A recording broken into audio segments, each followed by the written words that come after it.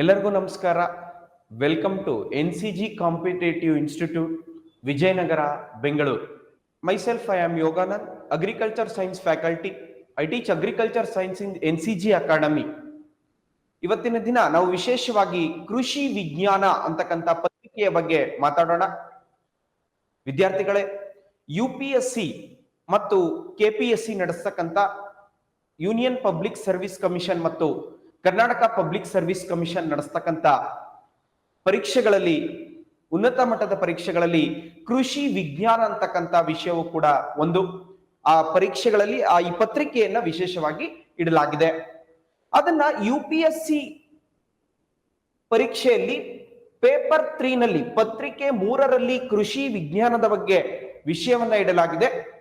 ಮತ್ತು ವಿಶೇಷವಾಗಿ KPSC means KS ಪರೀಕ್ಷೆ ಅಲ್ಲಿ ಏನು ಈ ಕೃಷಿ ವಿಜ್ಞಾನದ ಪತ್ರಿಕೆಯನ್ನ ಇಡಲಾಗಿದೆ, ಅದು ಬಹುಮುಖ್ಯವಾಗಿ ಇವತ್ತಿನ ಸೆಷನ್ ನಲ್ಲಿ ಕೃಷಿ ವಿಜ್ಞಾನ, ವಿಶೇಷವಾಗಿ KS ಪೂರ್ವಭಾವಿ ಮತ್ತು KS ಮುಖ್ಯ ಪರೀಕ್ಷೆಯ ಬಗ್ಗೆ ಇವತ್ತು ನಾನು ಮಾತನಾಡ್ತಾ ಇದ್ದೇನೆ. ಈ KS ಪರೀಕ್ಷೆಯಲ್ಲಿ ವಿಶೇಷವಾಗಿ ಅಗ್ರಿಕಲ್ಚರ್ ಸೈನ್ಸ್ ಅಂತಕ್ಕಂಥ ಪೇಪರ್ 4 GS 3 ಅಂದ್ರೆ ಜನರಲ್ ಸ್ಟಡೀಸ್ 3 ಮತ್ತು ಸೆಕ್ಷನ್ 2 ನಲ್ಲಿ ಈ ಪತ್ರಿಕೆಯನ್ನ ಇಡಲಾಗಿದೆ. KS ಸಿಲೆಬಸ್ ನಲ್ಲಿ ಇದೆ. ವಿಶೇಷವಾಗಿ ವಿದ್ಯಾರ್ಥಿಗಳೇ, ಸೆಕ್ಷನ್ 1 ನಲ್ಲಿ ಸೈನ್ಸ್ ಅಂಡ್ ಟೆಕ್ನಾಲಜಿಯನ್ನ ನೀವು ಗಮನಿಸಬಹುದು. ಸೆಕ್ಷನ್ 2 ನಲ್ಲಿ ಅಗ್ರಿಕಲ್ಚರ್ ಸೈನ್ಸ್ ಅನ್ನ ನೀವು ಗಮನಿಸಬಹುದು. ಮತ್ತು ಸೆಕ್ಷನ್ 3 ನಲ್ಲಿ ಎನ್ವೈರನ್ಮೆಂಟ್ ಅಂಡ್ ಎಕಾಲಜಿ ಅಂತಕ್ಕಂಥ ವಿಷಯವನ್ನ ಇಡಲಾಗಿದೆ. ಅದನ್ನ ಪತ್ರಿಕೆ 4ರಲ್ಲಿ ಜನರಲ್ ಸ್ಟಡೀಸ್ 3 ನಲ್ಲಿ ಸೆಕ್ಷನ್ 1, ಸೆಕ್ಷನ್ 2, ಸೆಕ್ಷನ್ 3 ಅಂತ ಇಡಲಾಗಿದೆ. ಇವತ್ತಿನ ದಿನ ಸೆಕ್ಷನ್ 2 ಅಗ್ರಿಕಲ್ಚರ್ ಸೈನ್ಸ್, ವಿಶೇಷವಾಗಿ ಈ ಪೇಪರ್ 4 ಅನ್ನ 250 ಮಾರ್ಕ್ಸ್ 250 ಅಂಕಗಳಿಗೆ ಈ ಪತ್ರಿಕೆಯನ್ನ KS ಮುಖ್ಯ ಪರೀಕ್ಷೆಯಲ್ಲಿ ಇಡಲಾಗಿದೆ. ಈ ಕೃಷಿ ವಿಜ್ಞಾನ ಅಂತಕ್ಕಂಥ ಪತ್ರಿಕೆ KS ಪೂರ್ವಭಾವಿ ಪರೀಕ್ಷೆಯಲ್ಲೂ ಕೂಡ ನಿಮ್ಗೆ ಹೆಲ್ಪ್ ಆಗ್ತದೆ. This paper not only for mains examination, this paper is also very important for preliminary examination also. ನೀವು ಗಮನಿಸಿ, ಕಳೆದ ಪರೀಕ್ಷೆಗಳಲ್ಲಿ ಪತ್ರಿಕೆಗಳನ್ನ ಗಮನಿಸಿದಾಗ, ಈಗ ಕಳೆದ 2 ತಿಂಗಳ ಹಿಂದೆ ನಡೆದಂತ ಪರೀಕ್ಷೆಯಲ್ಲಿ ಸುಮಾರು ಪ್ರಿಲಿಮಿನರಿ ಎಕ್ಸಾಮಿನೇಷನ್ ಅಲ್ಲಿ 8 ಕ್ವೆಶ್ಚನ್ ಕೃಷಿ ವಿಜ್ಞಾನದ ವಿಷಯದಿಂದ ಬಂದಿತ್ತು.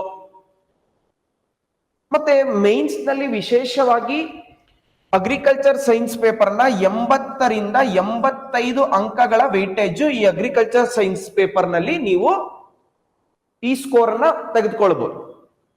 ತುಂಬಾ ವಿಶೇಷವಾಗಿ ಅಗ್ರಿಕಲ್ಚರ್ ಸೈನ್ಸ್ ಪೇಪರ್ ಅಲ್ಲಿ ಕರೆಂಟ್ ಅಫೇರ್ಸ್ ಅನ್ನ ಕವರ್ ಮಾಡಬೇಕಾಗುತ್ತೆ. ಭಾರತ ಸರ್ಕಾರ ಮತ್ತು ಕರ್ನಾಟಕ ರಾಜ್ಯ ಸರ್ಕಾರದ ಯೋಜನೆಗಳನ್ನ ನಾವು ಗಮನಿಸಬೇಕಾಗುತ್ತೆ. ಮತ್ತು ಕೃಷಿ ಕ್ಷೇತ್ರದಲ್ಲಿ ಹಲವಾರು ಒಪ್ಪಂದಗಳು ಇವತ್ತು ಭಾರತ ದೇಶ ಮತ್ತು ಬೇರೆ ದೇಶಗಳೊಂದಿಗೆ ನಡೀತಾ ಇದೆ. ಆ ಒಪ್ಪಂದಗಳ ಬಗ್ಗೆ ಗಮನಿಸಬೇಕಾಗುತ್ತೆ. ಈ ಪೇಪರ್ ಸಂಪೂರ್ಣವಾಗಿ ಕರೆಂಟ್ ಅಫೇರ್ಸ್, ಸ್ಕೀಮ್ಸ್ ಮತ್ತೆ ಹೊಸ ಪಾಲಿಸಿಗಳನ್ನ, ಕೃಷಿ ನೀತಿಗಳನ್ನ ದೇಶದಲ್ಲಿ ತೆಗೆದುಕೊಂಡು ಬರ್ತಾ ಇದ್ದಾರೆ. ಇದೆಲ್ಲವನ್ನೂ ಒಳಗೊಂಡಂತೆ ಈ ಪತ್ರಿಕೆಯನ್ನ Get ready for KS Mains Comprehensive Test and Personalized Mentoring Program. ಈ ಟೆಸ್ಟ್ ಸೀರೀಸ್ ಪ್ರೋಗ್ರಾಮ್ ಅಲ್ಲಿ ನಿಮಗೆ ಟೋಟಲ್ ಆಗಿ 10 ಕಾಂಪ್ರಹೆನ್ಸಿವ್ ಟೆಸ್ಟ್ ಗಳು ಸಿಗ್ತಾ ಹೋಗುತ್ತೆ. ಪ್ರತಿಯೊಂದು ಕಾಂಪ್ರಹೆನ್ಸಿವ್ ಟೆಸ್ಟ್ ಗೂ ಕೂಡ ನಿಮಗೆ ಸಿನಾಪ್ಸಿಸ್ ನ ಪ್ರೊವೈಡ್ ಮಾಡ್ತಿದೀವಿ. ಈ ಸಿನಾಪ್ಸಿಸ್ ನಿಮಗೆ ಕನ್ನಡ ಮತ್ತೆ ಇಂಗ್ಲಿಷ್ 2 ಮೀಡಿಯಂ ಅಲ್ಲೂ ಕೂಡ ಅವೈಲೇಬಲ್ ಇದೆ. ಅಂಡ್ ಈ ಟೆಸ್ಟ್ ಸೀರೀಸ್ ನ ವಿಶೇಷತೆ ಏನಪ್ಪಾ ಅಂತ ಅಂದ್ರೆ, ನಿಮ್ಗೆ ಇದರಲ್ಲಿ 1-to-1 ಮೆಂಟರಿಂಗ್ ಸಿಗ್ತಾ ಹೋಗುತ್ತೆ. ಈ 1-to-1 ಮೆಂಟರಿಂಗ್ ಅಲ್ಲಿ ನಿಮ್ಗೆ ಒಂದು ಆನ್ಸರ್ ರೈಟಿಂಗ್ ಇಂಪ್ರೂವ್ಮೆಂಟ್ ಇರ್ಬೋದು, ಕಂಟೆಂಟ್ ಹೇಗೆ ಇಂಪ್ರೂವ್ ಮಾಡ್ಕೊಳ್ಬೇಕು, ಮತ್ತೆ ಟೈಮ್ ಸ್ಟ್ರಾಟಜಿ ಹೇಗೆ ಮಾಡ್ಕೊಳ್ಬೇಕು, ನಿಮ್ಮ ಸ್ಟ್ರೆಂತ್ ಮತ್ತೆ ವೀಕ್ನೆಸ್ ನ ಹೇಗೆ ಐಡೆಂಟಿಫೈ ಮಾಡ್ಕೊಳ್ಳೋದು, ಪ್ರತಿಯೊಂದು ಕೂಡ ನಿಮಗೆ ಇಂಡಿವಿಜುವಲ್ ಆಗಿ ಫೀಡ್ಬ್ಯಾಕ್ ನ ನಮ್ಮ ಎಕ್ಸ್ಪರ್ಟ್ ಫ್ಯಾಕಲ್ಟೀಸ್ ನಿಮಗೆ ಕೊಡ್ತಾ ಬರ್ತಾರೆ. ಸೊ ಇದರ ಜೊತೆಗೆ ಇನ್ನೊಂದು ಏನಪ್ಪಾ ಅಂತ ಅಂದ್ರೆ, ಇಷ್ಟು ಫೀಚರ್ಸ್ ಏನಿದೆ ಟೆಸ್ಟ್ ಸೀರೀಸ್ ಪ್ರೋಗ್ರಾಮ್ದು ಅತಿ ಕಡಿಮೆ ಬೆಲೆಯಲ್ಲಿ ಅವೈಲಬಲ್ ಇದೆ. And you can also access in both offline and online. So interested candidates can contact the institute. Thank you. ಇವತ್ತು ಡಿಸ್ಕಸ್ ಮಾಡ್ತಾ ಹೋಗೋಣ. ಬಹಳ ಇಂಪಾರ್ಟೆಂಟ್ ಆದಂತ ಪತ್ರಿಕೆ ಇದು. ಅಗ್ರಿಕಲ್ಚರ್ ಅಂತಕ್ಕಂಥದ್ದು, ಭಾರತದ ಕೃಷಿ ಅಂತಕ್ಕಂಥದ್ದು, ನಾವು ಹೇಗೆ ಭಾರತದ ರೈತನನ್ನ ಭಾರತದ ಬೆನ್ನೆಲುಬು ಅಂತ ಹೇಗೆ ಕರಿತೇವೋ, ವಿಶೇಷವಾಗಿ without agriculture no one can survive in the world. ಪ್ರಪಂಚದಲ್ಲಿ ಕೃಷಿಯನ್ನ ಅವಲಂಬಿಸಿ ಇವತ್ತು ಕೃಷಿಕರು, ಭಾರತದಲ್ಲಿ ರೈತರೇನು ಕೃಷಿ ಮಾಡ್ತಾ ಇದ್ದಾರೆ, ಆ ಕೃಷಿಯನ್ನ ಮಾಡಲಿಲ್ಲ ಅಂದ್ರೆ ನಾವು ನೀವು ಯಾರು ಕೂಡ ಈ ಪ್ರಪಂಚದಲ್ಲಿ ಉಳಿಲಿಕ್ಕೆ ಸಾಧ್ಯ ಇಲ್ಲ. ಆದ್ರಿಂದ ಬಹಳ ಮುಖ್ಯವಾಗಿ ಈ ಪತ್ರಿಕೆ ವಿಶೇಷವಾಗಿ ನಾಗರಿಕ ಸೇವಾ ಪರೀಕ್ಷೆಗೂ ಕೂಡ ಅನುಕೂಲ ಆಗುತ್ತೆ. ವಿಶೇಷವಾಗಿ ನಮ್ಮ ದಿನನಿತ್ಯ ಹೊಸ ಹೊಸ ಯೋಜನೆಗಳು ಮತ್ತು ಬೇರೆ ಬೇರೆ ರೀತಿಯಾಗಿ ನಮ್ಮ ನಾಲೆಡ್ಜ್ ಅನ್ನ ಇಂಪ್ರೂವ್ ಮಾಡ್ಕೊಳ್ಳೋದಕ್ಕೂ ಕೂಡ ವಿಶೇಷವಾಗಿ ಈ ಪತ್ರಿಕೆ ಹೆಲ್ಪ್ ಆಗುತ್ತೆ. ಅದರಲ್ಲಿ ಅಗ್ರಿಕಲ್ಚರ್ ಅಂತ ಹೇಳ್ತಕ್ಕಂಥದ್ದು ಒಂದು ಬಹುಮುಖ್ಯವಾದಂತ ಪೇಪರ್ ಆಗಿದ್ರು ಕೂಡ ಇದರಲ್ಲಿ ಒಂದು ಸಾಕಷ್ಟು ಅಲೈಡ್ ಸೆಕ್ಟಾರ್ ಅಲ್ಲಿ ಮತ್ತೆ ಸಾಕಷ್ಟು ಸಂಬಂಧಿತ ವಲಯಗಳು ಕೂಡ ಈ ಕೃಷಿ ಕ್ಷೇತ್ರದೊಂದಿಗೆ ನಾವು ಭಾರತದಲ್ಲಿ ಮಾಡ್ತಾ ಇದ್ದೇವೆ.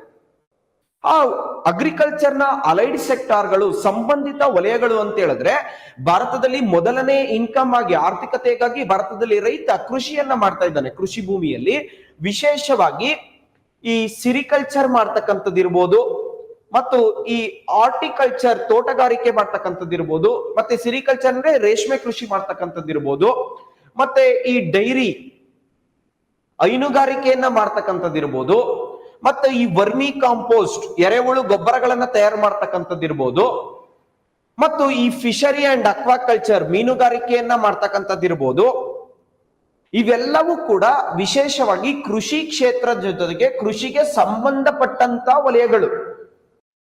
ಆದ್ರಿಂದ ಈ ಕೃಷಿ ವಿಜ್ಞಾನ ಅಂತಕ್ಕಂಥ ಪತ್ರಿಕೆಯಲ್ಲಿ ಕೃಷಿಗೆ ಮಾತ್ರ ಅಲ್ಲದೆ ಭಾರತದಲ್ಲಿ ಮಾಡ್ತಾ ಇರ್ತಕ್ಕಂಥ ಹೈನುಗಾರಿಕೆಯ ಬಗ್ಗೆ, ಮೀನುಗಾರಿಕೆಯ ಬಗ್ಗೆ ಮತ್ತು ತೋಟಗಾರಿಕೆಯ ಬಗ್ಗೆ, ರೇಷ್ಮೆ ಕೃಷಿಯ ಬಗ್ಗೆ, ಹೀಗೆ ಹಲವಾರು ಸಂಬಂಧಿತ ವಲಯಗಳ ಬಗ್ಗೆನೂ ಕೂಡ ನಾವು ತಿಳ್ಕೊಳ್ಬೇಕಾಗುತ್ತೆ. ಅದನ್ನ KS ಪರೀಕ್ಷೆಯಲ್ಲಿ ಸಿಲೆಬಸ್ ನಲ್ಲಿ ನಿಮ್ಗೆ ಇಟ್ಟಿದ್ದಾರೆ. ಈಗ ನಾವು ವಿಶೇಷವಾಗಿ ಯೂನಿಟ್ ವೈಸ್ ಅನ್ನ ಮಾತಾಡೋದಾದ್ರೆ ವಿಶೇಷವಾಗಿ ಸುಮಾರು 7 ಯೂನಿಟ್ಗಳನ್ನ 7 ಯೂನಿಟ್ಸ್ ಇದೆ ಈ ಸೆಕ್ಷನ್ 2 ನಲ್ಲಿ. ವಿಶೇಷವಾಗಿ ಯೂನಿಟ್ 1 ನಲ್ಲಿ ನ್ಯಾಚುರಲ್ ಸೈನ್ಸ್ ಅಂತೇಳಿ ಸ್ವಾಭಾವಿಕ ವಿಜ್ಞಾನ ಅಂತಿದೆ. ಯೂನಿಟ್ 2 ನಲ್ಲಿ ಅಗ್ರಿಕಲ್ಚರ್ ಸೈನ್ಸ್ ಅಂತಿದೆ, ಕೃಷಿ ವಿಜ್ಞಾನ ಅಂತ ಒಂದು ಯೂನಿಟ್ ಅನ್ನ ಇಡಲಾಗಿದೆ. ಮತ್ತೆ ಯೂನಿಟ್ 3 ನಲ್ಲಿ ಆರ್ಟಿಕಲ್ಚರ್ ಅಂಡ್ ಸಿರಿಕಲ್ಚರ್ ಭಾರತದಲ್ಲಿ ಮಾಡ್ತಾ ಇರ್ತಕ್ಕಂಥ ತೋಟಗಾರಿಕೆ ಮತ್ತು ರೇಷ್ಮೆ ಕೃಷಿಯ ಬಗ್ಗೆ ನಾವು ಯೂನಿಟ್ 3 ನಲ್ಲಿ ತಿಳ್ಕೊಳ್ಬೇಕಾಗತ್ತೆ. ಮತ್ತು ಯೂನಿಟ್ 4 ನಲ್ಲಿ ಬಯೋಟೆಕ್ನಾಲಜಿ ಜೈವಿಕ ತಂತ್ರಜ್ಞಾನ ಅಂತೇಳಿ ಒಂದು ಯೂನಿಟ್ ಇದೆ, ಆ ಜೈವಿಕ ತಂತ್ರಜ್ಞಾನದ ಬಗ್ಗೆ ತಿಳ್ಕೊಳ್ಬೇಕಾಗುತ್ತೆ. ಮತ್ತು ಯೂನಿಟ್ 5 ನಲ್ಲಿ ಅಗ್ರಿಕಲ್ಚರ್ ನ ಮತ್ತೊಂದು ಅಲೈಡ್ ಸೆಕ್ಟಾರ್ ಆದಂತ animal husbandry and veterinary science ಪಶು ಸಂಗೋಪನೆ ಅಂತಕ್ಕಂಥ ಪಶು ಸಂಗೋಪನೆಯ ಬಗ್ಗೆ ತಿಳ್ಕೊಳ್ಬೇಕಾಗತ್ತೆ. ಮತ್ತೆ ಯೂನಿಟ್ 6 ನಲ್ಲಿ ತುಂಬಾ ಇಂಪಾರ್ಟೆಂಟ್ ಆದಂತ ಯೂನಿಟ್ ಇದು, agriculture development policies programmes and trades ಅಂತ ಹೇಳಿ ಒಂದು ಯೂನಿಟ್ ಇದೆ. ಕೃಷಿಯ ವ್ಯಾಪಾರ ಆಧಾರ ಮತ್ತು ಆಕಾರ ಅಂತೇಳಿ ಅದನ್ನ ಕರೆಯಲಾಗುತ್ತೆ. ಮತ್ತೆ ಹೆಲ್ತ್ ಅಂಡ್ ಹೈಜೆನಿ ಅಂತೇಳಿ ಯೂನಿಟ್ 7 ನಲ್ಲಿ ಆರೋಗ್ಯ ಮತ್ತು ನೈರ್ಮಲ್ಯ ಅಂತಕ್ಕಂಥ ಒಂದು ಯೂನಿಟ್ ಇದೆ. ಹೀಗೆ ಒಟ್ಟು 7 ಯೂನಿಟ್ ಗಳನ್ನ ಈ ಪತ್ರಿಕೆ ಒಳಗೊಂಡಿದೆ. ಸುಮಾರು ಈ 7 ಯೂನಿಟ್ ಇಂದ ಪ್ರತಿ ಯೂನಿಟ್ ನಲ್ಲಿ ನೀವು 1 to 2 ಕ್ವಶನ್ಸ್ ಅನ್ನ ಎಕ್ಸ್ಪೆಕ್ಟ್ ಮಾಡಬಹುದು. ಟೋಟಲ್ ಈ ಪೇಪರ್ ನಿಂದ ಸುಮಾರು 80 ರಿಂದ 85 ಅಂಕಗಳಿಗೆ ಸುಮಾರು ನೀವು 6 ರಿಂದ 7 ಪ್ರಶ್ನೆಗಳು ಕಂಪಲ್ಸರಿಯಾಗಿ ಮೈನ್ಸ್ ನಲ್ಲಿ ಬರ್ತದೆ. ಮತ್ತೆ ವಿಶೇಷವಾಗಿ ಪ್ರಿಲಿಮ್ಸ್ ಎಕ್ಸಾಮಿನೇಷನ್ ಅಲ್ಲಿ ಕರೆಂಟ್ ಅಫೇರ್ಸ್ ಗೆ ಲಿಂಕ್ ಮಾಡೋದ್ರ ಜೊತೆಗೆ ಎಕನಾಮಿಕ್ ಸರ್ವೆ, ಬಜೆಟ್ ಇವೆಲ್ಲವನ್ನು ಒಳಗೊಂಡಂತೆ ಸುಮಾರು 7 ರಿಂದ 8 ಪ್ರಶ್ನೆಗಳನ್ನ 7 to 8 ಕ್ವಶನ್ಸ್ ಅನ್ನ ನೀವು ಗಮನಿಸಬಹುದು. ಅದರಿಂದ ವಿಶೇಷವಾಗಿ ಬಹಳ ಇಂಟ್ರೆಸ್ಟಿಂಗ್ ಆಗಿರ್ತದೆ ಈ ಪೇಪರ್. ಅದರಲ್ಲೂ ವಿಶೇಷವಾಗಿ ಹಳ್ಳಿ ಮಕ್ಕಳಿಗೆ, ವಿಶೇಷವಾಗಿ ರೈತಾಪಿ ಕುಟುಂಬದಿಂದ ಬಂದಂತವ್ರಿಗೆ ಬಹಳ ಸಾಕಷ್ಟು ಭಾರತ ಸರ್ಕಾರದ ಯೋಜನೆಗಳು ಮತ್ತು ಕರ್ನಾಟಕ ಸರ್ಕಾರದ ಯೋಜನೆಗಳು ಬಹಳ ಮುಖ್ಯ ಪಾತ್ರವನ್ನ ವಹಿಸ್ತವೆ. ಆದ್ರಿಂದ ಈಗ ಮೊದಲು ಈ ಸಿಲೆಬಸ್ ಅನ್ನ ನಾನು ಡಿಸ್ಕಸ್ ಮಾಡೋದಕ್ಕಿಂತ ಮೊದಲು ಯೂನಿಟ್ 1 ಇಂದ ನಾನು ಸ್ಟಾರ್ಟ್ ಮಾಡ್ತೇನೆ. ಈ ಪೇಪರ್ ಅನ್ನ ಸ್ವಾಭಾವಿಕ ವಿಜ್ಞಾನ, ಜೀವ ವಿಜ್ಞಾನ, ಕೃಷಿ ವಿಜ್ಞಾನ ಮತ್ತು ಆರೋಗ್ಯ ವಿಜ್ಞಾನ ಅಂತೇಳಿ advancement of modern trends, natural science, life science, agriculture science, health and hygiene ಅಂತೇಳಿ ಈ 7 ಯೂನಿಟ್ಸ್ ಗಳಲ್ಲಿ ಇಷ್ಟು ಯೂನಿಟ್ ಗಳನ್ನ ಇಡಲಾಗಿದೆ ಈ ಪೇಪರ್ ನಲ್ಲಿ. ಅದರಲ್ಲಿ ಕಾಮನ್ ಆಗಿ ಪೇಪರ್ ಅನ್ನ ಕರೀತಕ್ಕಂಥದ್ದು ಅಗ್ರಿಕಲ್ಚರ್ ಸೈನ್ಸ್ ಪೇಪರ್ ಅಂತೇಳಿ ಕಾಮನ್ ಆಗಿ ಕರೀತಾರೆ. ಕೃಷಿ ವಿಜ್ಞಾನ ಪತ್ರಿಕೆ ಅಂತ ಕರೀಲಾಗುತ್ತೆ. ಮತ್ತೆ ವಿಶೇಷವಾಗಿ ಈ ಕೃಷಿ ವಿಜ್ಞಾನದಲ್ಲಿ ಯೂನಿಟ್ 1 ನಲ್ಲಿ ನೋಡೋದಾದ್ರೆ ನ್ಯಾಚುರಲ್ ಸೈನ್ಸ್, ಸ್ವಾಭಾವಿಕ ವಿಜ್ಞಾನ ಅಂತ ಕನ್ನಡದಲ್ಲಿ ಕರೀತಾರೆ. ಈ ಯೂನಿಟ್ 1 ನಲ್ಲಿ ಸ್ವಾಭಾವಿಕ ವಿಜ್ಞಾನದಲ್ಲಿ ಅತಿ ಹೆಚ್ಚು ಕರೆಂಟ್ ಅಫೇರ್ಸ್ ಏನು ಈ ಯೂನಿಟ್ ನಲ್ಲಿ ವಿಶೇಷವಾಗಿ ಏನು ಕಂಡು ಬರೋದಿಲ್ಲ. ಇದರಲ್ಲಿ ನ್ಯಾಚುರಲ್ ಆಗಿ ಇದೆ, ಈ ಪ್ಲಾಂಟ್ಸ್ ನಲ್ಲಿ ಟ್ರಾನ್ಸ್ಪಿರೇಷನ್ ಪ್ರೋಸೆಸ್ ಅಂತ ಹೇಳಿದ್ರೆ ಈ ಬಾಷ್ಪ ವಿಸರ್ಜನಾ ಕ್ರಿಯೆ ಅಂತಕ್ಕಂಥದ್ದು ಹೇಗಾಗುತ್ತೆ ಪ್ಲಾಂಟ್ಸ್ ನಲ್ಲಿ, ಮತ್ತು ವಿಶೇಷವಾಗಿ ಸಸ್ಯಗಳಲ್ಲಿ ಈ ಟ್ರಾನ್ಸ್ಪಿರೇಷನ್ ಪ್ರೋಸೆಸ್ ಅಂತಕ್ಕಂಥದ್ದು ಒಂದು ಬಯೋಲಾಜಿಕಲ್ ಪ್ರೋಸೆಸ್. ಅದರಲ್ಲಿ ವೆರಿ ಇಂಪಾರ್ಟೆಂಟ್ ಆಗಿ 3 ಟೈಪ್ಸ್ ಆಫ್ ಟ್ರಾನ್ಸ್ಪಿರೇಷನ್ ನಡೀತದೆ.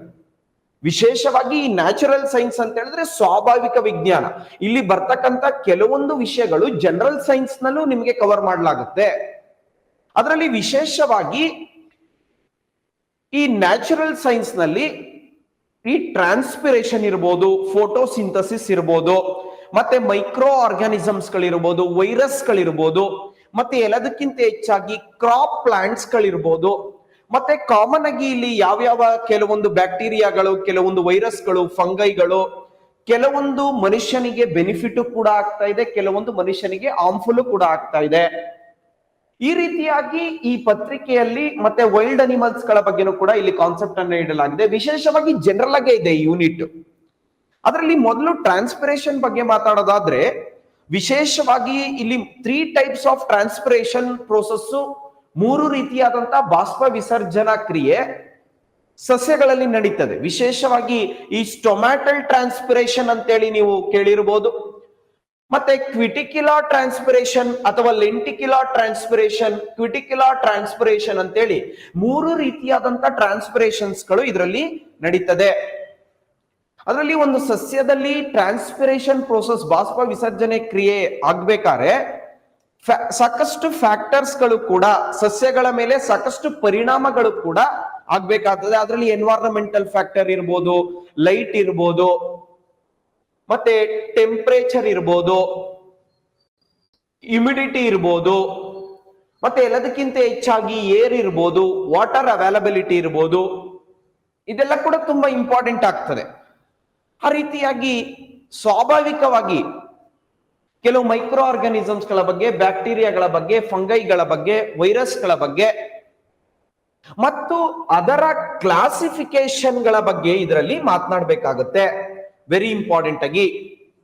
ಮತ್ತೆ ವೆರಿ ಇಂಪಾರ್ಟೆಂಟ್ ಆಗಿ ಇಲ್ಲಿ ಪ್ಲಾಂಟ್ ವಿಷಯಕ್ಕೆ ಬಂದಾಗ, ಅಗ್ರಿಕಲ್ಚರ್ ಮತ್ತೆ ಅಲೈಡ್ ಸೆಕ್ಟಾರ್ ಅಲ್ಲಿ ಬಂದಾಗ ಎಲ್ಲವೂ ಕೂಡ 7 ಯೂನಿಟ್ ಗಳಲ್ಲಿ 1 ಯೂನಿಟ್ ಮಾತ್ರ ಹೆಲ್ತ್ ಅಂಡ್ ಹೈಜಿನಿ ಸಪರೇಟ್ ಯೂನಿಟ್ ಇದೆ. ಉಳಿದ ಎಲ್ಲ 6 ಯೂನಿಟ್ ಗಳು ಕೂಡ ಒಂದಕ್ಕೊಂದು ಸಂಬಂಧಿತವಾಗಿ ಕಾನ್ಸೆಪ್ಟ್ ಗಳನ್ನ ಇಲ್ಲಿ KS ಮುಖ್ಯ ಪರೀಕ್ಷೆಯಲ್ಲಿ ಇಡಲಾಗಿದೆ. ಈ ರೀತಿಯಾಗಿ ಯೂನಿಟ್ 1 ಅನ್ನ ನೀವು ಇಲ್ಲಿ ಯೂಸ್ಫುಲ್ ಮೈಕ್ರೋ ಆರ್ಗಾನಿಸಮ್ಸ್ ಗಳಿದೆ. ಉದಾಹರಣೆಗೆ ಈಗ ಬೇಕರಿ ಇಂಡಸ್ಟ್ರೀಸ್ ನಲ್ಲೂ ಕೆಲವೊಂದು ಮೈಕ್ರೋ ಆರ್ಗಾನಿಸಮ್ಸ್ ಗಳನ್ನ ನಾವು ಬಳಸ್ತಾ ಇದ್ದೇವೆ. ಮತ್ತೆ ವೆರಿ ಇಂಪಾರ್ಟೆಂಟ್ ಆಗಿ ಕೆಲವೊಂದು ಮೈಕ್ರೋ ಆರ್ಗಾನಿಸಮ್ಸ್ ಗಳು, ಈಗ for example milk to curd process ಆಗ್ಬೇಕಾದ್ರೆ ಲ್ಯಾಕ್ಟೋಬ್ಯಾಸಿಲಸ್ ಬ್ಯಾಕ್ಟೀರಿಯಾ ಅಂತಕ್ಕಂಥ ಒಂದು ಬ್ಯಾಕ್ಟೀರಿಯಾವನ್ನ ನಾವು ಬಳಕೆ ಮಾಡ್ತಾ ಇದ್ದೇವೆ. ಅದರಲ್ಲಿ ಆಲ್ಕೋಹಾಲ್ ಇರಬಹುದು, ಸಾಯಿಲ್ ನ ಫರ್ಟಿಲಿಟಿ, ಯಾಕೆಂದ್ರೆ ಅಗ್ರಿಕಲ್ಚರ್ ಅನ್ನ ಮಾಡ್ಬೇಕಂತ ಹೇಳಿದ್ರೆ ಸಾಯಿಲ್ ನ ಫರ್ಟಿಲಿಟಿ ತುಂಬಾ ಇಂಪಾರ್ಟೆಂಟ್ ರೋಲ್ ಅನ್ನ ಪ್ಲೇ ಮಾಡುತ್ತೆ. ಮತ್ತೆ ಪೆಸ್ಟ್ ಕಂಟ್ರೋಲ್ ಮಾಡ್ಲಿಕ್ಕೆ ಆಗ್ಬೋದು. ಅದರಲ್ಲಿ ಕೆಲವೊಂದು ಸಾಕಷ್ಟು ಹಾರ್ಮ್ಫುಲ್ ಮೈಕ್ರೋ ಆರ್ಗಾನಿಸಮ್ಸ್ ಗಳು ಕೂಡ ಇದೆ.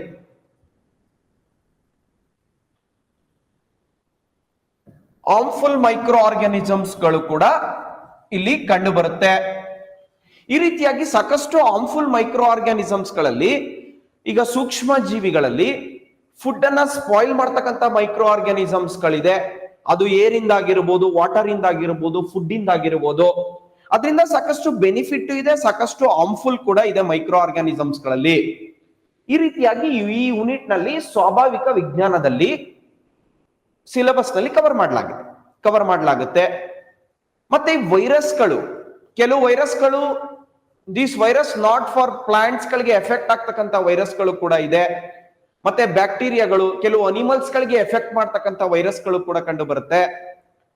ಮತ್ತೆ ಅತಿ ಹೆಚ್ಚಾಗಿ ಇಲ್ಲಿ ಫಂಗೈಗಳ ಬಗ್ಗೆನೂ ಕೂಡ ಮಾತನಾಡಬೇಕಾಗುತ್ತೆ. ನ್ಯಾಚುರಲ್ ಸೈನ್ಸ್ ನಲ್ಲಿ ಅತಿ ಹೆಚ್ಚಾಗಿ ಸಾಕಷ್ಟು ಫಂಗೈಗಳು ಬೆನಿಫಿಟ್ ಆಗ್ತಾ ಇದೆ, ಸಾಕಷ್ಟು ಫಂಗೈಗಳು ಹಾರ್ಮ್ಫುಲ್ ಆಗ್ತಾ ಇದೆ. ಇಲ್ಲಿ ಬೆನಿಫಿಟ್ಸ್ ಆಗ್ತಾ ಇರತಕ್ಕಂತ ಫಂಗೈಗಳ ಬಗ್ಗೆ ಮಾತಾಡೋದಾದ್ರೆ ಪ್ಲಾಂಟ್ ಗ್ರೋತ್ಗೆ ಕೆಲವೊಂದು ಫಂಗೈಗಳು ಹೆಲ್ಪ್ ಆಗ್ತಾ ಇದೆ. ಮತ್ತೆ ಪಿಗ್ಮೆಂಟೇಶನ್, ಡೈಯಿಂಗ್ ಇರ್ಬೋದು, ಮತ್ತೆ ಚೀಸ್ ಮೇಕಿಂಗ್ ಇರ್ಬೋದು, ಮತ್ತೆ ಮೈಕ್ರೋಬಿಯಲ್ ಎಂಜೈಮ್ಸ್, ಮತ್ತೆ ಎಡಿಬಲ್, ಮತ್ತೆ ಆಂಟಿ ಕ್ಯಾನ್ಸರ್ ಡ್ರಗ್ಸ್ ಆಗಿಯೂ ಕೂಡ ಕೆಲವೊಂದು ಫಂಗೈಗಳನ್ನ ನಾವು ನೋಡ್ತಾ ಇದ್ದೇವೆ. ಮತ್ತೆ ಇಲ್ಲಿ ಕಾಮನ್ ಆಗಿ ಕ್ಲಾಸಿಫಿಕೇಶನ್ ಅಲ್ಲೂ ಕೂಡ ಅತಿ ಹೆಚ್ಚು ಫಂಗೈಗಳನ್ನ, ವೈರಸ್ ಗಳನ್ನ ನಾವು ಡಿಸ್ಕಸ್ ಮಾಡ್ತೇವೆ. ಅದರಿಂದ ಪ್ರಿಪರೇಷನ್ ಆಫ್ ಮೆಡಿಸಿನ್ಸ್ ಅಲ್ಲಿ ಇರ್ಬೋದು, ಫುಡ್ ಅಲ್ಲಿ ಇರ್ಬೋದು, ಫಂಗೈ ಇನ್ ಇಂಡಸ್ಟ್ರಿನಲ್ಲೂ ಕೂಡ ನಾವು ಕೆಲವೊಂದು ಫಂಗೈಗಳನ್ನ ಯೂಸ್ ಮಾಡ್ತೇವೆ. ಮತ್ತೆ ಬೇಕರಿ ಮತ್ತೆ ಕೇಕ್ ಅನ್ನ ಉತ್ಪಾದನೆ ಮಾಡುವಾಗ ಕೂಡ ಕೆಲವೊಂದು ಫಂಗೈಗಳನ್ನ ನಾವು ಯೂಸ್ ಮಾಡ್ತೇವೆ. ಮತ್ತೆ ಸಾಯಿಲ್ ಫರ್ಟಿಲಿಟಿಯನ್ನ ಹೆಚ್ಚಿಸ್ಲಿಕ್ಕೆ ಮತ್ತೆ ಸಮ್ ಪಾಯ್ಸನಸ್ ಫಂಗೈಗಳು ಇದೆ. ಈಗ ಆಲ್ಫಾ ಮೆನಿಥಿನ್ ಅಂತಕ್ಕಂಥ ಒಂದು ಪಾಯ್ಸನಸ್ ಫಂಗೈ ಇದೆ. ಮತ್ತೆ ಬೇರೆ ಬೇರೆ ಪೆನುಸಿಡಿಯಂ ಇಸ್ಲಾಂಡಿಕಮ್ ಅಂತಕ್ಕಂಥ ಪಾಯ್ಸನಸ್ ಫಂಗೈ ಇದೆ. ಇವೆಲ್ಲವನ್ನು ಕೂಡ ಸ್ವಾಭಾವಿಕ ವಿಜ್ಞಾನದಲ್ಲಿ ನೋಡ್ತೇವೆ. ಮತ್ತೆ ವಿಶೇಷವಾಗಿ ಈ ನ್ಯಾಚುರಲ್ ಸೈನ್ಸ್ ನಲ್ಲಿ ಕ್ರಾಪ್ ಪ್ಲಾಂಟ್ಸ್ ಗಳ ಬಗ್ಗೆನೂ ಕೂಡ ಮಾತನಾಡಬೇಕಾಗುತ್ತೆ. ಈ ಕ್ರಾಪ್ ಪ್ಲಾಂಟ್ಸ್ ನಲ್ಲಿ ವಿಶೇಷವಾಗಿ ಕಾಮನ್ ಆಗಿ 6 ಟೈಪ್ಸ್ ಆಗಿ ಪ್ಲಾಂಟ್ಸ್ ಅನ್ನ ಕ್ಲಾಸಿಫಿಕೇಶನ್ ಮಾಡಲಾಗಿದೆ. ಫುಡ್ ಕ್ರಾಪ್ಸ್, ಆಹಾರ ಬೆಳೆಗಳು ಅಂತ ಇರ್ಬೋದು, ಫೀಡ್ ಕ್ರಾಪ್ಸ್ ಅಂತ ಇರ್ಬೋದು, ಫೈಬರ್ ಕ್ರಾಪ್ಸ್ ಇರ್ಬೋದು, ಮತ್ತೆ ಈ ಆಯಿಲ್ ಕ್ರಾಪ್ಸ್, ಈ ಅತಿ ಹೆಚ್ಚು ಎಣ್ಣೆ ಕಾಳುಗಳ ಉತ್ಪಾದನೆ ಮಾಡ್ತಾ ಇರ್ತಕ್ಕಂಥ ನೆಕ್ಸ್ಟ್ ಯೂನಿಟ್ 2 ನಲ್ಲಿ ಬರುತ್ತದೋ ಆಯಿಲ್ ಕ್ರಾಪ್ಸ್ ಅಂತ ಇರ್ಬೋದು, ಆರ್ನಮೆಂಟಲ್ ಕ್ರಾಪ್ಸ್ ಅಂತ ಇರ್ಬೋದು, ಇಂಡಸ್ಟ್ರಿಯಲ್ ಕ್ರಾಪ್ಸ್, ಕೈಗಾರಿಕೆಗೋಸ್ಕರ ಕೆಲವೊಂದಷ್ಟು ಬೆಳೆಗಳನ್ನ ನಾವು ಬೆಳೀತಾ ಇದ್ದೇವೆ. ಈ ರೀತಿ ಕ್ರಾಪ್ ಪ್ಲಾಂಟ್ಸ್ ಅಂತೇಳಿ ಕೂಡ ಕ್ಲಾಸಿಫಿಕೇಶನ್ ಅನ್ನ ನಾವು ನೋಡಬಹುದು. ಈ ರೀತಿಯಾಗಿ ಸ್ವಾಭಾವಿಕ ವಿಜ್ಞಾನದಲ್ಲಿ ಸಾಕಷ್ಟು ವಿಷಯಗಳನ್ನ ನೀವು ಗಮನಿಸಬಹುದು. ಅತಿ ಹೆಚ್ಚಾಗಿ ಈ ಕಾನ್ಸೆಪ್ಟ್ಗಳು ಕೂಡ KS ನ ಜನರಲ್ ಸ್ಟಡೀಸ್ ಪೇಪರ್ ನಲ್ಲೂ ಕೂಡ ನೀವು ಗಮನಿಸಬಹುದು. ಮತ್ತೆ ಜನರಲ್ ಸೈನ್ಸ್ ನಲ್ಲೂ ಈ ಕಾನ್ಸೆಪ್ಟ್ಗಳು ಕವರ್ ಆಗುತ್ತೆ. ಇದು ಜನರಲ್ ಆಗಿ ಇದೆ ಇನ್ಫಾರ್ಮೇಶನ್ ಯೂನಿಟ್ ನಲ್ಲಿ. ಮತ್ತೆ ಬಹುಮುಖ್ಯವಾಗಿ ಈಗ ಯೂನಿಟ್ 2 ಹೋಗೋಣ. ಇದು ತುಂಬಾ ಇಂಪಾರ್ಟೆಂಟ್ ಆದಂತ ಯೂನಿಟ್. ಮಿನಿಮಮ್ ಆಗಿ 1-2 ಕ್ವಶನ್ಸ್ ಅಂತೂ ಯೂನಿಟ್ ನಲ್ಲಿ ಇದುವರೆಗೂ ಕೂಡ ಕೇಳಲಾಗಿದೆ. ಇಲ್ಲಿ ಅಗ್ರಿಕಲ್ಚರ್ ಸೈನ್ಸ್ ನಲ್ಲಿ ಕೃಷಿ ವಿಜ್ಞಾನ ಅಂತ ಏನ್ ಕರಿತೇವೆ, ಮೈನ್ ಅಗ್ರಿಕಲ್ಚರ್ ಸೈನ್ಸ್ ಸ್ಟಾರ್ಟ್ ಆಗ್ತಕ್ಕಂಥದ್ದು ಯೂನಿಟ್ 2 ಇಂದ. ಆಕ್ಚುಲಿ ಇದರಲ್ಲಿ ವಿಶೇಷವಾಗಿ ಅಗ್ರಿಕಲ್ಚರ್ ಸೈನ್ಸ್ ನಲ್ಲಿ agriculture scenario and importance of agriculture in national and state economy ಅಂತೇಳಿ ಒಂದು ಕಾನ್ಸೆಪ್ಟ್ ಅನ್ನ ಇಟ್ಟಿದ್ದಾರೆ. ಇದರಲ್ಲಿ ರಾಷ್ಟ್ರೀಯ ಮತ್ತು ರಾಜ್ಯದ ಅರ್ಥವ್ಯವಸ್ಥೆಯಲ್ಲಿ ಕೃಷಿ ಸನ್ನಿವೇಶ ಮತ್ತು ಕೃಷಿಯ ಪ್ರಾಮುಖ್ಯತೆ ಅಂತೇಳಿ ಕರೀತಾರೆ. ಈ ಅಗ್ರಿಕಲ್ಚರ್ ನ ಡೆವಲಪ್ ಮಾಡ್ಬೇಕಾದ್ರೆ 70% ಅಷ್ಟು ಇಂಡಿಯನ್ ಪಾಪ್ಯುಲೇಷನ್ ಕಂಪ್ಲೀಟ್ ಆಗಿ ಅಗ್ರಿಕಲ್ಚರ್ ಮೇಲೆ ಡಿಪೆಂಡೆನ್ಸಿಯನ್ನ ಪಡ್ಕೊಂಡಿದ್ದಾರೆ ಭಾರತ ದೇಶದಲ್ಲಿ. ಅದರಿಂದ ಪ್ರತಿ ವರ್ಷ ನಮಗೆ GDP ಕೂಡ ಬರ್ತಾ ಇದೆ. ಅಗ್ರಿಕಲ್ಚರ್ GDP, ರಾಷ್ಟ್ರೀಯ ಉತ್ಪನ್ನ ಕೂಡ ಅಗ್ರಿಕಲ್ಚರ್ GDP ಬರ್ತಾ ಇದೆ. ಇದರಿಂದ ಅಗ್ರಿಕಲ್ಚರ್ ಇಂದ ಎಂಪ್ಲಾಯ್ಮೆಂಟ್ ಕೂಡ ಸಿಗ್ತಾ ಇದೆ. ಮತ್ತೆ ವೆರಿ ಇಂಪಾರ್ಟೆಂಟ್ ಆಗಿ agriculture production some year decrease ಆಗ್ತಾ ಇದೆ, ಸಮ್ ಇಯರ್ ಇನ್ಕ್ರೀಸ್ ಆಗ್ತಾ ಇದೆ, ಸಮ್ ಇಯರ್ ಡಿಕ್ರೀಸ್ ಆಗ್ತಾ ಇದೆ. ಈ ರೀತಿಯಾಗಿ ಅಗ್ರಿಕಲ್ಚರ್ ಸೆನಾರಿಯೋದಲ್ಲಿ ಡಿಸ್ಕಷನ್ ಮಾಡ್ಬೇಕಾಗುತ್ತೆ. ಮತ್ತೆ ಎಲ್ಲದಕ್ಕಿಂತ ಹೆಚ್ಚಾಗಿ ಇಂಡಿಯಾ ಲೆವೆಲ್ ನಲ್ಲಿ ಅಗ್ರಿಕಲ್ಚರ್ ಅನ್ನ ಜಾಸ್ತಿ ಮಾಡಿದ್ರೆ ಎಕನಾಮಿ ಕೂಡ ಜಾಸ್ತಿ ಆಗುತ್ತೆ. ಎಕನಾಮಿ ಜಾಸ್ತಿ ಆದ್ರೆ GDP ಕೂಡ ಜಾಸ್ತಿ ಆಗುತ್ತೆ. ಆದ್ರಿಂದ ವೆರಿ ಇಂಪಾರ್ಟೆಂಟ್ ಆಗಿ ಅಗ್ರಿಕಲ್ಚರ್ ಸೈನ್ಸ್ ನಲ್ಲಿ ಈ ಯೂನಿಟ್ ನಲ್ಲಿ ವೆರಿ ಇಂಪಾರ್ಟೆಂಟ್ ಆಗಿ ಅಗ್ರಿಕಲ್ಚರ್ ಎಕನಾಮಿಯನ್ನ ಜಾಸ್ತಿ ಮಾಡಬೇಕು ಅಂತೇಳಿ, ಮತ್ತೆ ಅಗ್ರಿಕಲ್ಚರ್ ಅನ್ನ ಬೂಸ್ಟ್ ಅಪ್ ಮಾಡಬೇಕು ಅಂತೇಳಿ ಗವರ್ನಮೆಂಟ್ ಆಫ್ ಇಂಡಿಯಾ ಮತ್ತೆ ಗವರ್ನಮೆಂಟ್ ಆಫ್ ಕರ್ನಾಟಕ ಹಲವಾರು ಕಾರ್ಯಕ್ರಮಗಳನ್ನ ತೆಗೆದುಕೊಂಡು ಬರ್ತಾ ಇದೆ. ಭಾರತ ಸರ್ಕಾರ ಮತ್ತು ಕರ್ನಾಟಕ ರಾಜ್ಯ ಸರ್ಕಾರ ಹಲವಾರು ಯೋಜನೆಗಳನ್ನ ತೆಗೆದುಕೊಂಡು ಬರ್ತಾ ಇದೆ. ಅದರಲ್ಲಿ ನೀವು ಕೇಳಿರ್ಬೋದು ಪ್ರಧಾನ ಮಂತ್ರಿ ಕೃಷಿ ಸಿಂಚಾಯಿ ಯೋಜನಾ ಅಂತ ಕೇಳಿರ್ಬೋದು. ಪ್ರಧಾನ ಮಂತ್ರಿ ಕೃಷಿ ಸಿಂಚಾಯಿ ಯೋಜನಾ ಅಂತಕ್ಕಂಥ ಯೋಜನೆಯನ್ನ ಉದಾಹರಣೆಯಾಗಿ ತೆಗೆದುಕೊಳ್ಳತಕ್ಕಂಥದ್ರಿಂದ ಅಗ್ರಿಕಲ್ಚರ್ ನ ಬೂಸ್ಟ್ ಅಪ್ ಮಾಡ್ಲಿಕ್ಕೆ ಈ ಸ್ಕೀಮು ಹೆಲ್ಪ್ ಆಗ್ತಾ ಇದೆ. ಈ ರೀತಿಯಾಗಿ ವಿಶೇಷವಾಗಿ ಅಗ್ರಿಕಲ್ಚರ್ ಸೈನ್ಸ್ ಪೇಪರ್ ನಲ್ಲಿ 50ಕ್ಕೂ ಹೆಚ್ಚು ಸ್ಕೀಮ್ಸ್ ಗಳನ್ನ ಈ ಯೂನಿಟ್ ನಲ್ಲಿ ಕವರ್ ಮಾಡಲಾಗುತ್ತೆ, ಮೋರ್ ದನ್ 50. ಅದರಿಂದ ಭಾರತ ಸರ್ಕಾರವು ಕೂಡ ಪ್ರಯತ್ನ ಮಾಡ್ತಾ ಇದೆ ಕೃಷಿ ಕ್ಷೇತ್ರವನ್ನ ಉತ್ತೇಜನೆ ಮಾಡಬೇಕು ಅಂತೇಳಿ. ಮತ್ತೆ ಕರ್ನಾಟಕ ರಾಜ್ಯ ಸರ್ಕಾರವು ಕೂಡ ಕೃಷಿ ಕ್ಷೇತ್ರವನ್ನ ಉತ್ತೇಜನೆ ಮಾಡಬೇಕು ಅಂತೇಳಿ ಕೆಲಸ ಮಾಡ್ಲಾಗ್ತಾ ಇದೆ. ನಾನು ಜಸ್ಟ್ ಎಕ್ಸಾಂಪಲ್ಗೆ ಈ ಸ್ಕೀಮ್ ಅನ್ನ ಕೋಟ್ ಮಾಡಿದ್ದು. ಮತ್ತೆ ಕರ್ನಾಟಕ ರೈತ ಸಿರಿ ಸ್ಕೀಮ್ ಅಂತೇಳಿ ಒಂದು ಸ್ಕೀಮ್ ಇದೆ. ಕರ್ನಾಟಕ ರೈತ ಸಿರಿ ಸ್ಕೀಮ್ ಅಂತೇಳಿ ಈ ಕರ್ನಾಟಕ ರೈತ ಸಿರಿ ಸ್ಕೀಮ್ ಕೂಡ ಕರ್ನಾಟಕದಲ್ಲಿ ಅಗ್ರಿಕಲ್ಚರ್ ನ ಡೆವಲಪ್ಮೆಂಟ್ ಮಾಡ್ಲಿಕ್ಕೆ ಹೆಲ್ಪ್ ಆಗುತ್ತೆ. ನೀವು ಗಮನಿಸಿರ್ಬೋದು ಈ ಸೈಲೆಂಟ್ ಫೀಚರ್ಸ್ ಆಫ್ ಅಗ್ರಿಕಲ್ಚರ್ ನಲ್ಲಿ ನ್ಯಾಷನಲ್ ಲೆವೆಲ್ ಮತ್ತೆ ಸ್ಟೇಟ್ ಲೆವೆಲ್ ನಲ್ಲಿ ಎಕನಾಮಿಯನ್ನ ತಂದ್ಕೊಡ್ತಾ ಇರ್ತಕ್ಕಂಥ ಕೆಲವೊಂದು ಕ್ರಾಪ್ಸ್ ಗಳಿದೆ. ಅದರಲ್ಲಿ 3 ಡಿಫ್ರೆಂಟ್ ಟೈಪ್ಸ್ ಆಫ್ ಸೀಸನ್ಸ್ ಗಳಲ್ಲಿ ಕ್ರಾಪ್ಸ್ ಗಳನ್ನ ಬೆಳೀತಾ ಇದ್ದಾರೆ ಇಂಡಿಯಾದಲ್ಲಿ. ಅದು ಖಾರಿಫ್ ಸೀಸನ್ ಆಗ್ಬೋದು, ರಾಬಿ ಸೀಸನ್ ಆಗ್ಬೋದು, ಅಥವಾ ಜಾಯ್ಡ್ ಸೀಸನ್ ಆಗ್ಬೋದು. ಈ ಎಲ್ಲ ವಿಶೇಷವಾಗಿ ಬೇರೆ ಬೇರೆ ಸೀಸನ್ಸ್ ಗಳಲ್ಲಿ ಕ್ರಾಪ್ಸ್ ಗಳನ್ನ ಬೆಳೀತಾ ಇದ್ದಾರೆ. ಅದರಿಂದ ವೆರಿ ಇಂಪಾರ್ಟೆಂಟ್ ಆಗಿ ಇಂಡಿಯಾದಲ್ಲಿ ಅಗ್ರಿಕಲ್ಚರ್ ನಿಂದ ಎಕನಾಮಿ ಬರ್ತಾ ಇದೆ, ಇನ್ಕ್ಲೂಡಿಂಗ್ ಅಲೈಡ್ ಸೆಕ್ಟಾರ್ ಗಳ ಮೂಲಕ ನಾವು ಎಕನಾಮಿಯನ್ನ ಗಮನಿಸಬಹುದು. ಎಕನಾಮಿ ಬರ್ತಾ ಇದೆ. ನಾನು ಅಲೈಡ್ ಸೆಕ್ಟಾರ್ ಯಾವುದು ಅಂತ ಹೇಳಿ ಆಲ್ರೆಡಿ ನಾನು ಎಕ್ಸ್ಪ್ಲೈನ್ ಮಾಡಿದ್ದೇನೆ. ಅಲೈಡ್ ಸೆಕ್ಟಾರ್ ನಲ್ಲಿ ಹಾರ್ಟಿಕಲ್ಚರ್ ಇರ್ಬೋದು, ಸಿರಿಕಲ್ಚರ್ ಇರ್ಬೋದು, ಫಿಶರಿ ಇರ್ಬೋದು, ಡೈರಿ ಇರ್ಬೋದು, ಅನಿಮಲ್ ಹಸ್ಬೆಂಡ್ರಿ, ವೆಟರ್ನರಿ ಸೈನ್ಸ್ ಇರ್ಬೋದು, ವರ್ಮಿ ಕಾಂಪೋಸ್ಟ್ ಇರ್ಬೋದು. ಇದೆಲ್ಲವನ್ನು ಕೂಡ ಅಗ್ರಿಕಲ್ಚರ್ ನ ಅಲೈಡ್ ಸೆಕ್ಟರ್ ಆಗುತ್ತೆ. ಅದು ನ್ಯಾಷನಲ್ ಮತ್ತೆ ಸ್ಟೇಟ್ ಲೆವೆಲ್ ನಲ್ಲಿ ಎಕನಾಮಿಯನ್ನ, ಕ್ರಾಪ್ ಪ್ರೊಡಕ್ಷನ್ ಅಲ್ಲಿ ಎಕನಾಮಿ ಬರ್ತಾ ಇದೆ. ಮತ್ತೆ ವೆರಿ ಇಂಪಾರ್ಟೆಂಟ್ ಆಗಿ ಭಾರತ ಸರ್ಕಾರ ಮತ್ತು ರಾಜ್ಯ ಸರ್ಕಾರ ಎರಡಕ್ಕೂ ಕೂಡ ಎಕನಾಮಿಯನ್ನ ತಂದ್ಕೊಡ್ತಾ ಇದೆ. ಅದಕ್ಕೋಸ್ಕರ ಈ ಸಿಲೆಬಸ್ ನಲ್ಲಿ ನಿಮ್ಗೆ ತುಂಬಾ ಇಂಪಾರ್ಟೆಂಟ್ ಆಗಿ ಯೂನಿಟ್ 2 ನಿಂದ ಅಗ್ರಿಕಲ್ಚರ್ ಸೈನ್ಸ್ ತುಂಬಾ ಇಂಪಾರ್ಟೆಂಟ್ ಆಗಿ ಹೆಲ್ಪ್ ಆಗುತ್ತೆ. ಮತ್ತೆ ವೆರಿ ಇಂಪಾರ್ಟೆಂಟ್ ಆಗಿ ಕೆಮಿಕಲ್ ಫರ್ಟಿಲೈಸರ್ಸ್ ಮತ್ತೆ ವರ್ಮಿ ಕಾಂಪೋಸ್ಟ್ ಗಳ ಬಗ್ಗೆನೂ ಕೂಡ ಇಲ್ಲಿ ಮಾತನಾಡಬೇಕಾಗತ್ತೆ ಯೂನಿಟ್ 2 ನಲ್ಲಿ. ಈ ಅತಿ ಹೆಚ್ಚಾಗಿ ನಾವು ಕೃಷಿಯನ್ನ ಮಾಡ್ಬೇಕಾದ್ರೆ ಭಾರತದಲ್ಲಿ ರಾಸಾಯನಿಕ ಗೊಬ್ಬರಗಳನ್ನ ಬಳಸಿ ಕೃಷಿಯನ್ನ ನಾವು ಮಾಡ್ತಾ ಇರ್ತಕ್ಕಂಥದ್ದನ್ನ ನಿಮಗೆ ಎಲ್ಲರಿಗೂ ಕೂಡ ಗೊತ್ತಿರ್ತಕ್ಕಂಥ ವಿಚಾರ.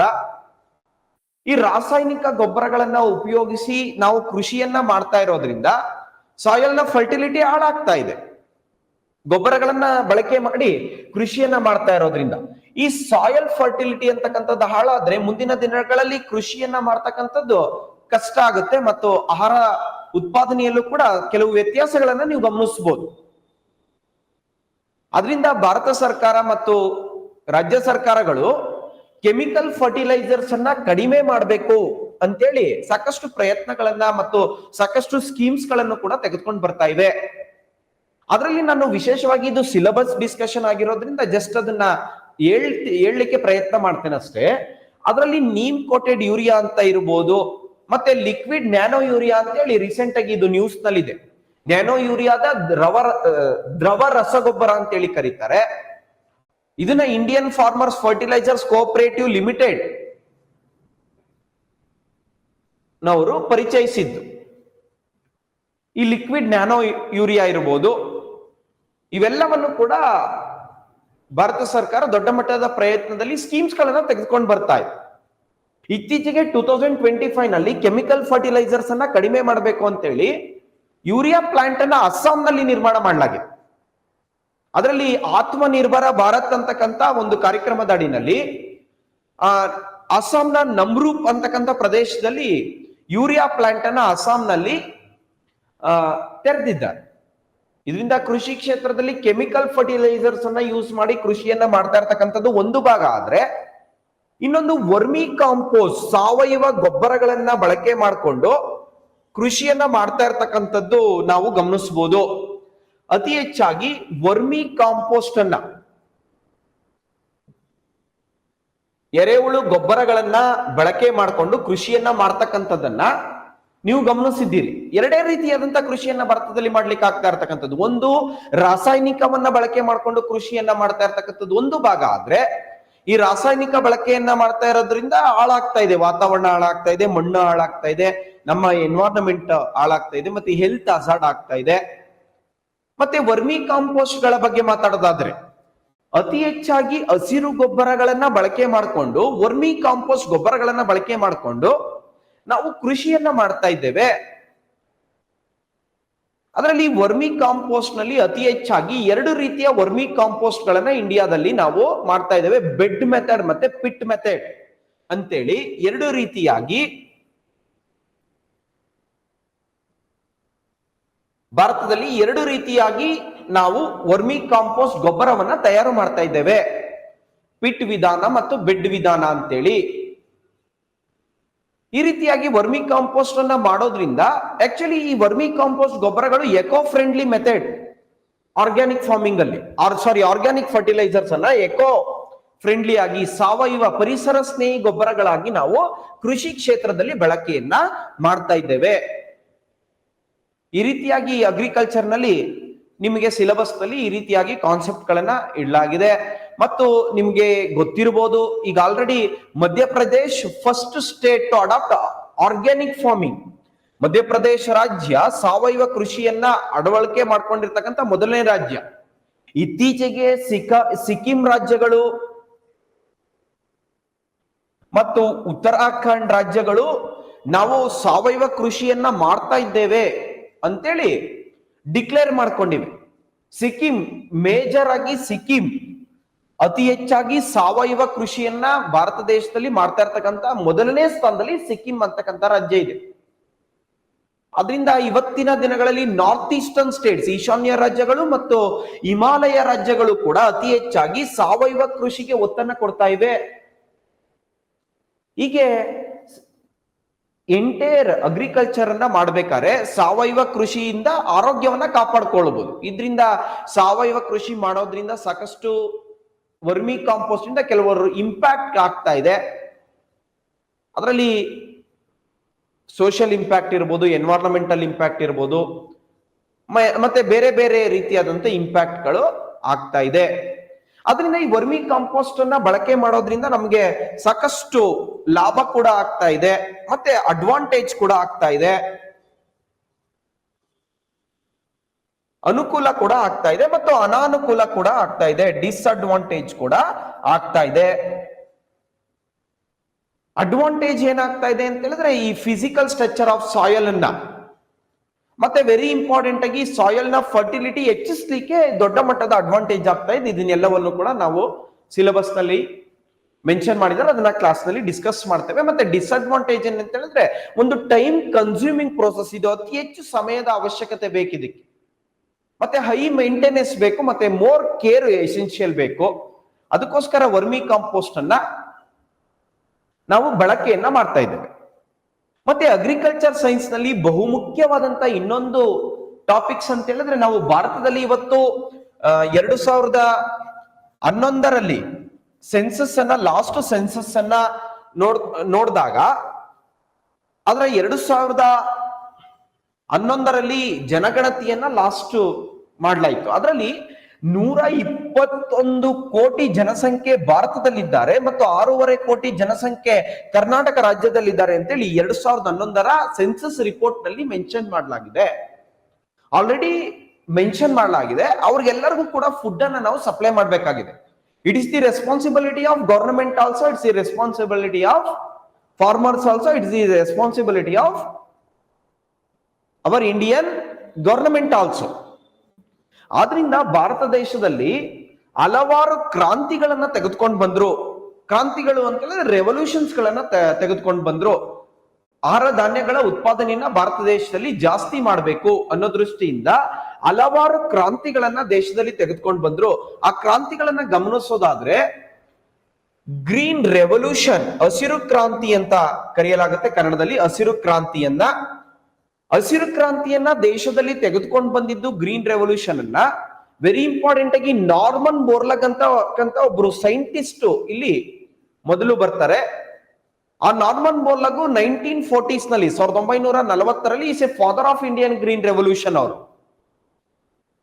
ಈ ಹಸಿರು ಕ್ರಾಂತಿಗೆ ಭಾರತದಲ್ಲಿ Lal Bahadur Shastri is a former prime minister of India, Lal Bahadur Shastri ಅವರ ಕಾಂಟ್ರಿಬ್ಯೂಷನ್ ಕೂಡ ಇದೆ ಹಸಿರು ಕ್ರಾಂತಿಗೆ. ದ ಮೈನ್ ಇಂಟೆನ್ಷನ್ ಹಸಿರು ಕ್ರಾಂತಿಯನ್ನ ಭಾರತದಲ್ಲಿ ತೆಗೆದುಕೊಂಡು ಬಂದಾಗ ಗ್ರೀನ್ ರೆವಲ್ಯೂಷನ್ ಅನ್ನ ಅತಿ ಹೆಚ್ಚಾಗಿ ಆಹಾರ ಧಾನ್ಯಗಳ ಉತ್ಪಾದನೆ ಅವತ್ತಿನ ದಿನ ಕಡಿಮೆ ಇತ್ತು. ಈ ಆಹಾರ ಧಾನ್ಯಗಳ ಉತ್ಪಾದನೆಯನ್ನ ಭಾರತ ದೇಶದಲ್ಲಿ ಜಾಸ್ತಿ ಮಾಡಬೇಕು ಅಂತೇಳಿ ಹಸಿರು ಕ್ರಾಂತಿಯನ್ನ ಭಾರತದಲ್ಲಿ ತೆಗೆದುಕೊಂಡು ಬಂದ್ರು. The main intention is leading increase the food grains production, especially Punjab, Haryana ಮತ್ತು ಉತ್ತರ ಪ್ರದೇಶದಲ್ಲಿ ಆಹಾರ ಧಾನ್ಯಗಳ ಉತ್ಪಾದನೆಯನ್ನ ಭಾರತ ದೇಶದಲ್ಲಿ ಜಾಸ್ತಿ ಮಾಡಬೇಕು ಅಂತೇಳಿ ಹಸಿರು ಕ್ರಾಂತಿಯನ್ನ ತೆಗೆದುಕೊಂಡು ಬಂದ್ರು. ಈ ಹಸಿರು ಕ್ರಾಂತಿಯನ್ನ ತೆಗೆದುಕೊಂಡು ಬರ್ಲಿಕ್ಕೆ ಕಾಂಟ್ರಿಬ್ಯೂಷನ್ ಮಾಡಿದಂತ ನಾರ್ಮನ್ ಬೋರ್ಲಗ್ ಅವರಿಗೆ ಭಾರತ ರತ್ನ ಪ್ರಶಸ್ತಿಯನ್ನು ನೋಬೆಲ್ ಪ್ರಶಸ್ತಿಯನ್ನು ಕೊಟ್ಟು ಗೌರವಿಸಲಾಯಿತು.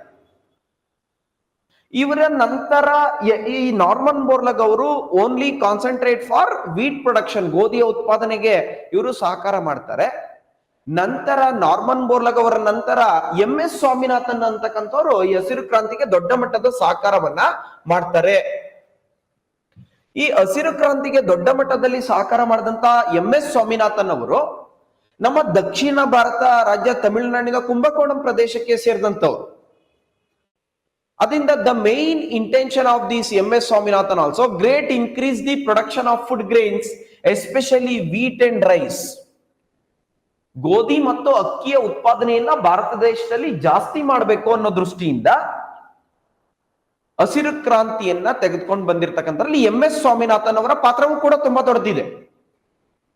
ಅದಕ್ಕೋಸ್ಕರ ಇವರಿಗೆ ಭಾರತ ರತ್ನ ಪ್ರಶಸ್ತಿಯನ್ನ, ಮರಣೋತ್ತರ ಭಾರತ ರತ್ನ ಪ್ರಶಸ್ತಿಯನ್ನ MS ಸ್ವಾಮಿನಾಥನ್ ಅವರಿಗೆ ಕೊಟ್ಟು ಗೌರವಿಸಲಾಯಿತು. This green revolution spread all over India in 20th century. The main intention of MS Swaminathan, country one of the world leading agriculture nation ಆಗ್ಬೇಕು, ಭಾರತವು ಕೃಷಿಯ ಪ್ರಮುಖ ರಾಷ್ಟ್ರ ಆಗ್ಬೇಕು ಅಂತೇಳಿ MS ಸ್ವಾಮಿನಾಥನ್ ಅವರು ಕೆಲಸ ಮಾಡಿದ್ದಾರೆ. ಆ ರೀತಿ ಯಾಕೆ ಹಸಿರು ಕ್ರಾಂತಿ ಅಂತಕ್ಕಂಥದ್ದು ಭಾರತದಲ್ಲಿ ಬೇಕು ಅಂತ ವಿಷಯ ಬಂದಾಗ, ಯಾಕೆಂದ್ರೆ ಎಂಟೈರ್ ಇದು ಅಗ್ರಿಕಲ್ಚರ್ ಸೈನ್ಸ್ ಪೇಪರ್ ಇರೋದ್ರಿಂದ ರೆವಲ್ಯೂಷನ್ಸ್ ಗಳು ತುಂಬಾ ಇಂಪಾರ್ಟೆಂಟ್ ಆಗ್ತವೆ, ಕ್ರಾಂತಿಗಳು. ಅದರಿಂದ ಹಸಿರು ಕ್ರಾಂತಿಯ ಬಗ್ಗೆ ನಾನು ಹೆಚ್ಚು ಮಾತನಾಡ್ತಾ ಇದ್ದೆ. Why did India need green revolution, ಯಾಕೆ ಹಸಿರು ಕ್ರಾಂತಿ ಭಾರತ ದೇಶಕ್ಕೆ ಬೇಕು ಅಂದಾಗ, ಇನ್ 1960s ನಲ್ಲಿ 1960ರಲ್ಲಿ ಭಾರತ ದೇಶದಲ್ಲಿ ಸಾಕಷ್ಟು ಜನ 1960ರಲ್ಲಿ 1960s ನಲ್ಲಿ ಭಾರತ ದೇಶದಲ್ಲಿ ಸಾಕಷ್ಟು ಜನ ಹಸಿವಿನಿಂದ ಬಳಲ್ತಾ ಇದ್ರು. Due to rapid population growth ಇತ್ತು. ಅವತ್ತಿನ ದಿನದಿಂದ ದಿನಕ್ಕೆ ಜನಸಂಖ್ಯೆ ಜಾಸ್ತಿ ಆಗ್ತಾ ಇತ್ತು. 1960ರಲ್ಲಿ ಫುಡ್ ಕ್ರೈಸಿಸ್ ಇತ್ತು, ಅಗ್ರಿಕಲ್ಚರ್ ಪ್ರೊಡಕ್ಷನ್ ಕಡಿಮೆ ಇತ್ತು, ಮತ್ತೆ ಫ್ರೀಕ್ವೆಂಟ್ ಡ್ರಾಟ್ ಬರ ಬಂದಿತ್ತು, ಮತ್ತೆ agriculture dependency food import from other countries. Bharat ದೇಶ ಬೇರೆ ದೇಶಗಳಿಂದ ಆಹಾರ ಧಾನ್ಯಗಳನ್ನ ಆಮದು ಮಾಡ್ಕೊಳ್ತಾ ಇತ್ತು. ಮತ್ತೆ ವೆರಿ ಇಂಪಾರ್ಟೆಂಟ್ ಆಗಿ ಇವತ್ತಿನ ಕೃಷಿ ಉತ್ಪಾದನೆ ಏನ್ ಜಾಸ್ತಿ ಆಗಿದೆಯಲ್ಲ, ಅವತ್ತಿನ ದಿನ ಕೃಷಿ ಉತ್ಪಾದನೆ ತುಂಬಾ ಕಡಿಮೆ ಇತ್ತು. ಮತ್ತೆ ಗ್ಲೋಬಲ್ ಮಾರ್ಕೆಟ್ ನಲ್ಲಿ ಕಾಂಪಿಟೇಟಿವ್ ವಿತ್ ಗ್ಲೋಬಲ್ ಮಾರ್ಕೆಟ್, ಜಾಗತಿಕ ಮಟ್ಟದಲ್ಲಿ ನಾವು ಕೃಷಿಯನ್ನ ಕ್ಷೇತ್ರದಲ್ಲಿ ಜಾಗತಿಕ ಮಟ್ಟದಲ್ಲಿ ಬೇರೆ ದೇಶಗಳೊಂದಿಗೆ ಸ್ಪರ್ಧೆ ಮಾಡಬೇಕಾಗಿತ್ತು. ಅದಕ್ಕೋಸ್ಕರ MS ಸ್ವಾಮಿನಾಥನ್ ಅವರ ಪಾತ್ರ ತುಂಬಾ ದೊಡ್ಡದಿದೆ. ಅದರಲ್ಲಿ ಶಾರ್ಟ್ ಟರ್ಮ್ ಅಲ್ಪಾವಧಿ ಮತ್ತೆ ಲಾಂಗ್ ಟರ್ಮ್ ದೀರ್ಘಾವಧಿ, ಮತ್ತೆ ಎಂಪ್ಲಾಯ್ಮೆಂಟ್ ಅನ್ನ ಅಗ್ರಿಕಲ್ಚರ್ ನಲ್ಲಿ ಹೇಗೆ ಸೃಷ್ಟಿ ಮಾಡಬೇಕು ಅಂತೇಳಿ MS ಸ್ವಾಮಿನಾಥನ್ ಅವರು ಕೆಲಸ ಮಾಡಿದ್ದಾರೆ. ಮತ್ತೆ ಸೈಂಟಿಫಿಕ್ ಸ್ಟಡೀಸ್, ವೈಜ್ಞಾನಿಕ ಅಧ್ಯಯನದ ಬಗ್ಗೆನೂ ಕೂಡ MS ಸ್ವಾಮಿನಾಥನ್ ಅವರು ಮಾತನಾಡಿದ್ದಾರೆ. ಇದರಿಂದ ಗ್ರೀನ್ ರೆವಲ್ಯೂಷನ್ ಇಂದ ದೇಶದಲ್ಲಿ ಸಾಕಷ್ಟು ಪಾಸಿಟಿವ್ ಇಂಪ್ಯಾಕ್ಟ್ ಇದೆ, ನೆಗೆಟಿವ್ ಇಂಪ್ಯಾಕ್ಟ್ ಇದೆ. ನಕಾರಾತ್ಮಕ ಪರಿಣಾಮ ಮತ್ತು ಧನಾತ್ಮಕ ಮತ್ತು ನಕಾರಾತ್ಮಕ ಪರಿಣಾಮಗಳನ್ನ ನೀವು ಭಾರತದಲ್ಲಿ ಹಸಿರು ಕ್ರಾಂತಿಯಲ್ಲಿ ಗಮನಿಸಬಹುದು. ಅದನ್ನ ನಿಮ್ ಸಿಲೆಬಸ್ ನಲ್ಲಿ ಮೆನ್ಷನ್ ಮಾಡಿದ್ದಾರೆ. ನಾನು ತುಂಬಾ ಶಾರ್ಟ್ ಆಗಿ ಹೇಳ್ತಾ ಇದ್ದೇನೆ, ತುಂಬಾ ಡೆಪ್ತ್ ಆಗಿ ತಿಳ್ಕೊಳ್ಬೇಕಾಗತ್ತೆ. ಮತ್ತೆ ಭಾರತ ಸರ್ಕಾರದಲ್ಲಿ ಹಸಿರು ಕ್ರಾಂತಿಯನ್ನ ದೇಶದಲ್ಲಿ ಜಾಸ್ತಿ ಮಾಡಬೇಕು ಮತ್ತು ಕೃಷಿಯ ಉತ್ಪಾದನೆಯನ್ನ ಭಾರತ ದೇಶದಲ್ಲಿ ಜಾಸ್ತಿ ಮಾಡಬೇಕು ಅಂತ ಹೇಳಿ ಹಲವಾರು ಯೋಜನೆಗಳನ್ನ ತೆಗೆದುಕೊಂಡು ಬರಲಾಗಿದೆ. ಅದರಲ್ಲಿ ಕೃಷ್ಣೋನ್ನತಿ ಯೋಜನೆ ಅಂತಕ್ಕಂಥ ಯೋಜನೆ ಬಹಳ ಮುಖ್ಯವಾದಂತದ್ದಾಗುತ್ತೆ. The main intention of the scheme to boost up the agriculture sector in India. ಮತ್ತೆ ಕರ್ನಾಟಕ ರೈತ ಸಮೃದ್ಧಿ ಯೋಜನೆ ಅಂತಿದೆ. ಈ ರೀತಿಯಾದಂತ ಯೋಜನೆಗಳು ತುಂಬಾ ಇಂಪಾರ್ಟೆಂಟ್ ಆಗಿ ಭಾರತದಲ್ಲಿ ಕೃಷಿ ಕ್ಷೇತ್ರವನ್ನ ಉತ್ತೇಜನೆ ಮಾಡ್ಬೇಕಾರೆ ಮತ್ತು ಹಸಿರು ಕ್ರಾಂತಿಯನ್ನ ಭಾರತ ದೇಶದಲ್ಲಿ ಜಾಸ್ತಿ ಮಾಡ್ಬೇಕಾರೆ ಮತ್ತು ಎಕನಾಮಿಯನ್ನ ಜಾಸ್ತಿ ಮಾಡ್ಬೇಕಾದ್ರೆ ಈ ರೀತಿಯಾಗಿ ಹಸಿರು ಕ್ರಾಂತಿ ಅಂತಕ್ಕಂಥದ್ದು ತುಂಬಾ ಇಂಪಾರ್ಟೆಂಟ್ ರೋಲ್ ಅನ್ನ ಪ್ಲೇ ಮಾಡ್ತದೆ. ಮತ್ತೆ ಅಗ್ರಿಕಲ್ಚರ್ ಸೈನ್ಸ್ ನಲ್ಲಿ ತುಂಬಾ ಇಂಪಾರ್ಟೆಂಟ್ ಆದಂತ ಮತ್ತೊಂದು ರೆವಲ್ಯೂಷನ್ ಅಂತ ಹೇಳಿದ್ರೆ ವೈಟ್ ರೆವಲ್ಯೂಷನ್, ಬಿಳಿ ಕ್ರಾಂತಿ ಅಂತ ಕರೀತಾರೆ, ವೈಟ್ ರೆವಲ್ಯೂಷನ್ ಅಂತ ಕರೀತಾರೆ. ನೀವು ಆಲ್ರೆಡಿ ಕೇಳಿರ್ಬೋದು, ನಿಮ್ಗೆ ಆಲ್ರೆಡಿ ಗೊತ್ತಿರುತ್ತೆ ವಿದ್ಯಾರ್ಥಿಗಳೇ. ಈ ಬಿಳಿ ಕ್ರಾಂತಿಯನ್ನ ದೇಶದಲ್ಲಿ ತೆಗೆದುಕೊಂಡು ಬಂದಿದ್ದು the main aim is to increase the milk production in the country, also known as operation flood. ಶ್ವೇತ ಕ್ರಾಂತಿಯನ್ನ ಮೂಡಿಸಬೇಕು ಅಂತ ಹೇಳಿ ತೆಗೆದುಕೊಂಡು ಬಂದ್ರು. ಮತ್ತೆ India self dependent nation in the milk production, ಸ್ವ ಅವಲಂಬಿ ಆಗ್ಬೇಕು ಭಾರತದಲ್ಲಿ ಹಾಲಿನ ಉತ್ಪಾದನೆ ಅಂತೇಳಿ ವರ್ಲ್ಡ್ ಇವತ್ತು ಕೂಡ ಇಷ್ಟೆಲ್ಲ ವೈಟ್ ರೆವಲ್ಯೂಷನ್ ಅನ್ನ ತೆಗೆದುಕೊಂಡು ಬಂದಿದ್ದಕ್ಕೆ ಇಡೀ ವರ್ಲ್ಡ್ ನಲ್ಲಿ ಲಾರ್ಜೆಸ್ಟ್ ಮಿಲ್ಕ್ ಪ್ರೊಡಕ್ಷನ್ ಇಂಡಿಯಾದಲ್ಲಿ ಆಗ್ತಾ ಇದೆ ಇಡೀ ವರ್ಲ್ಡ್ ನಲ್ಲಿ. ಅದರಲ್ಲಿ ವೈಟ್ ರೆವಲ್ಯೂಷನ್ 2.0 ಇರ್ಬೋದು, ಅದರ ಟಾರ್ಗೆಟ್ ಗಳ ಬಗ್ಗೆ ಮತ್ತು ವಿಶೇಷವಾಗಿ ಹಾಲಿನ ಉತ್ಪಾದನೆಯನ್ನ ಭಾರತ ದೇಶದಲ್ಲಿ ಜಾಸ್ತಿ ಮಾಡಬೇಕು ಅಂತೇಳಿ ಹಲವಾರು ಪ್ರಶಸ್ತಿಗಳನ್ನು ಕೂಡ ಕೊಡಲಾಗ್ತಾ ಇದೆ. ಇಲ್ಲಿ ಒಂದು ವೈಟ್ ರೆವಲ್ಯೂಷನ್ ಅಂತಕ್ಕಂಥದ್ದು ಒಂದು ವರ್ಡ್ ಇದೆ ಅಷ್ಟೇ ಸಿಲೆಬಸ್ ನಲ್ಲಿ. ಅದ್ರ ಬಗ್ಗೆ ತುಂಬಾ ಡೆಪ್ತ್ ಆಗಿ ತಿಳ್ಕೊಳ್ಬೇಕಾಗತ್ತೆ. ಆ ಗೋಪಾಲ ರತ್ನ ಅವಾರ್ಡ್ ಅಂತೇಳಿ ಒಂದು ಅವಾರ್ಡ್ ಅನ್ನ ಕೊಡ್ತಾ ಇದ್ದಾರೆ. ಮತ್ತೆ ಹಾಲಿನ ಉತ್ಪಾದನೆ ಭಾರತ ದೇಶದಲ್ಲಿ ಜಾಸ್ತಿ ಆಗ್ಬೇಕು ಅಂತೇಳಿ ಹಲವಾರು ಸ್ಕೀಮ್ಸ್ ಗಳನ್ನ ಭಾರತ ಸರ್ಕಾರ ಮತ್ತು ರಾಜ್ಯ ಸರ್ಕಾರ ತೆಗೆದುಕೊಂಡು ಬರ್ತಾ ಇದೆ. ಪ್ರಸ್ತುತವಾಗಿ ನೀವು ಗಮನಿಸಿರ್ಬೋದು, ಕರೆಂಟ್ ಅಫೇರ್ಸ್ ನಲ್ಲೂ ಕೂಡ ಇದು ವೈಟ್ ರೆವಲ್ಯೂಷನ್ ಬಗ್ಗೆ ಮಾತನಾಡುವಾಗ ಅತಿ ಹೆಚ್ಚಾಗಿ ಹಾಲಿನ ಉತ್ಪಾದನೆಯನ್ನ ಭಾರತ ದೇಶದಲ್ಲಿ ಜಾಸ್ತಿ ಮಾಡಬೇಕು ಅನ್ನೋ ದೃಷ್ಟಿಯಿಂದ ಈಗ UP ಟಾಪ್ ಪೊಸಿಷನ್ ಅಲ್ಲಿ ಇದೆ. ನಂತರ ರಾಜಸ್ಥಾನ್ ಇರ್ಬೋದು, ಮಧ್ಯಪ್ರದೇಶ ಇರ್ಬೋದು, ಗುಜರಾತ್ ಇರ್ಬೋದು, ಆಂಧ್ರ ಪ್ರದೇಶ ಇರ್ಬೋದು, ಇದೆಲ್ಲ ರಾಜ್ಯಗಳು ಹಾಲಿನ ಉತ್ಪಾದನೆಯಲ್ಲಿ ಅಗ್ರಸ್ಥಾನದಲ್ಲೇ ಇದೆ. ಈ 5 ರಾಜ್ಯಗಳನ್ನು ಒಳಗೊಂಡಂತೆ 53ರಿಂದ 54% ಅಷ್ಟು ಹಾಲಿನ ಉತ್ಪಾದನೆ ಭಾರತ ದೇಶದಲ್ಲಿ ಈ UP, ರಾಜಸ್ಥಾನ, ಮಧ್ಯಪ್ರದೇಶ ಮತ್ತು ಗುಜರಾತ್, ಆಂಧ್ರ ಪ್ರದೇಶನಲ್ಲಿ ಆಗ್ತಾ ಇದೆ. ಮತ್ತೆ ವೆರಿ ಇಂಪಾರ್ಟೆಂಟ್ ಆಗಿ ಇಂಡಿಯಾ ಲಾರ್ಜೆಸ್ಟ್ ಮಿಲ್ಕ್ ಪ್ರೊಡಕ್ಷನ್ ಅಂತ ಏನ್ ಹೇಳಿದೆ ವೈಟ್ ರೆವಲ್ಯೂಷನ್ಗೆ ಇಂಪಾರ್ಟೆಂಟ್ ಆಗಿ, ಅದರಲ್ಲಿ ಸುಮಾರು 24 ಗ್ಲೋಬಲ್ ಲೆವೆಲ್ ನಲ್ಲಿ 24% of the global milk production ಆಗ್ತಾ ಇರ್ತಕ್ಕಂಥದ್ದು 24% ನಮ್ಮ ಇಂಡಿಯಾದಲ್ಲಿ. ಅದರಿಂದ ವೈಟ್ ರೆವಲ್ಯೂಷನ್ ಕೂಡ ತುಂಬಾ ಇಂಪಾರ್ಟೆಂಟ್ ಆಗುತ್ತೆ. ಅದಕ್ಕೋಸ್ಕರ ಅಗ್ರಿಕಲ್ಚರ್ ನ ಅಲೈಡ್ ಸೆಕ್ಟಾರ್ ಈ ಡೈರಿ ಹೈನುಗಾರಿಕೆಯನ್ನ ಮಾಡ್ತಕ್ಕಂಥದ್ದು. ಮತ್ತೆ ಅಗ್ರಿಕಲ್ಚರ್ ಸೈನ್ಸ್ ನಲ್ಲಿ ತುಂಬಾ ಇಂಪಾರ್ಟೆಂಟ್ ಆಗಿ ಮತ್ತೊಂದು ರೆವಲ್ಯೂಷನ್ ಅನ್ನ ನಿಮ್ಗೆ ಮೆನ್ಷನ್ ಮಾಡಿದ್ದಾರೆ, ದಟ್ ಈಸ್ ಯೆಲ್ಲೋ ರೆವಲ್ಯೂಷನ್.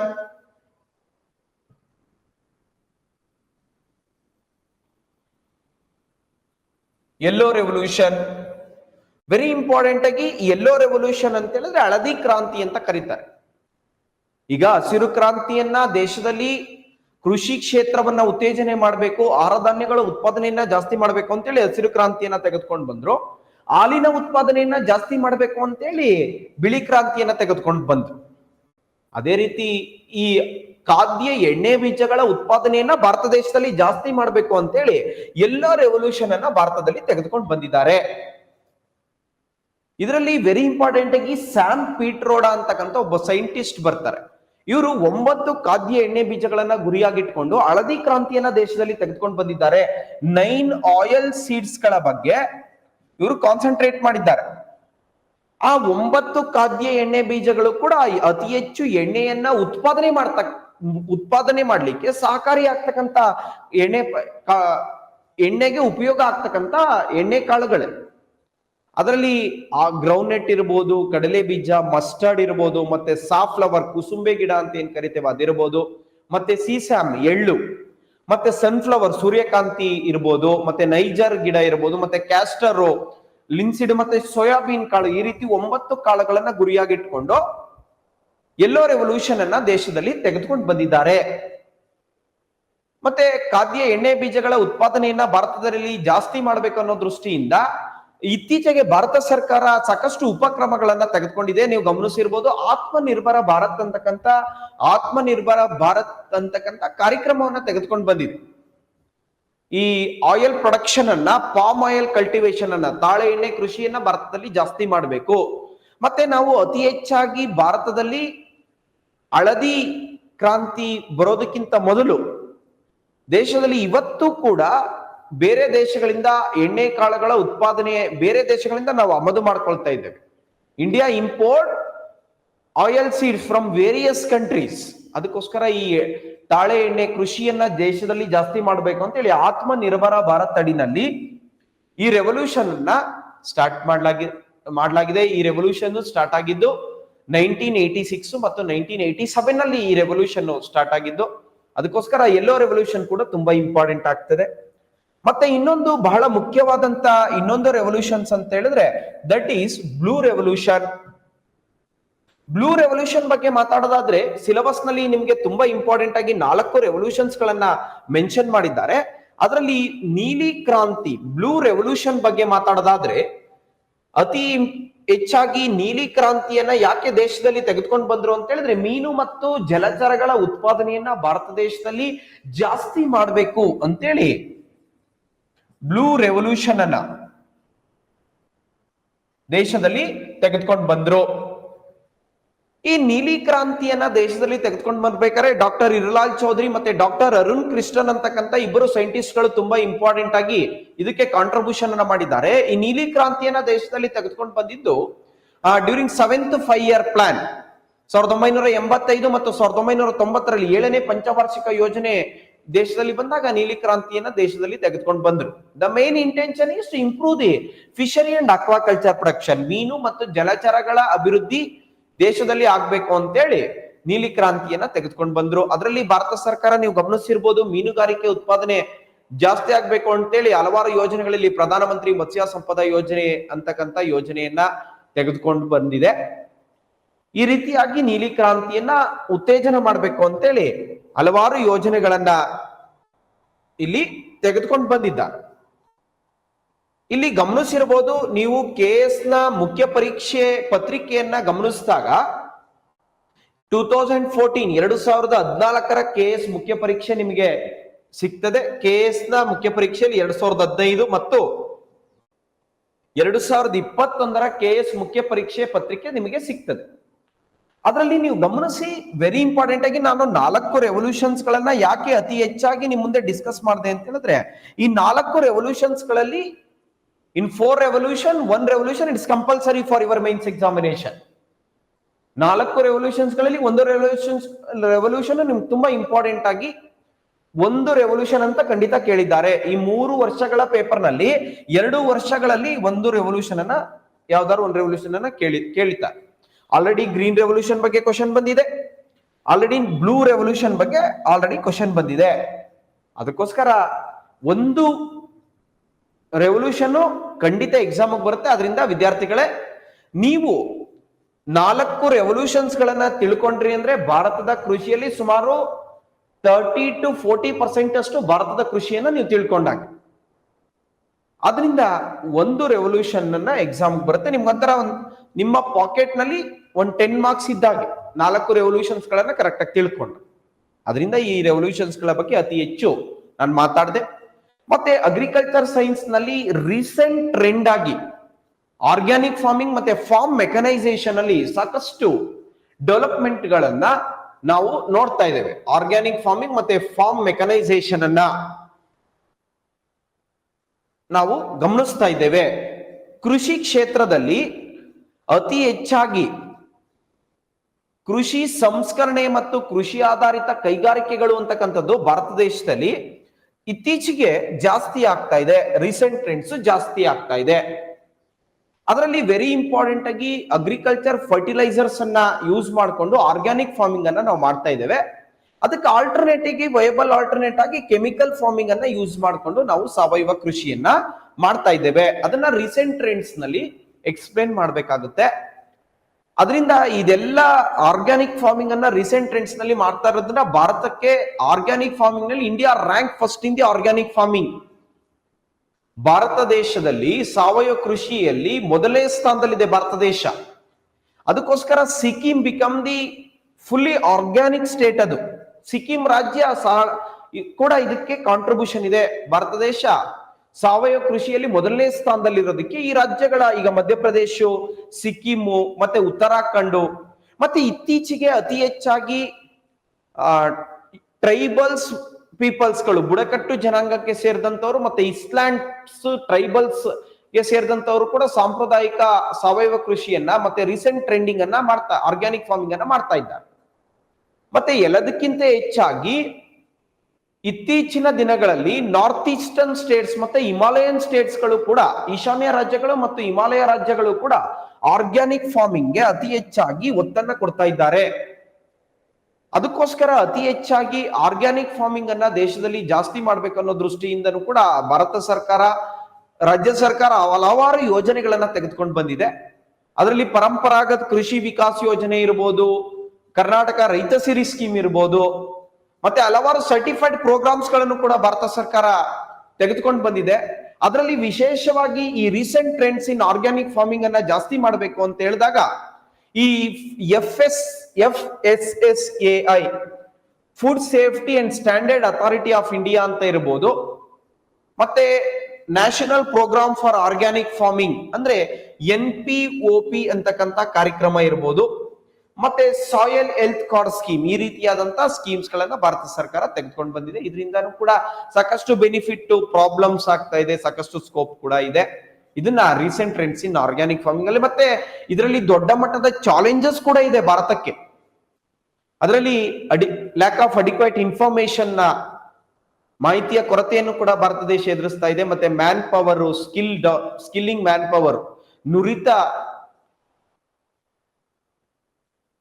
ಸಿಬ್ಬಂದಿಗಳ ಕೊರತೆಯನ್ನು ಕೂಡ ಭಾರತ ದೇಶ ಎದುರಿಸ್ತಾ ಇದೆ. ಮತ್ತೆ ಇವತ್ತು ರ್ಯಾಪಿಡ್ ಟೆಕ್ನಾಲಜಿನಲ್ಲಿ ಸಾಕಷ್ಟು ಚೇಂಜಸ್ ಗಳಾಗ್ತಾ ಇದೆ ರೀಸೆಂಟ್ ಟ್ರೆಂಡಿಂಗ್ ಆರ್ಗ್ಯಾನಿಕ್ ಫಾರ್ಮಿಂಗ್ ನಲ್ಲಿ. ಮತ್ತೆ ಮಿಷಿನ್ಸ್ ಗಳನ್ನ ರಿಪೇರ್ ಮಾಡ್ತಕ್ಕಂಥದ್ದು, ಮೇಂಟೆನೆನ್ಸ್ ಮಾಡ್ತಕ್ಕಂಥದ್ದು ಕೂಡ ಕಷ್ಟ ಆಗ್ತಾ ಇದೆ. ಅದನ್ನ ಈ ಟಾಪಿಕ್ ನಲ್ಲಿ ನಾವು ಡಿಸ್ಕಸ್ ಮಾಡ್ತೇವೆ.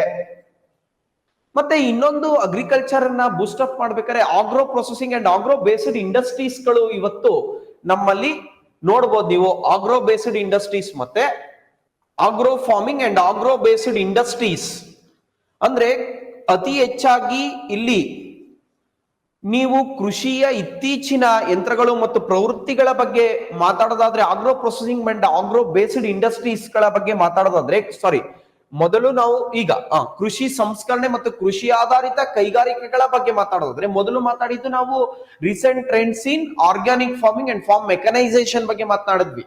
ಈಗ ನೆಕ್ಸ್ಟ್ ಕೃಷಿ ಸಂಸ್ಕರಣೆ ಮತ್ತು ಕೃಷಿ ಆಧಾರಿತ ಕೈಗಾರಿಕೆಗಳ ಬಗ್ಗೆ ಮಾತಾಡೋದಾದ್ರೆ, ಇಲ್ಲಿ agro processing and agro based industries ಅನ್ನ ರನ್ ಮಾಡ್ಬೇಕಾದ್ರೆ ಇದನ್ನ ಫುಡ್ ಪ್ರೊಸೆಸಿಂಗ್ ಇಂಡಸ್ಟ್ರಿಗೂ ನೀವು ಕನೆಕ್ಟ್ ಮಾಡ್ಕೋಬಹುದು.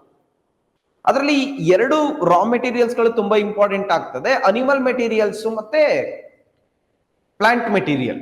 ಈ ಆಗ್ರೋ ಬೇಸ್ಡ್ ಇಂಡಸ್ಟ್ರೀಸ್ ನಲ್ಲಿ ನೀವು ಗಮನಿಸಿರ್ಬೋದು, ಇತ್ತೀಚೆಗೆ ಕೃಷಿ ಕ್ಷೇತ್ರದಲ್ಲಿ ಪ್ಯಾಕಿಂಗ್ ಫುಡ್ ಇಂಡಸ್ಟ್ರೀಸ್ ಇರ್ಬೋದು, ಲೆದರ್ ಇಂಡಸ್ಟ್ರೀಸ್ ಇರ್ಬೋದು, ಈ ಬ್ಯೂರೇಜ್ ಇಂಡಸ್ಟ್ರೀಸ್ ಗಳಾದಂತ ಟೀ, ಕಾಫಿ ಮತ್ತೆ ಕೋಕಾ ಇಂಡಸ್ಟ್ರೀಸ್ ಇರ್ಬೋದು, ಮತ್ತೆ ಟೆಕ್ಸ್ಟೈಲ್ಸ್ ಇಂಡಸ್ಟ್ರೀಸ್ ಇರ್ಬೋದು, ಶುಗರ್ ಇಂಡಸ್ಟ್ರೀಸ್ ಇರ್ಬೋದು, ಮತ್ತೆ ಕಾಟನ್ ಟೆಕ್ಸ್ಟೈಲ್ಸ್ ಇಂಡಸ್ಟ್ರೀಸ್ ಗಳು, ಇವೆಲ್ಲವನ್ನು ಕೂಡ ಆಗ್ರೋ ಬೇಸ್ಡ್ ಇಂಡಸ್ಟ್ರೀಸ್ ಅಡಿನಲ್ಲಿ ರನ್ ಮಾಡ್ಲಾಗ್ತಾ ಇದೆ. ಮತ್ತೆ ವೆರಿ ಇಂಪಾರ್ಟೆಂಟ್ ಆಗಿ ಈ ಆಗ್ರೋ ಬೇಸ್ಡ್ ಇಂಡಸ್ಟ್ರೀಸ್ ಗಳನ್ನ ರನ್ ಮಾಡ್ಬೇಕಾದ್ರೆ ಎಂಪ್ಲಾಯ್ಮೆಂಟ್ ಜನರೇಟ್ ಆಗ್ತಾ ಇದೆ, ಫಾರ್ಮರ್ಸ್ ನ ಇನ್ಕಮ್ ಡಬಲ್ ಆಗ್ತಾ ಇದೆ, ಅದನ್ನ ಮಾಲ್ ನ್ಯೂಟ್ರಿಷನ್, ಅಪೌಷ್ಟಿಕತೆ ಅಂತಕ್ಕಂಥದ್ದು ಕೂಡ ಕಡಿಮೆ ಆಗ್ತಾ ಇದೆ, ಮತ್ತೆ ಫುಡ್ ನ ವೇಸ್ಟೇಜ್ ಆಗ್ತಕ್ಕಂಥದ್ದು ಕೂಡ ಕಡಿಮೆ ಆಗ್ತಾ ಇದೆ. ಇದೆಲ್ಲವನ್ನ ಆಗ್ರೋ ಬೇಸ್ಡ್ ಇಂಡಸ್ಟ್ರೀಸ್ ಅನ್ನ ರನ್ ಮಾಡ್ಬೇಕು ಅಂತ ಹೇಳಿ ಭಾರತ ಸರ್ಕಾರ ಮತ್ತು ಕರ್ನಾಟಕ ರಾಜ್ಯ ಸರ್ಕಾರ ಹಲವಾರು ಯೋಜನೆಗಳನ್ನ ತೆಗೆದುಕೊಂಡು ಬಂದಿದೆ. ಅದರಲ್ಲಿ ಇತ್ತೀಚೆಗೆ ಇಲ್ಲಿ ಪ್ರಧಾನಮಂತ್ರಿ ಕಿಸಾನ್ ಸಂಪದ ಯೋಜನಾ ಅಂತಕ್ಕಂಥ ಒಂದು ಯೋಜನೆ ಇದೆ. ಯಾಕೆಂದ್ರೆ ಕೃಷಿ ಕ್ಷೇತ್ರದಲ್ಲಿ ಅಗ್ರಿಕಲ್ಚರ್ ನ ವೇಸ್ಟ್ ಜಾಸ್ತಿ ಆಗ್ತಾ ಇದೆ.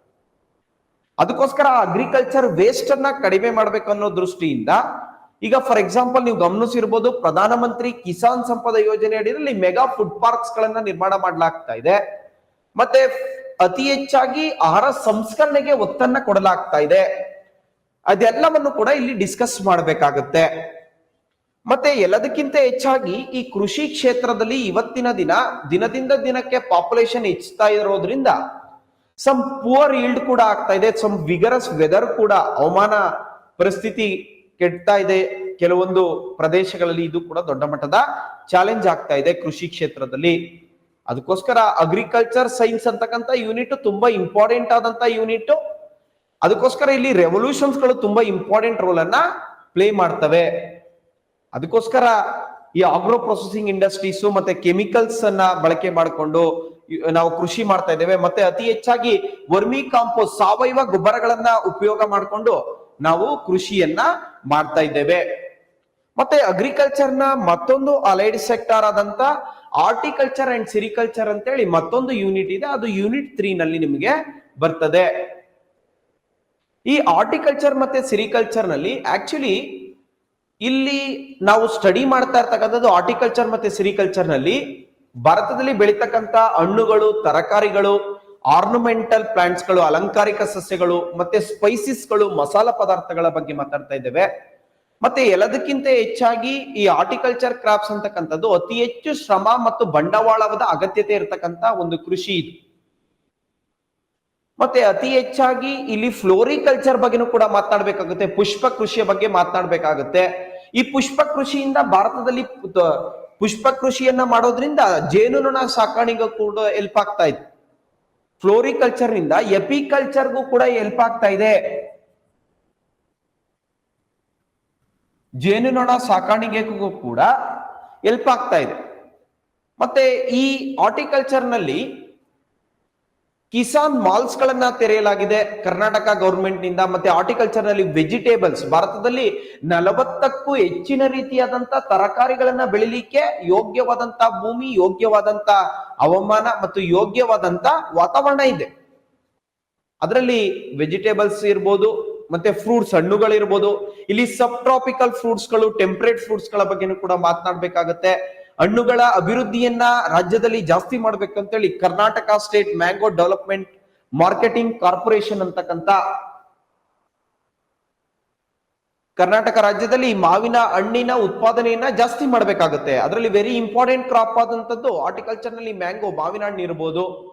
ಮತ್ತೆ ಆ ಹಣ್ಣುಗಳನ್ನ, ವಿವಿಧ ಹಣ್ಣುಗಳನ್ನ ಬೆಳಿಬೇಕಾದ್ರೆ ಯಾವ್ಯಾವ ರೀತಿಯ ಸೂಟಬಲ್ ಆದಂತ ಟೆಂಪರೇಚರ್ ಬೇಕು, ಯಾವ್ಯಾವ ಸೂಟಬಲ್ ಆದಂತ ಸಾಯಿಲ್ ತುಂಬಾ ಇಂಪಾರ್ಟೆಂಟ್ ಆಗುತ್ತೆ. ಮತ್ತೆ ಯಾವ್ಯಾವ ವೆರೈಟೀಸ್ ಆಫ್ ಮ್ಯಾಂಗೋಸ್ ಗಳನ್ನ, ವೆರೈಟೀಸ್ ಆಫ್ ಕ್ರಾಪ್ಸ್ ಗಳನ್ನ, ವೆರೈಟೀಸ್ ಆಫ್ ವೆಜಿಟೇಬಲ್ಸ್ ಗಳನ್ನ, ವೆರೈಟೀಸ್ ಆಫ್ ಫ್ಲವರ್ಸ್ ಗಳನ್ನ ಇಂಡಿಯಾದಲ್ಲಿ ಯಾವ್ಯಾವ ರೀತಿಯಲ್ಲಿ, ಯಾವ್ಯಾವ ಮಣ್ಣಿನಲ್ಲಿ, ಯಾವ್ಯಾವ ಪ್ರದೇಶಗಳಲ್ಲಿ ಬೆಳಿತೇವೆ ಅಂತೇಳಿ ಹಾರ್ಟಿಕಲ್ಚರ್ ನಲ್ಲಿ ನಾವು ತಿಳ್ಕೊಳ್ಬಹುದು.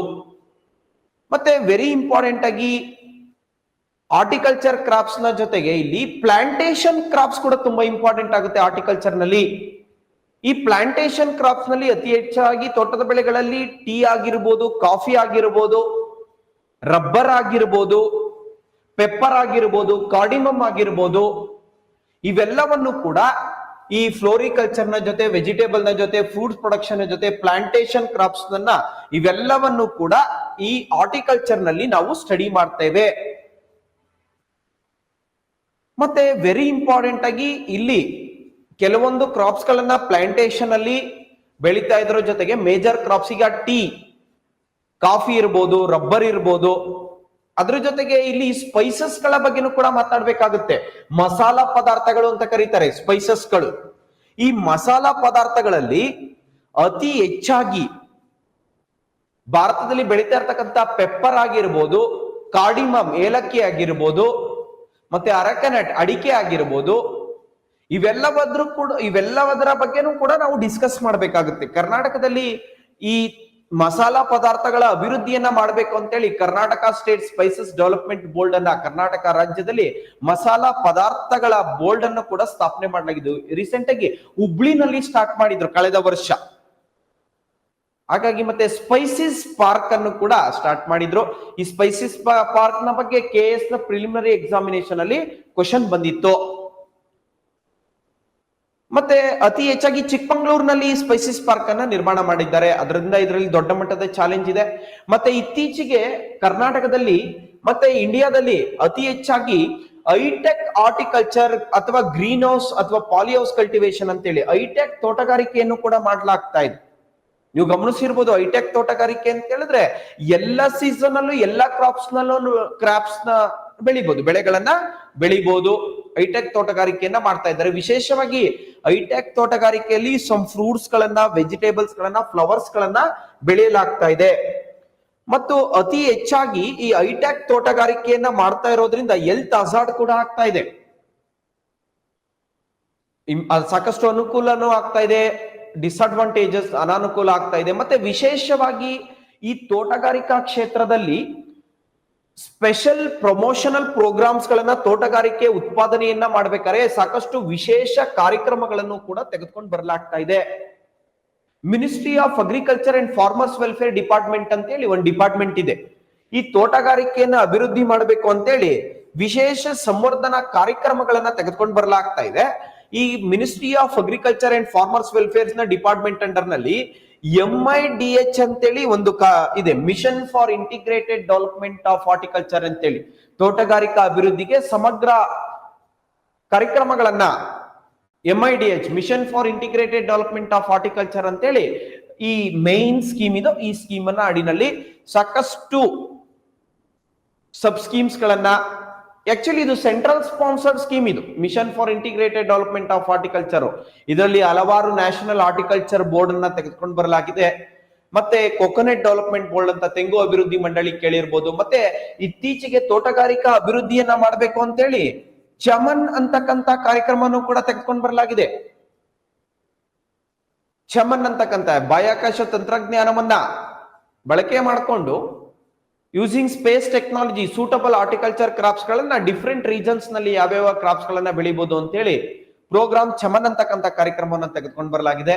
ಮತ್ತೆ ಹಾರ್ಟಿಕಲ್ಚರ್ ಸೆಕ್ಟಾರ್ ನಲ್ಲಿ ಸಾಕಷ್ಟು ಅಚೀವ್ಮೆಂಟ್ ಗಳನ್ನು ಭಾರತ ಸರ್ಕಾರ ಮಾಡಿದೆ. ಹೀಗಾಗಿ ಹಾರ್ಟಿಕಲ್ಚರ್ ಬಗ್ಗೆನೂ ಕೂಡ ಮಾತನಾಡಬೇಕಾಗುತ್ತೆ. ತುಂಬಾ ಇಂಟ್ರೆಸ್ಟಿಂಗ್ ಆಗಿದೆ. ಮತ್ತೆ ಎಲ್ಲದಕ್ಕಿಂತ ಹೆಚ್ಚಾಗಿ ಈ ಹಾರ್ಟಿಕಲ್ಚರ್ ನಲ್ಲಿ ಅತಿ ಹೆಚ್ಚಾಗಿ ನಾವು ಬೆಳೀತಾ ಇರ್ತಕ್ಕಂಥದ್ದು ಕಮರ್ಷಿಯಲ್ ಕ್ರಾಪ್ಸ್ ಗಳನ್ನ ಬೆಳೀತಾ ಇದ್ದೇವೆ, ಪ್ಲಾಂಟೇಶನ್ ಕ್ರಾಪ್ಸ್ ಗಳನ್ನ ಬೆಳೀತಾ ಇದ್ದೇವೆ, ಮತ್ತು ಅತಿ ಹೆಚ್ಚಾಗಿ ಎಲ್ಲದಕ್ಕಿಂತ ಟೀ, ಕಾಫಿ, ರಬ್ಬರು ಇವೆಲ್ಲ ವಾಣಿಜ್ಯಕ್ಕೋಸ್ಕರ ಬೆಳೀತಾ ಇರ್ತಕ್ಕಂಥ ಬೆಳೆಗಳು. ಇವೆಲ್ಲವನ್ನ ನೀವು ಸಿಲೆಬಸ್ ನಲ್ಲಿ ಇವೆಲ್ಲವನ್ನ ಕವರ್ ಮಾಡ್ಬೇಕಾಗತ್ತೆ.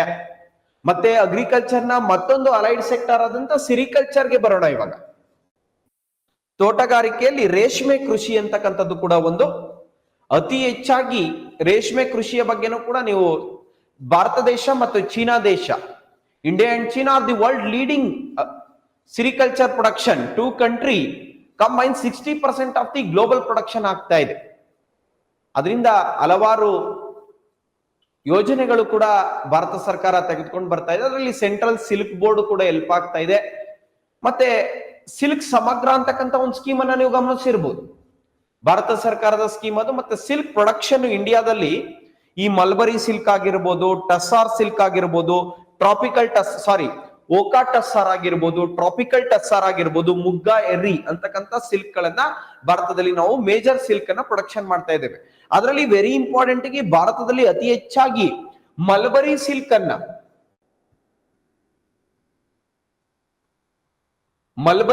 ಅನ್ನ ಅತಿ ಹೆಚ್ಚಾಗಿ ನಾವು ಪ್ರೊಡಕ್ಷನ್ ಅನ್ನ ಮಾಡ್ತಾ ಇರ್ತಕ್ಕಂಥದ್ದು.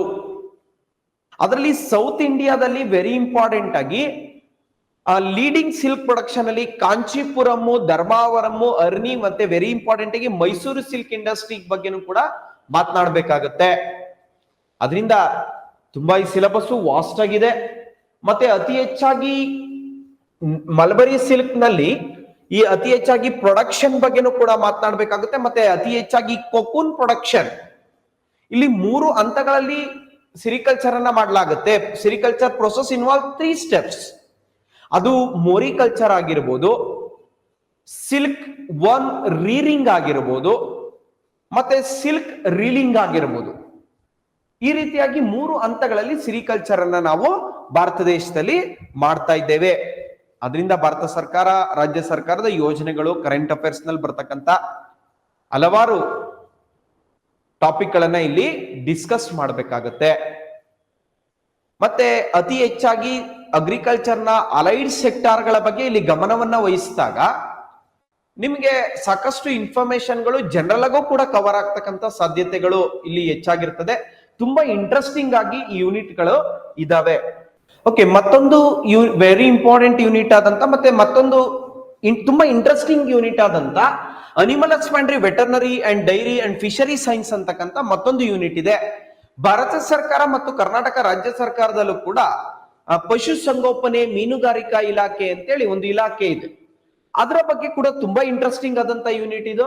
ಅದರಲ್ಲಿ importance of life stock in the national and state economy ಅಂತೇಳಿ ಒಂದು ಕಾನ್ಸೆಪ್ಟ್ ಅನ್ನ ನಿಮ್ಗೆ KS ಮುಖ್ಯ ಪರೀಕ್ಷೆನಲ್ಲಿ ಮತ್ತೆ KS ಪರೀಕ್ಷೆನಲ್ಲಿ ಇಟ್ಟಿದ್ದಾರೆ. ಅದರಲ್ಲಿ ರಾಷ್ಟ್ರೀಯ ಮತ್ತು ರಾಜ್ಯದ ಆರ್ಥಿಕತೆಯಲ್ಲಿ ಜಾನುವಾರುಗಳ ಪ್ರಾಮುಖ್ಯತೆ ಅಂತೇಳಿ ಒಂದು ಟಾಪಿಕ್ ಇದೆ.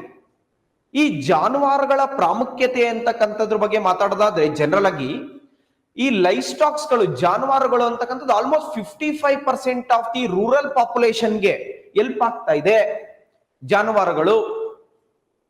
ಮತ್ತೆ ಇದರಿಂದ ಇನ್ಕಮ್ ಕೂಡ ಬರ್ತಾ ಇದೆ, GDP ಕೂಡ ಬರ್ತಾ ಇದೆ, ಸ್ಟೇಟ್ ಲೆವೆಲ್ ನಲ್ಲಿ GSDP ಕೂಡ ಬರ್ತಾ ಇದೆ.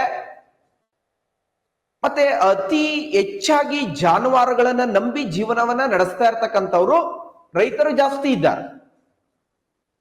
ನಮ್ಗೆ ಪ್ರತಿ 5 ವರ್ಷಗಳಿಗೊಂದು ಬಾರಿ ಜಾನುವಾರುಗಳ ಸೆನ್ಸಸ್ ಅನ್ನ ಕಂಡಕ್ಟ್ ಮಾಡಲಾಗ್ತಾ ಇದೆ. ನ್ಯಾಷನಲ್ ವೈಲ್ಡ್ ಕ್ಯಾಟಲ್ ಸೆನ್ಸಸ್ ಅನ್ನ ಎವರಿ 5 years ಒನ್ಸ್ ಕಂಡಕ್ಟ್ ಮಾಡಲಾಗ್ತಾ ಇದೆ. ಅದನ್ನ 1919 ಕೂಡ 1919 ಜಾನುವಾರುಗಳ ಸೆನ್ಸಸ್ ಅನ್ನ ಮಾಡಲಾಗ್ತಾ ಇದೆ ಭಾರತ ದೇಶದಲ್ಲಿ. ಅದರ ರಿಪೋರ್ಟ್ ಅನ್ನು ಕೂಡ ಮೆನ್ಷನ್ ಮಾಡ್ಬೇಕಾಗತ್ತೆ. ಮತ್ತೆ ಇದರಲ್ಲಿ ಅತಿ ಹೆಚ್ಚಾಗಿ ಇಲ್ಲೂ ಕೂಡ ಜಾನುವಾರುಗಳ ಉತ್ಪಾದನೆಯನ್ನ ಭಾರತ ದೇಶದಲ್ಲಿ, ಕರ್ನಾಟಕ ರಾಜ್ಯದಲ್ಲಿ ತೆಗೆದುಕೊಂಡು ಜಾಸ್ತಿ ಮಾಡಬೇಕು ಅನ್ನೋ ದೃಷ್ಟಿಯಿಂದ ಹಲವಾರು ಸ್ಕೀಮ್ಸ್ ಗಳನ್ನ ತೆಗೆದುಕೊಂಡು ಬರಲಾಗ್ತಾ ಇದೆ. ಅದರಲ್ಲಿ ಪಶು ಭಾಗ್ಯ ಸ್ಕೀಮ್ ಇರ್ಬೋದು, ಮತ್ತೆ ಪಶು ಸಂಜೀವಿನಿ ಮೊಬೈಲ್ ವೆಟರ್ನರಿ ಯೂನಿಟ್ ಅಂತೇಳಿ. ಯಾಕೆಂದ್ರೆ ಇನ್ ಕೇಸ್ ಆಫ್ ಎಮರ್ಜೆನ್ಸಿ ಸರ್ವಿಸ್ ನಲ್ಲಿ, ತುರ್ತು ಪರಿಸ್ಥಿತಿಗಳಲ್ಲಿ ರೈತರ ಮನೆ ಬಾಗಿಲಿಗೆ ಹೋಗಿ ಆಂಬುಲೆನ್ಸ್ ಗಳಲ್ಲಿ ಚಿಕಿತ್ಸೆಯನ್ನ ಕೊಡ್ತಕ್ಕಂತ ಪಶು ಸಂಜೀವಿನಿ ಮೊಬೈಲ್ ವೆಟರ್ನರಿ ಯೂನಿಟ್ ಇರ್ಬೋದು, ರಾಷ್ಟ್ರೀಯ ಗೋಕುಲ್ ಮಿಷನ್ ಅಂತಕ್ಕಂಥ ಕಾರ್ಯಕ್ರಮ actually concentrate for indigenous bovine breeds of cattles, ಸ್ಥಳೀಯ ಗೋವುಗಳನ್ನ ಉಳಿಸಬೇಕು ಅನ್ನೋ ದೃಷ್ಟಿಯಿಂದ. ಫಾರ್ ಎಕ್ಸಾಂಪಲ್ ಸ್ಥಳೀಯ ಗೋವುಗಳು ಅಂತ ಹೇಳಿದ್ರೆ ಈಗ ಹಳ್ಳಿಕಾರ್ ಇರ್ಬೋದು, ಅಮೃತ್ ಮಾಲ್ ಇರ್ಬೋದು, ಕೀಲಾರಿ ಇರ್ಬೋದು, ಈ ರೀತಿಯಾದಂತ ತಳಿಗಳು ನಶಿಸಿ ಹೋಗ್ತಾ ಇದೆ. ಆ ರೀತಿಯಾದಂತ ತಳಿಗಳನ್ನ ಉಳಿಸ್ಬೇಕು, ಯಾಕೆಂದ್ರೆ ಅದರಿಂದ ಹಾಲಿನ ಉತ್ಪಾದನೆ ಜಾಸ್ತಿ ಆಗ್ಬೇಕು. ಮತ್ತೆ ಅನಿಮಲ್ಸ್ ಗಳಿಗೆ ಇತ್ತೀಚೆಗೆ ಸಾಕಷ್ಟು ಡಿಸೀಸಸ್ ಕೂಡ ಬರ್ತಾ ಇತ್ತು. ಅದರಲ್ಲಿ ಡಿಸೀಸಸ್ ಅನ್ನ ಮೆನ್ಷನ್ ಮಾಡೋದಾದ್ರೆ ಈ ಫುಟ್ ಅಂಡ್ ಮೌತ್ ಡಿಸೀಸಸ್ ಅಂತ ಹೇಳಿ F M D foot and mouth diseases ಅಂತೇಳಿ, ಕಾಲುಬಾಯಿ ರೋಗ ಅಂತೇಳಿ, ಮತ್ತೆ ಲಂಪಿ ಸ್ಕಿನ್ ಡಿಸೀಸಸ್ ಅಂತಕ್ಕಂಥ ಡಿಸೀಸಸ್ ಎಲ್ಲ ಬರ್ತಾ ಇತ್ತು. ಅದನ್ನ ಕಡಿಮೆ ಮಾಡಬೇಕು ಅಂತ ಹೇಳಿ ಮತ್ತೆ animal husbandry infrastructure development fund ಅನ್ನ, ಅಭಿವೃದ್ಧಿ ನಿಧಿಯನ್ನು ಕೂಡ ಸ್ಥಾಪನೆ ಮಾಡಲಾಗಿದೆ. ಇದೆಲ್ಲದ್ರಿಂದನೂ ಕೂಡ ಅತಿ ಹೆಚ್ಚಾಗಿ ನ್ಯಾಷನಲ್ ಲೆವೆಲ್ ನಲ್ಲಿ ಮತ್ತೆ ಸ್ಟೇಟ್ ಲೆವೆಲ್ ನಲ್ಲಿ ಎಕನಾಮಿ ಜಾಸ್ತಿ ಆಗ್ತಾ ಇದೆ. ಮತ್ತೆ ಲೈಫ್ ಸ್ಟಾಕ್ಸ್ ಗಳ ರಿಸೋರ್ಸಸ್ ಕೂಡ ಭಾರತ ದೇಶದಲ್ಲಿ ಜಾಸ್ತಿನೇ ಇದೆ. ಇಲ್ಲಿ ಅತಿ ಹೆಚ್ಚಾಗಿ ಎಕನಾಮಿ ಬರುವುದರ ಜೊತೆಗೆ important exotic breed Indian breeds of cattles ಗಳ ಬಗ್ಗೆ ಅತಿ ಹೆಚ್ಚಾಗಿ ಕ್ಯಾಟಲ್ಸ್ ಗಳಲ್ಲಿ ಬೊಫೆಲೋಸ್ಗಳು, ಶೀಪು, ಕುರಿ, ಗೋಟು, ಮೇಕೆ, ಸ್ವೈನ್ ಅಂದ್ರೆ ಹಂದಿ, ಪೌಲ್ಟ್ರಿ, ಕೋಳಿ ಸಾಕಾಣಿಕೆ, ಇವೆಲ್ಲದ್ರ ಬಗ್ಗೆನೂ ಕೂಡ ಮಾತನಾಡಬೇಕಾಗತ್ತೆ. ಇಲ್ಲಿ ಜನರಲ್ ಆಗಿ ಮಾತಾಡೋದಾದ್ರೆ ಅತಿ ಹೆಚ್ಚಾಗಿ ಲೈಫ್ ಸ್ಟಾಕ್ಸ್ ಗಳನ್ನ, ಜಾನುವಾರುಗಳನ್ನ ಸಾಕೋದ್ರಿಂದ ಎಕನಾಮಿ ಬರ್ತಾ ಇದೆ, ಆರ್ಥಿಕತೆಗೆ ಒಂದು ಬಲವರ್ಧನೆ ಸಿಗ್ತಾ ಇದೆ. ಹೇಗೆ ಬಲವರ್ಧನೆ ಸಿಗ್ತಾ ಇದೆ ಅಂತ ಹೇಳಿದ್ರೆ contribution of livestocks to peoples, ಅತಿ ಹೆಚ್ಚಾಗಿ ಜಾನುವಾರುಗಳಿಂದ ಜನರಿಗೆ ಅನುಕೂಲ ಆಗ್ತಾ ಇದೆ, ಜನರಿಂದ ಜಾನುವಾರುಗಳಿಗೂ ಕೂಡ ಅನುಕೂಲ ಆಗ್ತಾ ಇದೆ. ಮೊದಲು ಜಾನುವಾರುಗಳಿಂದ ಜನರಿಗೆ ಯಾವ ರೀತಿ ಅನುಕೂಲ ಆಗ್ತಾ ಇದೆ ಅಂತ ಮಾತಾಡೋದಾದ್ರೆ, ಜನರಲ್ ಆಗಿ ಈಗ ಫುಡ್ ವಿಷಯಕ್ಕೆ ಬಂದಾಗ ಮಿಲ್ಕ್ ಆಗಿರ್ಬೋದು, ಮೀಟ್ ಆಗಿರ್ಬೋದು, ಮತ್ತೆ ಎಗ್ ಆಗಿರ್ಬೋದು, ಫುಡ್ ಆಹಾರದ ವಿಷಯದಲ್ಲಿ ನಮಗೆ ಇವೆಲ್ಲವೂ ಹಾಲು, ಮೊಟ್ಟೆ, ಮಾಂಸ ಇವೆಲ್ಲವೂ ಕೂಡ ಹೆಲ್ಪ್ ಆಗ್ತಾ ಇದೆ. ಮತ್ತೆ ವೆರಿ ಇಂಪಾರ್ಟೆಂಟ್ ಆಗಿ ಪ್ರಾಣಿಗಳಿಂದ ಮನುಷ್ಯರಿಗೆ ಈ ಫೈಬರ್ ಮತ್ತೆ ಸ್ಕಿನ್, ಅತಿ ಹೆಚ್ಚಾಗಿ ಹೂಲು, ಉಣ್ಣೆ ಮತ್ತು ಕೂದಲು, ಅದರಿಂದನೂ ಕೂಡ ಹೆಲ್ಪ್ ಆಗ್ತಾ ಇದೆ. ಮತ್ತೆ ಬುಲೋಕಾರ್ಡ್ಸ್ ಗಳು, ಅವತ್ತಿನ ದಿನಗಳಲ್ಲಿ ಬುಲೋಕಾರ್ಡ್ಸ್ ಎತ್ತಿನ ಗಾಡಿಗಳು ರೈತರಿಗೆ ಬ್ಯಾಕ್ ಬೋನ್ ಆಗಿ, ಇಂಡಿಯಾದ ಅಗ್ರಿಕಲ್ಚರ್ಗೆ ಬ್ಯಾಕ್ ಬೋನ್ ಆಗಿ, ರೈತನ ಬೆನ್ನೆಲುಬಾಗಿ ಕೆಲಸ ಮಾಡಿವೆ. ಮತ್ತೆ ಎಲ್ಲದಕ್ಕಿಂತ ಹೆಚ್ಚಾಗಿ ಬುಲೋಕಾರ್ಡ್ಸ್ ಗಳು it's a lot of fuels, ಇಂಧನಗಳನ್ನ ಉಳಿಸ್ಲಿಕ್ಕೂ ಕೂಡ ಕಾರಣ ಆಗಿದೆ. ಮತ್ತೆ ನೀವು ಗಮನಿಸಿರ್ಬೋದು ಕೌ ಡಂಗ್, ಈ ಸಗಣಿಯನ್ನ, it's a animal waste, it's a very good farmyard manure. ಮತ್ತೆ ಈ ಅತಿ ಹೆಚ್ಚಾಗಿ ಇನ್ಕಮ್ ಕೂಡ ಜಾಸ್ತಿ ಆಗ್ತಾ ಇದೆ. ಲೈಫ್ ಸ್ಟಾಕ್ಸ್ ಗಳಿಂದ ಇನ್ಕಮ್, ಆದಾಯ ಕೂಡ ಜಾಸ್ತಿ ಆಗ್ತದೆ. ಹೇಗೆ ಆಗ್ತಾ ಇದೆ? ರೆಗ್ಯುಲರ್ ಇನ್ಕಮ್ ಕೊಡ್ತಾ ಇದ್ದೆ. ಈಗ ಒಬ್ಬ ರೈತ ಸೆಕೆಂಡರಿ ಸೋರ್ಸ್ ಆಫ್ ಇನ್ಕಮ್ ಗಾಗಿ, ಮೊದಲನೇ ಸೋರ್ಸ್ ಆಗಿ ಇನ್ಕಮ್ ಆಗಿ ಅಗ್ರಿಕಲ್ಚರ್ ಅನ್ನು ನಂಬಿ ಜೀವನವನ್ನ ನಡೆಸ್ತಾ ಇದ್ದಾನೆ. ಸೆಕೆಂಡರಿ ಸೋರ್ಸ್ ಆಫ್ ಇನ್ಕಮ್ ಆಗಿ ಹೈನುಗಾರಿಕೆಯನ್ನು ಮಾಡ್ತಾ ಇದ್ದಾನೆ. ಅದರಿಂದ ಪ್ರತಿದಿನ ರೆಗ್ಯುಲರ್ ಆಗಿ ಇನ್ಕಮ್ ಬರ್ತಾ ಇದೆ ಅವನಿಗೆ. ನೀವು ಗಮನಿಸಿರ್ಬೋದು, ಹಿಂದೆ 30, 40, 50 ವರ್ಷಗಳ ಹಿಂದೆ ಅನಿಮಲ್ಸ್ ಗಳನ್ನ ಡ್ಯೂರಿಂಗ್ ಎಮರ್ಜೆನ್ಸಿ ಪೀರಿಯಡ್ಗೆ ಇದು ಹೆಲ್ಪ್ ಆಗ್ಲಿ. ಈಗ ಲೈಕ್ ಮ್ಯಾರೇಜ್ ಫಂಕ್ಷನ್, ಮಕ್ಕಳ ಮದುವೆ ಮಾಡ್ಲಿಕ್ಕೆ ಹೋದಂತ ಸಂದರ್ಭದಲ್ಲಿ ಭಾರತದ ರೈತ ಹಣದ ಸಮಸ್ಯೆಯನ್ನು ಎದುರಿಸ್ತಾ ಇದ್ದ. ಅವತ್ತು ಯಾವುದೋ ಒಂದು ಕುರಿನೋ, ಕೋಳಿನೋ, ಹಸುವನ್ನು ಮಾರಿ ಅವನಿಗೆ ದುಡ್ಡು ಬಂದೋದ್ರಿಂದ ಮ್ಯಾರೇಜ್ ಫಂಕ್ಷನ್ಸ್ಗೆ ಅದು ಹೆಲ್ಪ್ ಆಗ್ತಾ ಇತ್ತು. ಮತ್ತೆ ಟ್ರೀಟ್ಮೆಂಟ್ ಅನ್ನ ಮಕ್ಕಳಿಗೆ, ಇನ್ ಕೇಸ್ ಆಫ್ ಮಕ್ಕಳು ಹುಷಾರ್ ತಪ್ಪಂತ ಸಂದರ್ಭದಲ್ಲಿ ಟ್ರೀಟ್ಮೆಂಟ್ ಅನ್ನ ಕೊಡ್ಲಿಕ್ಕೆ, ಮತ್ತೆ ಚಿಲ್ಡ್ರನ್ಸ್ ಎಜುಕೇಶನ್ಸ್ಗೆ ಈ ಲೈಫ್ ಸ್ಟಾಕ್ಸ್ ಗಳು ಹೆಲ್ಪ್ ಮಾಡಿದ್ದಾವೆ. ಮತ್ತೆ ರಿಪೇರ್ ಆಫ್ ಹೌಸಸ್ ಗಳಿಗೆ, ಮನೆಯನ್ನ ಏನಾರು ರೆಡಿ ಮಾಡ್ಲಿಕ್ಕೆ, ಮತ್ತೆ ಅತಿ ಹೆಚ್ಚಾಗಿ ನಮ್ಮ ದೇಶದಲ್ಲಿ ಎಂಪ್ಲಾಯ್ಮೆಂಟ್ ಅನ್ನು ಕೂಡ ಭಾರತದಲ್ಲಿ ಈ ಕ್ಯಾಟಲ್ಸ್ ಗಳು ಕೊಟ್ಟಿವೆ. ಅದರಲ್ಲಿ ವಿಶೇಷವಾಗಿ ಕ್ಯಾಟಲ್ಸ್ ಅಂತ ಹೇಳಿದ್ರೆ ದನಗಳಾಗಿರ್ಬೋದು, ಎಮ್ಮೆ, ಕುರಿ, ಮೇಕೆ, ಹಂದಿ, ಕೋಳಿಗಳು, ಇವೆಲ್ಲವೂ ಕೂಡ ಉದ್ಯೋಗವನ್ನು ಕೂಡ ಕೊಟ್ಟಿವೆ, ಎಂಪ್ಲಾಯ್ಮೆಂಟ್ ಅನ್ನ. ಯಾಕೆ ಉದ್ಯೋಗ ಕೊಟ್ಟಿವೆ ಅಂತ ಹೇಳಿದ್ರೆ, ನಮ್ಮ ಭಾರತ ದೇಶದಲ್ಲಿ ಯಾರು ಕೃಷಿಯನ್ನ ಮಾಡ್ತಾ ಇದ್ದಾರೆ, large number of peoples less literate ಮತ್ತೆ ಅನ್ಸ್ಕಿಲ್ಡ್, ಕೌಶಲ್ಯ ರಹಿತರಾಗಿದ್ದಾರೆ. ಅದರಿಂದ ಅತಿ ಹೆಚ್ಚಾಗಿ ಭಾರತದಲ್ಲಿ ಕೃಷಿ ಅಂತಕ್ಕಂಥದ್ದು ಸೀಸನಲ್, ಋತುವಿಗೆ ಅನುಗುಣವಾಗಿ ಕೃಷಿಯನ್ನ ಮಾಡ್ತಕ್ಕಂಥದ್ದು. ಈಗ ಫಾರ್ ಎಕ್ಸಾಂಪಲ್ ಒಂದು 6 ತಿಂಗಳು ಭಾರತದಲ್ಲಿ ರೈತ ಕೃಷಿ ಮಾಡ್ತಾ ಇದ್ದಾನೆ ಅಂದ್ರೆ ಇನ್ನೊಂದು 6 ತಿಂಗಳು ಪಾಪ ಅವನಿಗೆ ಯಾವುದೇ ಕೃಷಿ ಚಟುವಟಿಕೆ ಮಾಡ್ಲಿಕ್ಕೆ ಆಗ್ತಾ ಇಲ್ಲ. ವರ್ಷದ 365 ದಿನದಲ್ಲಿ ಇನ್ನು 180 ದಿನ ಭಾರತದ ಕೃಷಿಯ ಮಾಡ್ತಕ್ಕಂಥ ರೈತ ಅನ್ಎಂಪ್ಲಾಯ್ ಆಗಿದ್ದಾನೆ. ಅದರಿಂದ ಈ ಭಾರತದಲ್ಲಿ ಕೃಷಿಯನ್ನ ಮಾಡಿದಾಗ ಮಾತ್ರ ರೈತನಿಗೆ ಆದಾಯ ಆಗುತ್ತೆ. ಕೃಷಿ ಇಲ್ಲದೆ ಇರ್ತಕ್ಕಂಥ ಸಂದರ್ಭದಲ್ಲಿ ಅವನಿಗೆ ಅನ್ಎಂಪ್ಲಾಯ್ಮೆಂಟ್ ಆದಾಗ ಸೂಸೈಡ್ ಅಟೆಂಪ್ಟ್ಸ್ ಕೂಡ ಜಾಸ್ತಿ ಆಗುತ್ತೆ, ಕಾಮನ್ ಆಗಿ ಮಾತಾಡೋದಾದ್ರೆ ಜನರಲ್ ಆಗಿ. ಅದಕ್ಕೋಸ್ಕರ ಈ ಉಳಿದ ದಿನಗಳಲ್ಲಿ ಅವನು ಎಂಪ್ಲಾಯ್ಮೆಂಟ್ ಅನ್ನ ಮಾಡ್ಬೇಕಂದ್ರೆ ಜಾನುವಾರುಗಳನ್ನ ಸಾಕಿ ಹೈನುಗಾರಿಕೆ ಮಾಡ್ತಕ್ಕಂಥದ್ದು, ಕುರಿ ಸಾಕಾಣಿಕೆ, ಮೇಕೆ ಸಾಕಾಣಿಕೆ, ಹಂದಿ ಸಾಕಾಣಿಕೆ, ಕೋಳಿ ಸಾಕಾಣಿಕೆಯನ್ನ ಸೆಕೆಂಡರಿ ಸೋರ್ಸ್ ಆಫ್ ಇನ್ಕಮ್ಗೆ ಭಾರತದಲ್ಲಿ ರೈತ ಮಾಡ್ತಾ ಇದ್ದಾನೆ. ಮತ್ತೆ ಅತಿ ಹೆಚ್ಚಾಗಿ ಜಾನುವಾರುಗಳಿಂದ ಸೋಷಿಯಲ್ ಸೆಕ್ಯೂರಿಟಿ, ಸಾಮಾಜಿಕ ಭದ್ರತೆ ಕೂಡ ಭಾರತದ ರೈತನಿಗೆ ಸಿಗ್ತಾ ಇದೆ. ಎಸ್ಪೆಷಲಿ ಯಾರು ಲ್ಯಾಂಡ್ಲೆಸ್ ಇರ್ತಾರೆ, ಅತಿ ಹೆಚ್ಚಾಗಿ ಕಡಿಮೆ ಕೃಷಿ ಭೂಮಿಯನ್ನ ಯಾರು ಹೊಂದಿರ್ತಾರೆ, ಅವರು ಜಾನುವಾರುಗಳ ಮೇಲೆ ಡಿಪೆಂಡೆನ್ಸಿಯನ್ನ ಪಡ್ಕೊಂಡಿದ್ದಾರೆ. ಆಕ್ಚುಲಿ ನೀವು ಗಮನಿಸಿರಬಹುದು 40-50 ವರ್ಷಗಳ ಹಿಂದೆ ಈ ಜಾನುವಾರುಗಳನ್ನ gifting of animal during a marriage function, it's a common phenomena. ಮದುವೆ ಆದಂತ ಸಂದರ್ಭದಲ್ಲಿ ಜಾನುವಾರುಗಳನ್ನ ಕೊಡುಗೆಯಾಗಿ ಕೊಟ್ಟಿರ್ತಕ್ಕಂಥದ್ದನ್ನ ನೀವು ಗಮನಿಸಿರ್ಬೋದು. ಯಾಕೆಂದ್ರೆ ಸಾಮಾಜಿಕ ಭದ್ರತೆ ಇರ್ಲಿ ಅನ್ನೋ ದೃಷ್ಟಿಯಿಂದ ಈ ರೀತಿಯಾಗಿ ಜಾನುವಾರುಗಳು ಎಂಪ್ಲಾಯ್ಮೆಂಟ್ ಅನ್ನ ಕೊಟ್ಟಿವೆ, ಭಾರತದ ರೈತನಿಗೆ ಇನ್ಕಮ್ ಅನ್ನ ಕೊಟ್ಟಿದೆ, ಸೋಷಿಯಲ್ ಸೆಕ್ಯೂರಿಟಿ, ಸಾಮಾಜಿಕ ಭದ್ರತೆಯನ್ನು ಕೊಟ್ಟಿದೆ. ಈ ರೀತಿಯಾಗಿ ಅದನ್ನ ನಾವು ವಿವರಣೆ, ಎಕ್ಸ್ಪ್ಲನೇಷನ್ ಅನ್ನ ನಿಮ್ಮ ಸಿಲೆಬಸ್ ನಲ್ಲಿ, ಯಾಕೆಂದ್ರೆ ಇದು agriculture science syllabus, some allied sector ತುಂಬಾ ವಾಸ್ಟ್ ಸಿಲೆಬಸ್ ಇದೆ. ನೀವು ಹಳೆ ಕ್ವಶನ್ ಪೇಪರ್ ಅನ್ನ ಗಮನಿಸಿದಾಗ ನೀವು ಗಮನಿಸಬಹುದು. ನೀವು ಅದರಲ್ಲಿ ವೆರಿ ಇಂಪಾರ್ಟೆಂಟ್ ಆಗಿ ಈ exotic Indian breeds of cattle, Indian breeds of cattles ನಲ್ಲಿ ಎಕ್ಸೋಟಿಕ್ ಇಂಡಿಯನ್ ಬ್ರೀಡ್ಸ್ ಕ್ಯಾಟಲ್ಸ್ ಬರ್ತದೆ. ಬೇರೆ ದೇಶಗಳಿಂದ ನಮ್ಮ ದೇಶಕ್ಕೆ ತೆಗೆದುಕೊಂಡು ಬರ್ತಾ ಇರ್ತಕ್ಕಂಥ ತಳಿಗಳಿರ್ಬೋದು, ತಂದು ಸಾಕ್ತಾ ಇರ್ತಕ್ಕಂಥ ತಳಿಗಳಾದ ಜರ್ಸಿ ಆಗಿರ್ಬೋದು, HF ಓಷನ್ ಫಿಶನ್ ಆಗಿರ್ಬೋದು, ಬ್ರೌನ್ ಸ್ವಿಸ್ ಆಗಿರ್ಬೋದು, ರೆಡ್ ಡೇನ್ ಆಗಿರ್ಬೋದು, ಆರ್ಶಿರ್ ಕೌ ಆಗಿರ್ಬೋದು, ಗೈರ್ನೇಶಿ, ಈ ತರದ ಕೌಗಳನ್ನ ಬೇರೆ ದೇಶದಿಂದ ನಮ್ಮ ದೇಶಕ್ಕೆ ತಂದು ಸಾಕ್ತಾ ಇದ್ದಾರೆ. ಈ ರೀತಿಯಾಗಿ ಎಲ್ಲವನ್ನು ಕೂಡ ಎಕ್ಸಾಂಪಲ್ ಅನ್ನ ಕೊಡ್ಬೇಕಾಗತ್ತೆ. ಇದರಿಂದ ಈ ರೀತಿಯಾದಂತಹ ಅನುಕೂಲಗಳು ಜಾನುವಾರುಗಳಿಂದ ಮನುಷ್ಯನಿಗೆ ಆಗ್ತಾ ಇದೆ. ಮತ್ತೆ ಅನಿಮಲ್ ಹಸ್ಬೆಂಡ್ರಿ, ವೆಟರ್ನರಿ ಸೈನ್ಸ್ ನಲ್ಲೂ ಕೂಡ ಅಭಿವೃದ್ಧಿಯನ್ನ ಮಾಡಬೇಕು ಅಂತ ಹೇಳಿ ಹಲವಾರು ಯೋಜನೆಗಳನ್ನ ಕರ್ನಾಟಕ ಸರ್ಕಾರ ತೆಗೆದುಕೊಂಡು ಬಂದಿದೆ. ಈಗ ಕುರಿಗಳನ್ನ ಅಭಿವೃದ್ಧಿ ಮಾಡಬೇಕು, ಜಾನುವಾರುಗಳು ಸತ್ತಾಗ ಅನುಗ್ರಹ ಸ್ಕೀಮ್ ಅಂತೇಳಿ ಒಂದು ಸ್ಕೀಮ್ ತೆಗೆದುಕೊಂಡು ಬಂದಿದೆ. ಅದರಲ್ಲಿ ಮೆನಿ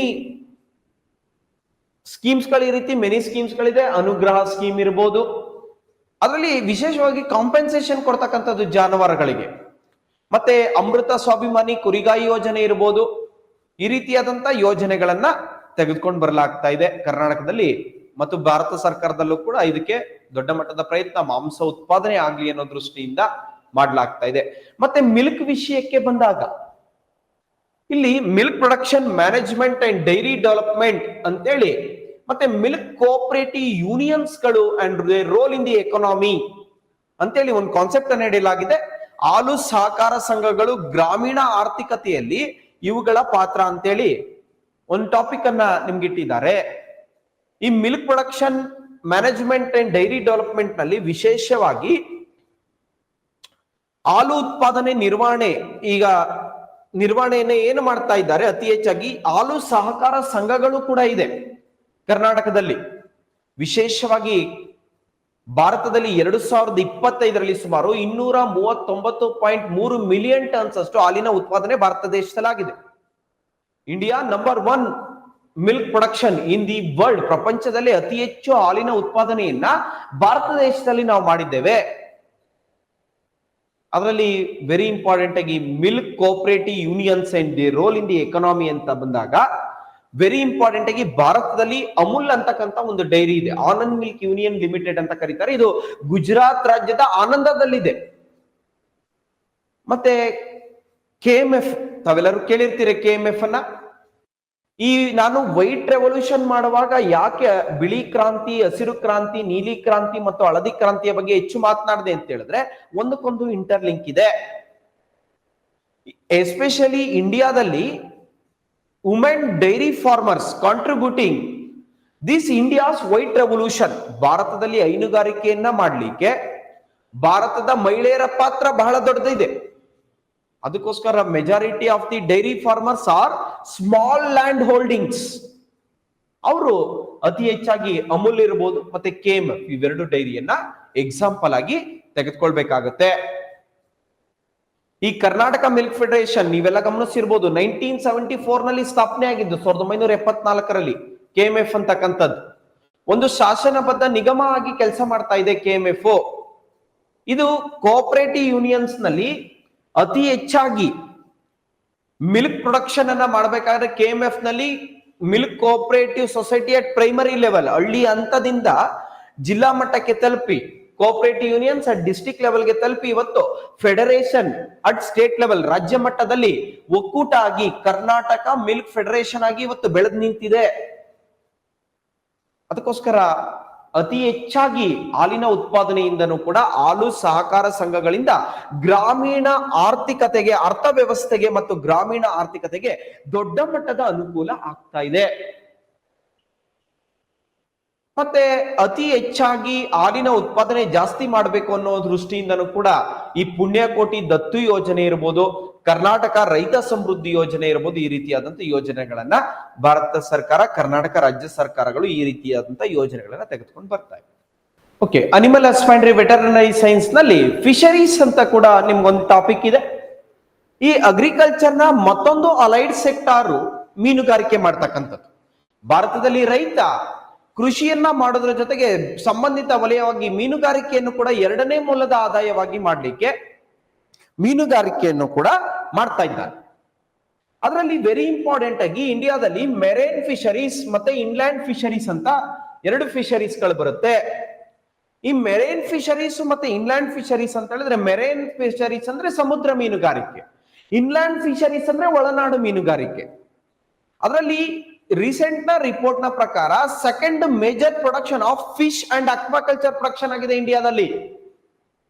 ಭಾರತದಲ್ಲಿ ಮೀನು ಮತ್ತು ಜಲಚರಗಳ ಉತ್ಪಾದನೆಯಲ್ಲಿ ಭಾರತ ದೇಶ 2ನೇ ಸ್ಥಾನದಲ್ಲಿದೆ. ಇದರಿಂದನೂ ಕೂಡ ಅತಿ ಹೆಚ್ಚಾಗಿ ನಮಗೆ GDP ಬರ್ತಾ ಇದೆ, ರಾಷ್ಟ್ರೀಯ ಉತ್ಪನ್ನ ಅಂತಕ್ಕಂಥದ್ದು ಸಿಗ್ತಾ ಇದೆ. ಇತ್ತೀಚಿನ ರಿಪೋರ್ಟ್ ನ ಪ್ರಕಾರ 2025ರಲ್ಲಿ ಟೋಟಲ್ ಫಿಶ್ ಪ್ರೊಡಕ್ಷನ್ ಆಗಿರ್ತಕ್ಕಂಥದ್ದು ಇಂಡಿಯಾದಲ್ಲಿ both inland and marine fisheries. ಯಾಕೆಂದ್ರೆ ಅಗ್ರಿಕಲ್ಚರ್ ಸೈನ್ಸ್ ಮತ್ತೆ ಅಲೈಡ್ ಸೆಕ್ಟರ್ ನ ಪೇಪರ್ ಕಂಪ್ಲೀಟ್ಲಿ ಕರೆಂಟ್ ಅಫೇರ್ಸ್ ಮತ್ತೆ ಸ್ಕೀಮ್ ಅನ್ನ ಒಳಗೊಂಡಿರುತ್ತೆ. ಈಗ ಹಿಸ್ಟ್ರಿ ಆದ್ರೆ ಅದು ಕಾನ್ಸ್ಟೆಂಟ್ ಇರುತ್ತೆ, ಇಯರ್ ವೈಸ್ ಇರುತ್ತೆ. Agriculture science completely current affairs base ಇರ್ತಕ್ಕಂಥದ್ದು, ಸ್ಕೀಮ್ ನ ಬೇಸ್ ಇರ್ತಕ್ಕಂಥದ್ದು. ಅದರಿಂದ ಇಲ್ಲಿ ಅತಿ ಹೆಚ್ಚಾಗಿ ಪ್ರಚಲಿತ ವಿದ್ಯಮಾನ ಭಾರತ ಸರ್ಕಾರದ ಮತ್ತು ರಾಜ್ಯ ಸರ್ಕಾರದ ಯೋಜನೆಗಳ ಬಗ್ಗೆ ನೀವು ಗಮನ ಹರಿಸಬೇಕಾಗತ್ತೆ. ಅದರಿಂದ total fish production both inland and marine fisheries ನಲ್ಲಿ ಮೀನಿನ ಉತ್ಪಾದನೆ ಭಾರತ ದೇಶದಲ್ಲಿ ಆಗಿರ್ತಕ್ಕಂಥದ್ದು 184 lakh ಟನ್ಸ್ ಅಷ್ಟು, 184 lakh ಟನ್ಸ್ ಅಷ್ಟು ಮೀನಿನ ಉತ್ಪಾದನೆ ಭಾರತ ದೇಶದಲ್ಲಿ ಆಗಿರ್ತಕ್ಕಂಥದ್ದು. ಮತ್ತೆ ಇಲ್ಲಿ ಮೆರೈನ್ ಫಿಶರೀಸ್ ವಿಷಯಕ್ಕೆ ಬಂದಾಗ, ಸಮುದ್ರ ಮೀನುಗಾರಿಕೆಗೆ ಬಂದಾಗ, ಇಂಡಿಯಾ ಇನ್ ಸಿ ಶೋರ್ಸ್ ಸಮುದ್ರ ತೀರಗಳಲ್ಲಿ 7516 ಕಿಲೋಮೀಟರ್ ಅಷ್ಟು ಶೀಶೋರ್ ಇದೆ. 7516 ಕಿಲೋಮೀಟರ್ಸ್ ಅಷ್ಟು ಶೀಶೋರ್ ಇದೆ, ಸಮುದ್ರ ತೀರ ಇದೆ, ಇನ್ಕ್ಲೂಡಿಂಗ್ ಅಂಡಮಾನ್, ನಿಕೋಬಾರ್ ಅಂಡ್ ಲಕ್ಷದ್ವೀಪ್ ಸೇರಿ. ಮತ್ತೆ ಇಲ್ಲಿ ಓಝೋನಿಕ್ ಝೋನ್ಸ್ ಗಳನ್ನು ಗಮನಿಸಬಹುದು. ಮೆರೈನ್ ಫಿಶರೀಸ್ ನಲ್ಲಿ ಖಂಡಾವರಣಗಳು ಅಂತ ಕರಿತೇವೆ. ಸುಮಾರು 311 ಕಿಲೋಮೀಟರ್ಸ್ ಆಫ್ ಶೀಶೋರ್ಸ್ ಇದೆ, ಖಂಡಾವರಣ ಓಝೋನಿಕ್ ಝೋನ್ಸ್ ಗಳಿದೆ. ಈ ರೀತಿಯಾಗಿ ಫಿಶರೀಸ್ ನಲ್ಲಿ ಮೀನುಗಾರಿಕೆಯನ್ನ ದೇಶದಲ್ಲಿ ಜಾಸ್ತಿ ಮಾಡಬೇಕು ಅಂತೇಳಿ ಹಲವಾರು ಪಾಲಿಸಿಗಳನ್ನ, ಹಲವಾರು ಸ್ಕೀಮ್ಸ್ ಗಳನ್ನ ಮತ್ತು ಹಲವಾರು ಭಾರತ ಸರ್ಕಾರ ಮತ್ತು ಕೇಂದ್ರ ಸರ್ಕಾರದ ಯೋಜನೆಗಳನ್ನ ಭಾರತದಲ್ಲಿ ಮತ್ತು ಕರ್ನಾಟಕ ರಾಜ್ಯದಲ್ಲಿ ತೆಗೆದುಕೊಂಡು ಬರಲಾಗ್ತಾ ಇದೆ. ಮೀನುಗಾರಿಕೆ ಅಭಿವೃದ್ಧಿಯನ್ನ ಮಾಡಬೇಕು ಅಂತೇಳಿ ಅದರಲ್ಲಿ central marine fishery research institute ಇರಬಹುದು, ಮತ್ತೆ ಹಲವಾರು ಫಿಶರಿ ಕೌನ್ಸಿಲ್ಸ್ ಗಳನ್ನ, ಪಾಲಿಸಿಗಳನ್ನ, ಸ್ಕೀಮ್ಸ್ ಗಳನ್ನ ದೇಶದಲ್ಲಿ ತೆಗೆದುಕೊಂಡು ಬರ್ತಾ ಇದ್ದಾರೆ. ಅದರಲ್ಲಿ ಇಂಡಿಯಾ ಗವರ್ನಮೆಂಟ್ ಕೂಡ ಸಾಕಷ್ಟು ಎಫರ್ಟ್ ಆಗ್ತಾ ಇದೆ ಭಾರತದಲ್ಲಿ ಮೀನುಗಾರಿಕೆಯನ್ನ ಜಾಸ್ತಿ ಮಾಡ್ಬೇಕಂತೇಳಿ. ಅದರಲ್ಲಿ ಪ್ರಧಾನಮಂತ್ರಿ ಮತ್ಸ್ಯ ಸಂಪದ ಯೋಜನೆ ಇರ್ಬೋದು, ಕಾನ್ಸಂಟ್ರೇಟ್ ಫಾರ್ ಬ್ಲೂ ರೆವಲ್ಯೂಷನ್, ಮತ್ತೆ ಭಾರತದಲ್ಲಿ ಮೀನುಗಾರಿಕೆಯನ್ನ ಯಾರು ಮಾಡ್ತಾರೆ ಅವರನ್ನು ಕೂಡ ರೈತರು ಅಂತೇಳಿ ಕನ್ಸಿಡರ್ ಮಾಡಲಾಗಿದೆ. ಭಾರತದಲ್ಲಿ ಯಾರು ಮೀನುಗಾರಿಕೆ ಮತ್ತು ಮೀನುಗಾರಿಕೆಗೆ ಸಂಬಂಧಪಟ್ಟಂತ ಚಟುವಟಿಕೆಗಳನ್ನ ಯಾರು ಮಾಡ್ತಾ ಇದ್ದಾರೆ ಅವರನ್ನು ಕೂಡ ಭಾರತದಲ್ಲಿ ರೈತರು ಅಂತೇಳಿ ಪರಿಗಣನೆ ಮಾಡಲಾಗಿದೆ. ಇದು ಎಸ್ಪೆಷಲಿ ವಿಶೇಷವಾಗಿರ್ತಕ್ಕಂಥದ್ದು. ಮತ್ತು ಹಲವಾರು ಮೀನುಗಾರರಿಗೆ ರಕ್ಷಣೆ ಕೊಡಬೇಕು ಅಂತೇಳಿ ಗ್ರೂಪ್ ಆಕ್ಸಿಡೆಂಟ್ ಇನ್ಶೂರೆನ್ಸ್ ಸ್ಕೀಮ್ ಅನ್ನ ಇತ್ತೀಚೆಗೆ ತೆಗೆದುಕೊಂಡು ಬರಲಾಗಿದೆ. ಮೀನುಗಾರರಿಗೆ ಗುಂಪು ಅಪಘಾತ ವಿಮಾ ಯೋಜನೆಯನ್ನು ಕೂಡ ತೆಗೆದುಕೊಂಡು ಬರಲಾಗಿದೆ. ಅತಿ ಹೆಚ್ಚಾಗಿ ನೀವು ಕರೆಂಟ್ ಅಫೇರ್ಸ್ಗೆ ಕಾನ್ಸಂಟ್ರೇಟ್ ಮಾಡುವಾಗ ಗಮನಿಸಿರಬಹುದು, in case of death or permanent disability, ಸಾವು ಸಂಭವಿಸುತ್ತೆ ಅಥವಾ ಶಾಶ್ವತ ಅಂಗವೈಫಲ್ಯಕ್ಕೆ ತುತ್ತಾದ್ರೆ ಗ್ರೂಪ್ ಆಕ್ಸಿಡೆಂಟ್ ಇನ್ಶೂರೆನ್ಸ್ ಸ್ಕೀಮ್ ನ ಮೂಲಕ 5 ಲಕ್ಷ ರೂಪಾಯಿಯನ್ನ ಇನ್ಶೂರೆನ್ಸ್ ಅನ್ನ ಕವರ್ ಮಾಡ್ಲಿಕ್ಕೆ ಈ ಸ್ಕೀಮು ಹೆಲ್ಪ್ ಆಗ್ತಾ ಇದೆ. ಥ್ರೂ ಓರಿಯೆಂಟಲ್ ಇನ್ಶೂರೆನ್ಸ್ ಕಂಪನಿ ಅಂತೇಳಿ ಒಂದು ಇನ್ಶೂರೆನ್ಸ್ ಕಂಪನಿ ಇದೆ, ಅದರ ಮುಖಾಂತರ ಇನ್ಶೂರೆನ್ಸ್ ಕವರ್ ಆಗುತ್ತೆ. ಮತ್ತೆ ಪಾರ್ಷಿಯಲಿ ಡಿಸಬಿಲಿಟಿ ಆದ್ರೆ 2.5 lakh ಕವರ್ ಆಗುತ್ತೆ. ಇನ್ ಕೇಸ್ ಆಫ್ ಆಕ್ಸಿಡೆಂಟಲ್ ಹಾಸ್ಪಿಟಲೈಸ್ ಆದ್ರೆ, ಆಸ್ಪತ್ರೆಗೆ ಸೇರ್ಕೊಂಡ್ರೆ ಗ್ರೂಪ್ ಆಕ್ಸಿಡೆಂಟ್ ಇನ್ಶೂರೆನ್ಸ್ ಸ್ಕೀಮ್ಸ್ ಗಳ ಮುಖಾಂತರ 25,000 ರೂಪಾಯಿ ಇನ್ಶೂರೆನ್ಸ್ ಅನ್ನ ಕವರ್ ಮಾಡಲಾಗ್ತಾ ಇದೆ. ಅದರಿಂದ ಮತ್ತೊಂದು ಯೋಜನೆಯನ್ನ 2024-25ರಲ್ಲಿ ತೆಗೆದುಕೊಂಡು ಬಂದಿದ್ದಾರೆ. ಮೀನುಗಾರಿಕೆಯನ್ನ ದೇಶದಲ್ಲಿ ಅಭಿವೃದ್ಧಿ ಮಾಡಬೇಕು ಅಂತ ಹೇಳಿದ್ರೆ, ಯಾಕೆಂದ್ರೆ ನಾನು ಮೀನುಗಾರಿಕೆ ಅಂತ ಬಂದಾಗ ಇಲ್ಲಿ ಟೋಟಲ್ ಆಗಿ ಫಿಶರಿ ಬಗ್ಗೆ ಮಾತನಾಡ್ತಾ ಇದ್ದೇನೆ, ಭಾರತದಲ್ಲಿ ಮೀನುಗಾರಿಕೆ ಸಂಪನ್ಮೂಲಗಳ ಬಗ್ಗೆ ಮಾತಾಡ್ತಾ ಇದ್ದೇನೆ.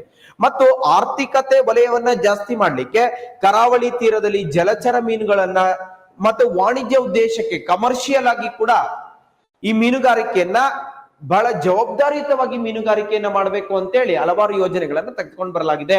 ಅದರಲ್ಲಿ ಪ್ರಧಾನಮಂತ್ರಿ ಮತ್ಸ್ಯ ಕಿಸಾನ್ ಸಮೃದ್ಧಿ ಶಾ ಯೋಜನೆ ಅಂತಕ್ಕಂಥ ಒಂದು ಯೋಜನೆ ಇದೆ. ಪ್ರಧಾನಮಂತ್ರಿ ಮತ್ಸ್ಯ ಕಿಸಾನ್ ಸಮೃದ್ಧಿ ಶಾ ಯೋಜನೆ ಅಂತೇಳಿ ಒಂದು ಯೋಜನೆಯನ್ನ ತೆಗೆದುಕೊಂಡು ಬಂದಿದ್ದಾರೆ ಇತ್ತೀಚೆಗೆ. ಈ ರೀತಿಯಾಗಿ ಮತ್ತೆ ಸಾಗರ ಪರಿಕ್ರಮ ಅಂತೇಳಿ ಒಂದು ಕಾರ್ಯಕ್ರಮ, ಯಾಕೆಂದ್ರೆ ನಮಗೆ ಸ್ವತಂತ್ರ ಬಂದು 75 ವರ್ಷಗಳು ಆಲ್ರೆಡಿ ನಾವು ಕಳೆದಿದ್ದೇವೆ. ಆಜಾದಿ ಕಾ ಅಮೃತ್ ಮಹೋತ್ಸವ ಭಾಗವಾಗಿ the main intention of the Sagar Parikrama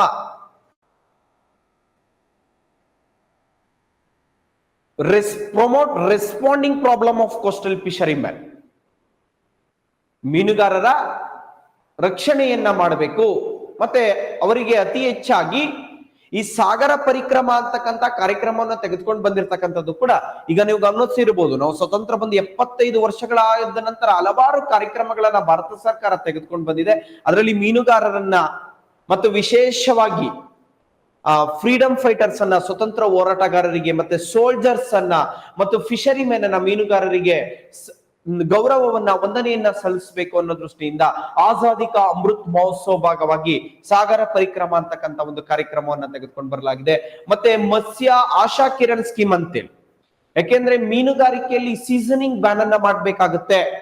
June 1 July 31 seasoning ban ಮಾಡ್ಬೇಕಾಗುತ್ತೆ ಮೀನುಗಾರಿಕೆನ. ಯಾಕೆಂದ್ರೆ that is the season of breeding season. ಮೀನುಗಾರಿಕೆಯಲ್ಲಿ ಸಂತಾನೋತ್ಪತ್ತಿ ಅಂತಕ್ಕಂಥದ್ದು ಆ ಸಮಯದಲ್ಲಿ ಜಾಸ್ತಿ ಆಗುತ್ತೆ. ಅಂತ ಸಂದರ್ಭದಲ್ಲಿ ಮೀನುಗಾರರಿಗೆ ಮೀನುಗಾರಿಕೆಯನ್ನ ಮಾಡ್ಲಿಕ್ಕೆ ಅವಕಾಶ ಇರೋದಿಲ್ಲ. ಅಂತ ಸಂದರ್ಭದಲ್ಲಿ ಕಾಂಪೆನ್ಸೇಷನ್ ಅನ್ನ ಕೊಡ್ಲಿಕ್ಕೆ ಮೀನುಗಾರಿಕೆಯನ್ನ ನಿಷೇಧ ಮಾಡ್ಬೇಕಾಗತ್ತೆ. ಆ ಸಮಯದಲ್ಲಿ ಕಾಂಪೆನ್ಸೇಷನ್ ಕೊಡ್ಬೇಕು ಅಂತ ಹೇಳಿ ಈ ರೀತಿ ಸ್ಕೀಮ್ಸ್ ಗಳನ್ನ ತೆಗೆದುಕೊಂಡು ಬರ್ತಾ ಇದ್ದಾರೆ. ಮತ್ತೆ ಅತಿ ಹೆಚ್ಚಾಗಿ ನಾನು ಸಿಲೆಬಸ್ ತುಂಬಾ ವಾಸ್ಟ್ ಆಗಿರೋದ್ರಿಂದ ನಿಮಗೆ ಸಿಲೆಬಸ್ ಬಗ್ಗೆ ಪರಿಚಯ ಮಾಡ್ಕೊಳ್ಳೋದಕ್ಕೆ ಮತ್ತೆ ಅದ್ರ ಬಗ್ಗೆ ಕರೆಂಟ್ ಅಫೇರ್ಸ್ ಅನ್ನ ಕವರ್ ಮಾಡ್ಲಿಕ್ಕೆ ಪ್ರಯತ್ನ ಮಾಡ್ತಾ ಇದ್ದೀನಿ ಈ ಸೆಷನ್ ನಲ್ಲಿ. ಮತ್ತೆ ಯೂನಿಟ್ 6 ನಲ್ಲಿ ಅಗ್ರಿಕಲ್ಚರ್ ಡೆವಲಪ್ಮೆಂಟ್ ಪಾಲಿಸಿ ಅಂತೇಳಿ ಒಂದು ಯೂನಿಟ್ ಇದೆ. ಇದು ಕೂಡ ತುಂಬಾ ಇಂಪಾರ್ಟೆಂಟ್ ಆದಂತ ಯೂನಿಟ್. ಕನ್ನಡದಲ್ಲಿ ಇದನ್ನ ಕೃಷಿ ಅಭಿವೃದ್ಧಿ ನೀತಿಗಳು, ಕಾರ್ಯಕ್ರಮ ಮತ್ತು ವ್ಯಾಪಾರ ಅಂತ ಕರೀತಾರೆ. ಇದರಲ್ಲಿ ವೆರಿ ಇಂಪಾರ್ಟೆಂಟ್ ಆಗಿ ಅಗ್ರಿಕಲ್ಚರ್ ಡೆವಲಪ್ಮೆಂಟ್ ಪಾಲಿಸಿ ನಲ್ಲಿ ಅಗ್ರಿಕಲ್ಚರ್ ಸೈಲೆಂಟ್ ಫೀಚರ್ಸ್ ಬಗ್ಗೆ ಮಾತನಾಡಬೇಕು. ಮತ್ತೆ ಇದು ತುಂಬಾ ಯಾಕೆ ಇಂಪಾರ್ಟೆಂಟ್ ಆದಂತ ಯೂನಿಟ್ ಅಂತ ಹೇಳಿದ್ರೆ, ಅಗ್ರಿಕಲ್ಚರ್ ಪ್ರೈಸ್ ಪಾಲಿಸಿ ಅಂತೇಳಿ ಇಲ್ಲೊಂದು ಪ್ರೈಸ್ ಪಾಲಿಸಿ ಅಂತ ಒಂದು ಕಾನ್ಸೆಪ್ಟ್ ಬರುತ್ತೆ. ಅಂದ್ರೆ ದೇಶದಲ್ಲಿ MSP ಅನ್ನ ಯಾಕೆ ತೆಗೆದುಕೊಂಡು ಬರ್ಬೇಕು? MSP ಅಂತಕ್ಕಂಥದ್ದು ಯಾವಾಗ್ಲೂ ಕೂಡ ಸುದ್ದಿಯಲ್ಲಿ ಇರ್ತದೆ, ಮಿನಿಮಮ್ ಸಪೋರ್ಟರಿ ಪ್ರೈಸ್ ಅಂತೇಳಿ. To encourage the crop diversification MSP ಅನ್ನ ತೆಗೆದುಕೊಂಡು ಬಂದಿದ್ದಾರೆ. ಇದುವರೆಗೂ ಕೂಡ MSP ಅನ್ನ ಸುಮಾರು 22 ಕ್ರಾಪ್ಸ್ ಗಳಿಗೆ MSP ಅನ್ನ ಕನ್ಸಿಡರ್ ಮಾಡಲಾಗುತ್ತೆ. 22. ಆ 22 ಕ್ರಾಪ್ಸ್ ಗಳನ್ನ ಯಾವ್ಯಾವ ಕ್ರಾಪ್ಸ್ ಗಳಿಗೆ ತೆಗೆದುಕೊಂಡು ಬಂದಿದ್ದಾರೆ ಅಂತ ಹೇಳಿದ್ರೆ, ಈ CACP ಅಂತ ಕೇಳಿರ್ಬೋದು ನೀವು. CACP ಅಂತ ಹೇಳಿದ್ರೆ ಇದೊಂದು ಸಂಸ್ಥೆ MSP ಯನ್ನ ಯಾವ ಕ್ರಾಪ್ಸ್ ಗಳಿಗೆ ಕೊಡಬಹುದು ಅಂತೇಳಿ ಸರ್ಕಾರಕ್ಕೆ ತಿಳಿಸ್ತಕ್ಕಂತ commission for agriculture cost price ಅಂತ ಕರೀತಾರೆ. CACP ಅಂತಕ್ಕಂಥದ್ದು MSP ನ ರೆಕಮೆಂಡ್ ಮಾಡ್ತದೆ. ಇದುವರೆಗೂ ಕೂಡ 22 ಕ್ರಾಪ್ಸ್ ಗಳಲ್ಲಿ 14 ಖಾರಿಫ್ ಕ್ರಾಪ್ಸ್ ಗಳಿದೆ, 6 ರಬಿ ಕ್ರಾಪ್ಸ್ ಗಳಿದೆ, 2 ಕಮರ್ಷಿಯಲ್ ಕ್ರಾಪ್ಸ್ ಗಳನ್ನ MSP ಅಂಡರ್ ನಲ್ಲಿ ಸೇರಿಸಲಾಗಿದೆ. ಈ ಅಗ್ರಿಕಲ್ಚರ್ ಪ್ರೈಸ್ ಪಾಲಿಸಿನಲ್ಲಿ MSP ಬಗ್ಗೆ ಡಿಸ್ಕಸ್ ಅನ್ನ ಮಾಡಬೇಕಾಗುತ್ತೆ. MSP ಯಾಕೆ ಬೇಕು, ದೇಶದಲ್ಲಿ MSP ಅನ್ನ ಕೊಟ್ಟರೆ ರೈತರಿಗೆ ಏನ್ ಅನುಕೂಲ ಆಗುತ್ತೆ, ಮತ್ತೆ ಎಲ್ಲದಕ್ಕಿಂತ ಹೆಚ್ಚಾಗಿ ಇದರಲ್ಲಿ ಇಶ್ಯೂಗಳು ಏನಿದೆ, ಪ್ರಾಬ್ಲಮ್ಸ್ ಏನಿದೆ, ಅಡ್ವಾಂಟೇಜಸ್ ಏನಿದೆ ಅಂತೇಳಿ ಚರ್ಚೆ ಮಾಡ್ಬೇಕಾಗತ್ತೆ. ಮತ್ತೆ ಮತ್ತೊಂದು ಅಗ್ರಿಕಲ್ಚರ್ ಡೆವಲಪ್ಮೆಂಟ್ ಪಾಲಿಸಿ ನಲ್ಲಿ ನ್ಯಾಷನಲ್ ಸೀಡ್ ಪಾಲಿಸಿ ಅಂತೇಳಿ ಒಂದು ಟಾಪಿಕ್ ಇದೆ. ನ್ಯಾಷನಲ್ ಸೀಡ್ ಪಾಲಿಸಿ ಅಂತ ಹೇಳಿದ್ರೆ ರಾಷ್ಟ್ರೀಯ ಬೀಜ ನೀತಿ ಅಂತ ಕರೀತಾರೆ. ನೀವು ಗಮನಿಸಿರ್ಬೋದು, ನ್ಯಾಷನಲ್ ಸೀಡ್ ಪಾಲಿಸಿಯನ್ನ ದೇಶದಲ್ಲಿ ತೆಗೆದುಕೊಂಡು ಬಂದಿದ್ದು 1963ರಲ್ಲಿ. ನಂತರ state farmers corporation of India 1969 ನಲ್ಲಿ ತೆಗೆದುಕೊಂಡು ಬರಲಾಯಿತು. ಮತ್ತೆ ನ್ಯಾಷನಲ್ ಸೀಡ್ ಕಾರ್ಪೊರೇಷನ್ ಅನ್ನ ದೇಶದಲ್ಲಿ ತೆಗೆದುಕೊಂಡು ಬಂದಿದ್ದು 1963 ನಲ್ಲಿ. ನಂತರ ಸ್ಟೇಟ್ ಫಾರ್ಮರ್ಸ್ ಕಾರ್ಪೊರೇಷನ್ ಆಫ್ ಇಂಡಿಯಾವನ್ನ ಸ್ಟಾರ್ಟ್ ಮಾಡಲಾಯಿತು. ಬಟ್ ನ್ಯಾಷನಲ್ ಸೀಡ್ ಪಾಲಿಸಿಯನ್ನ ದೇಶದಲ್ಲಿ ತೆಗೆದುಕೊಂಡು ಬಂದಿದ್ದು 2002 ನಲ್ಲಿ. ನ್ಯಾಷನಲ್ ಸೀಡ್ ಪಾಲಿಸಿಯನ್ನ ದೇಶದಲ್ಲಿ ತೆಗೆದುಕೊಂಡು ಬಂದಿದ್ದು 2002 ನಲ್ಲಿ, ರಾಷ್ಟ್ರೀಯ ಬೀಜ ನೀತಿಯನ್ನ. ಹೀಗೆ ಅತಿ ಹೆಚ್ಚಾಗಿ ನ್ಯಾಷನಲ್ ಸೀಡ್ ಪಾಲಿಸಿಯನ್ನ ತೆಗೆದುಕೊಂಡು ಬಂದ ಮೇಲೆ ದೇಶದಲ್ಲಿ ಸಾಕಷ್ಟು ಬದಲಾವಣೆ ಆಯಿತು. ಸೀಡ್ ಪ್ರೊಡಕ್ಷನ್ ಜಾಸ್ತಿ ಆಯ್ತು, ಮತ್ತೆ ಫಾರ್ಮರ್ಸ್ ಗಳಿಗೆ ಬೆನಿಫಿಟ್ ಆಯ್ತು, ಫಾರ್ಮರ್ಸ್ ಗಳ ಇನ್ಕಮ್ ಜಾಸ್ತಿ ಆಯ್ತು, ಮತ್ತೆ ಎಕ್ಸ್ಪೋರ್ಟ್ ಮಾಡ್ತಕ್ಕಂಥದ್ದು ನಮ್ಮ ದೇಶದಿಂದ ಬೇರೆ ದೇಶಕ್ಕೆ ಎಕ್ಸ್ಪೋರ್ಟ್ ಮಾಡ್ತಕ್ಕಂಥದ್ದು ಕೂಡ ಜಾಸ್ತಿ ಆಯ್ತು ನ್ಯಾಷನಲ್ ಸೀಡ್ ಪಾಲಿಸಿಯನ್ನ ತೆಗೆದುಕೊಂಡು ಬಂದ ಮೇಲೆ. ಯಾಕೆಂದ್ರೆ ನಮ್ಮ ದೇಶದಲ್ಲಿ ಬೀಜಗಳ ಉತ್ಪಾದನೆ ಅಂತಕ್ಕಂಥದ್ದು ಕಡಿಮೆ ಇತ್ತು, ಕೃಷಿ ಬೀಜಗಳ ಉತ್ಪಾದನೆ. ಈಗ ನ್ಯಾಷನಲ್ ಸೀಡ್ ಪಾಲಿಸಿ ಎಲ್ಲ ತೆಗೆದುಕೊಂಡು ಬಂದ ಮೇಲೆ ಕೃಷಿ ಬೀಜಗಳ ಉತ್ಪಾದನೆ ಅಂತಕ್ಕಂಥದ್ದು ಕೂಡ ಜಾಸ್ತಿ ಆಗಿದೆ.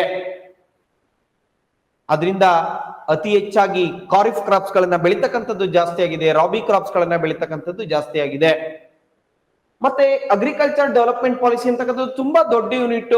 ಅಗ್ರಿಕಲ್ಚರ್ ಕ್ರೆಡಿಟ್ ಪಾಲಿಸಿ ಅಂತೇಳಿ ಮತ್ತೊಂದು ಟಾಪಿಕ್ ಬರುತ್ತೆ. ಅಗ್ರಿಕಲ್ಚರ್ ಕ್ರೆಡಿಟ್ ಪಾಲಿಸಿ ಅಂದ್ರೆ ಕೃಷಿ ಸಾಲ ನೀತಿ ಅಂತ ಕರೀತಾರೆ. ಭಾರತದಲ್ಲಿ ಕೃಷಿಯನ್ನ ಮಾಡ್ಲಿಕ್ಕೆ ಸಾಲವನ್ನ ಕೊಡಲಾಗ್ತಾ ಇದೆ. ನೀವು ಗಮನಿಸಿರ್ಬೋದು, ಮೂರು ರೀತಿಯಾದಂತಹ ಸಾಲಗಳನ್ನ ಭಾರತದಲ್ಲಿ ಕೃಷಿಯನ್ನ ಮಾಡ್ಲಿಕ್ಕೆ ಕೊಡಲಾಗ್ತಾ ಇದೆ. ರೈತ ತೆಗೆದುಕೊಳ್ಬಹುದು. ಶಾರ್ಟ್ ಟರ್ಮ್ ಕ್ರೆಡಿಟ್ ಅಲ್ಪಾವಧಿ ಸಾಲ, ಮೀಡಿಯಂ ಟರ್ಮ್ ಕ್ರೆಡಿಟ್ ಮಧ್ಯಮ ಅವಧಿಯ ಸಾಲ, ಮತ್ತು ಲಾಂಗ್ ಟರ್ಮ್ ಕ್ರೆಡಿಟ್ ದೀರ್ಘಾವಧಿ ಸಾಲ ಅಂತಕ್ಕಂಥ 3 ರೀತಿಯಾದಂತಹ ಸಾಲವನ್ನ ತೆಗೆದುಕೊಳ್ತಾ ಇದ್ದಾನೆ. ಈ ಸಾಲವನ್ನ ತೆಗೆದುಕೊಳ್ಳೋದಿಕ್ಕೆ ಭಾರತದಲ್ಲಿ ರೈತನಿಗೆ ಅನುಕೂಲ ಆಗ್ಲಿ ಅನ್ನೋ ದೃಷ್ಟಿಯಿಂದ ಕಿಸಾನ್ ಕ್ರೆಡಿಟ್ ಕಾರ್ಡ್ಸ್ ಗಳನ್ನ ಕೊಡಲಾಗಿದೆ.